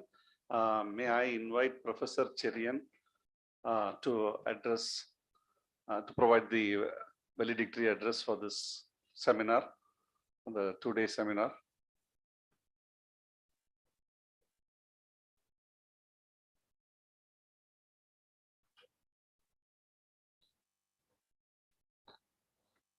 Dear friends, this is the concluding moments, and it's not an occasion to have long speeches. But I would like to remind about the kind of affection we have showed towards Airavadam Mahadevan was probably some of the best things that can happen with regard to the scholarship and the kind of, I would call the word transcendence, that he experienced and showed to us. Transcendence is a word that, the moment from we are born till we are taken to the graveyards, every day is an occasion for a transcendence. Have you ever thought why Airavadam Mahadevan, born, intelligent, very hardworking, achieving in the 50s a coveted position of Indian Administrative Service, at some point determines that his role as a thinking person is something beyond what he was doing, and decides to go back, travel back, and through understanding the roots of Tamil, he went to the Tamil script, further went he deep, and probably looking from the hindsight advantage, we can see he travels into the Indus Valley culture. And yesterday we heard how passionate he was telling Balakrishnan and G. Sundar the depth of the Dravidian culture that one should aspire for. When I say this, we are living in a time when parochialisms of all sorts are very active. I was talking to a Malayali friend just some time before. I said for Kerala, the pre-10th century is a dark period. See, we are happy. I said it is not something accusing somebody. We were all happy being parochial. It is true we can be happy with being Tamil, but it's not enough. That was, I think, what Airavadam Mahadevan tried to show to us. He traveled further back.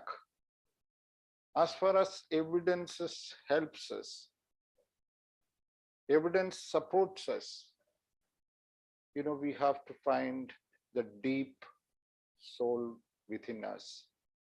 We live only once. That is in the 20th century and 21st century beginning. But we also have to live the life of those great ancestors who culminate in each one of us. So this is not the contemporary me that I am speaking to you. It is not the contemporary you that we engage. But of course, this was not a kind of thought or a possibility when the world as a whole got fragmented into disciplines, into careers, into geographical divisions. And sometimes I feel even nationality is a sort of parochialism. When the basic human sort, those who traveled out of Africa, they were now genetically, we can prove we are not very far distant from them. We have now three important evidence that if we are thinking, if we are honest to ourselves, that evidences can transform us immensely. One is genetic evidence. The other is what Airavadam Mahadevan was all through in his life trying to do, the philological evidences. And lastly, the archaeological evidences.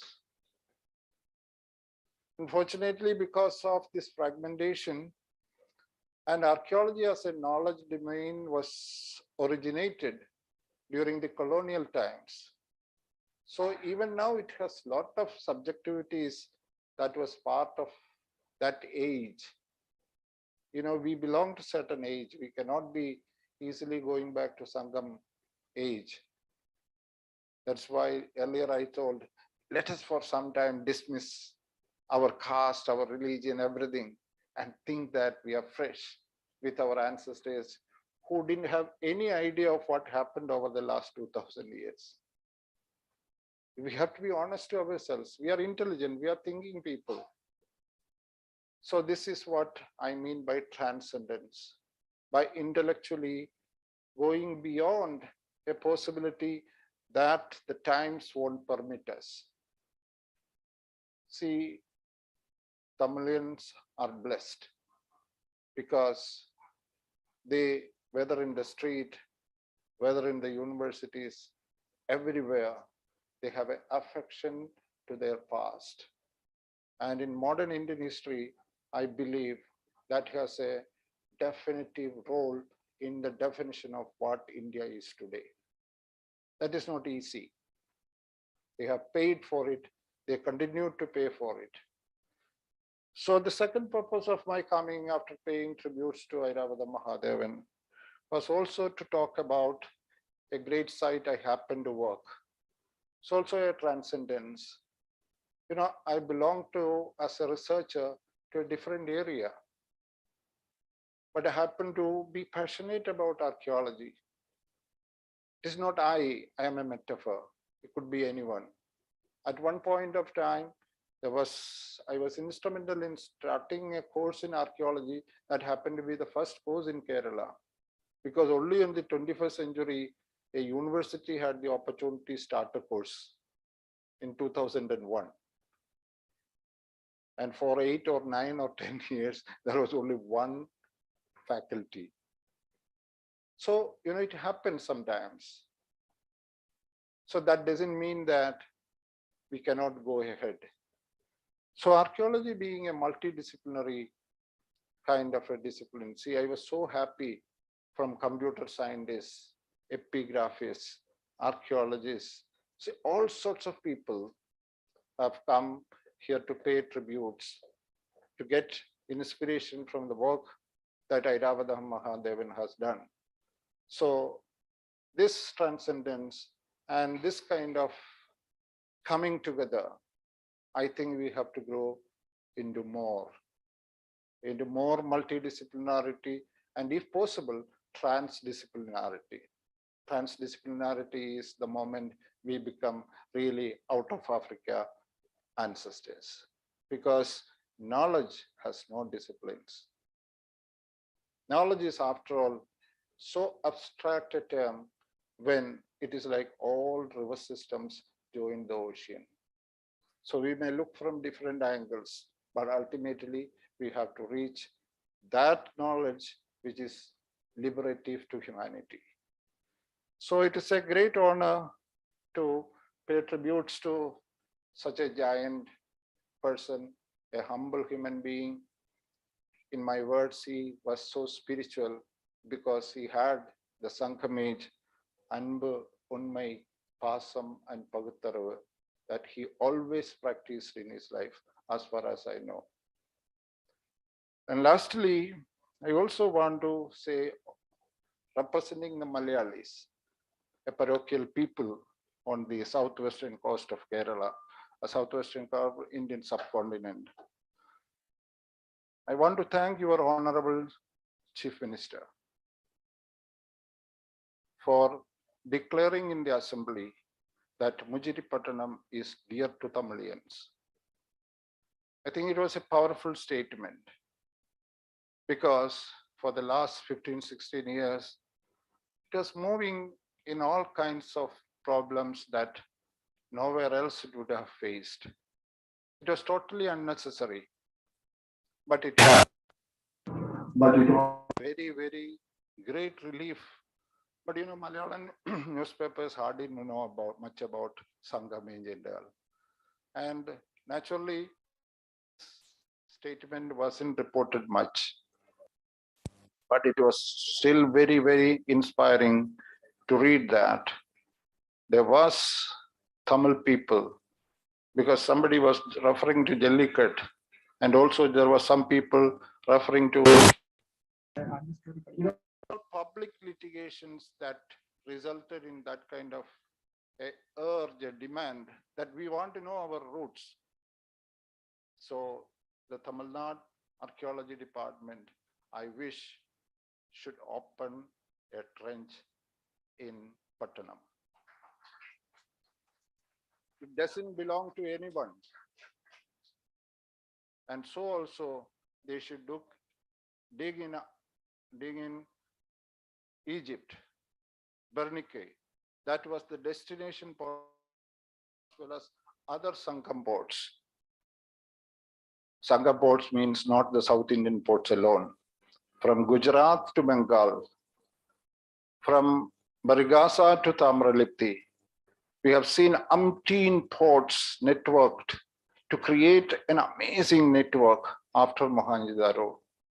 So that scenario should be understood to understand this peninsular India's, you know, I'm talking in geographical terms, or in other terms, the Tamilians' role, the Tamil role, because that was the time that identity was formed.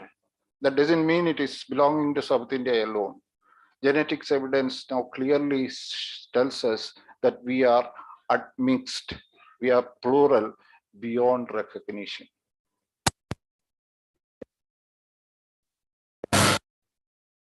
Scientific evidence tells us. So we should have the humility to accept it. And it's a great movement to request not only the Tamil Nadu Chief Minister, also the Kerala Chief Minister, but all the Chief Ministers of the littoral states from that we should. But Naik was saying, you know, in Orissa, how many Pattanams are there? So the whole thing is full of Pattanam. You know, Pattanam is derived from Prakrit, which means a place of exchange, where exists a ferry, where people come together to exchange the new technology, the new innovations, the new fruits they found in the nature. They wanted to give to others. So Pattanam is not something like what we imagine as the towns of today. It was a point of celebrating their relationships. So festivals were also like that. They came there to exchange things, not to celebrate gods. Gods they were. According to Jain Buddha thought systems, there were no gods. Instead, everything that throbs life were parts of divinity or spirit that created us. So such a foundation, cultural foundation is unique in this world. So it extended beyond the Indian borders, Indian littoral, and really I'm very proud that Airavatha Mahadevan still will continue to live through us. I congratulate the archaeology department and also the Raja Muthaiya Library and also all concerned behind this who worked hard towards this great successful event. Thank you very much.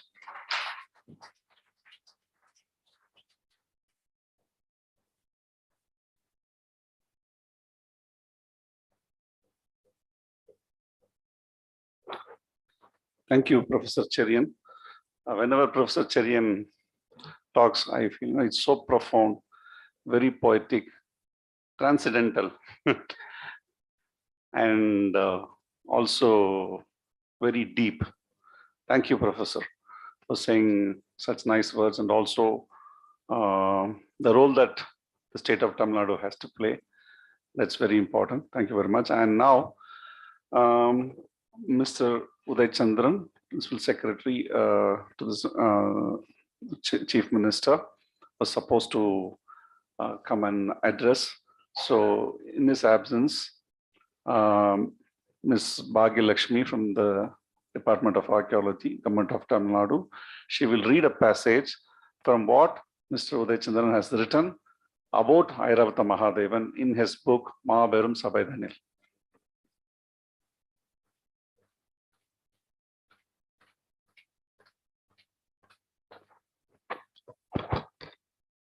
Thank you, sir. மாபெரும் சபைதனில் 12வது பகுதியில் வேதியியலும் சட்டமும் பயின்று IAS அதிகாரியான ஒருவர் தமிழ் கல்வெட்டியலில் சாதனை படைக்க முடியுமா?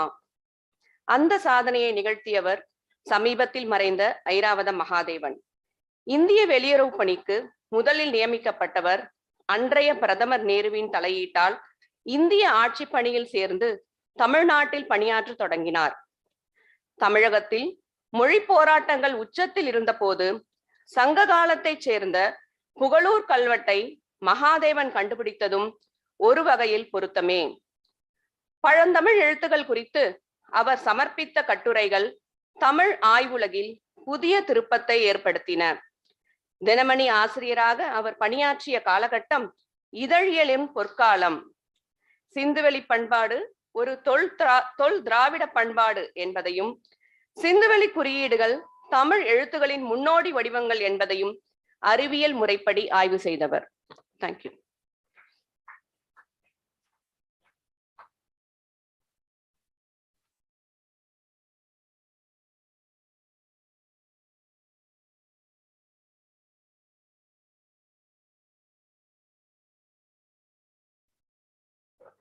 may now invite Dr. Sivananda, Commissioner and Director of State Archaeology Department, to deliver the vote of thanks.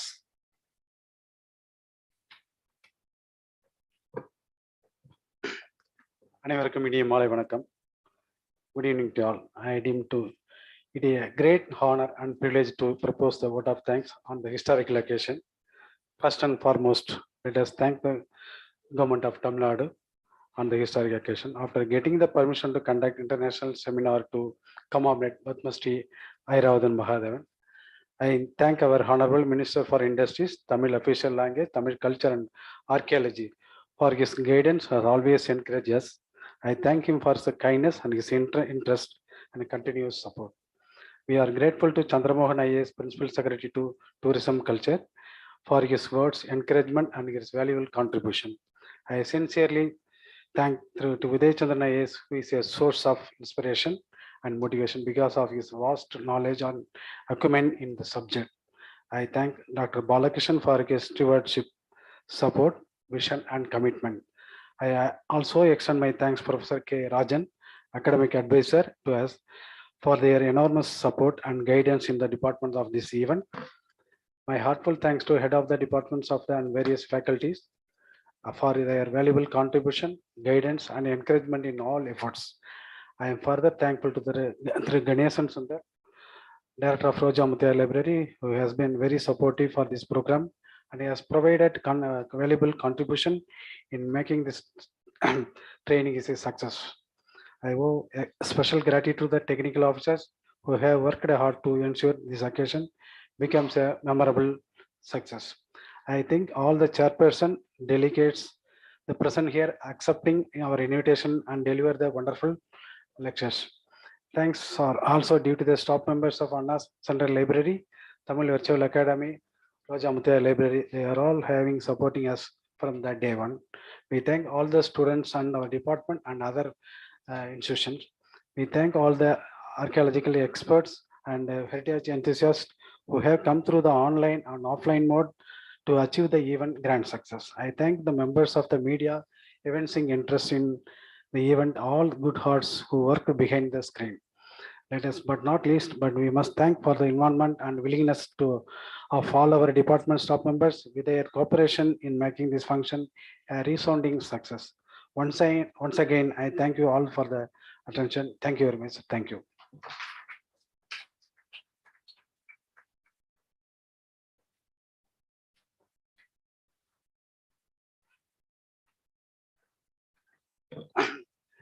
இந்த கருத்தரங்கு இனிதே நடைபெறுகிறது. இதனை தொடர்ந்து தொல்லியல் துறையுடைய அலுவலர்கள் அனைவரும் இங்கே அமர்ந்திருக்குமாறு கேட்டுக்கொள்ளப்படுகிறார். Yes, next national anthem.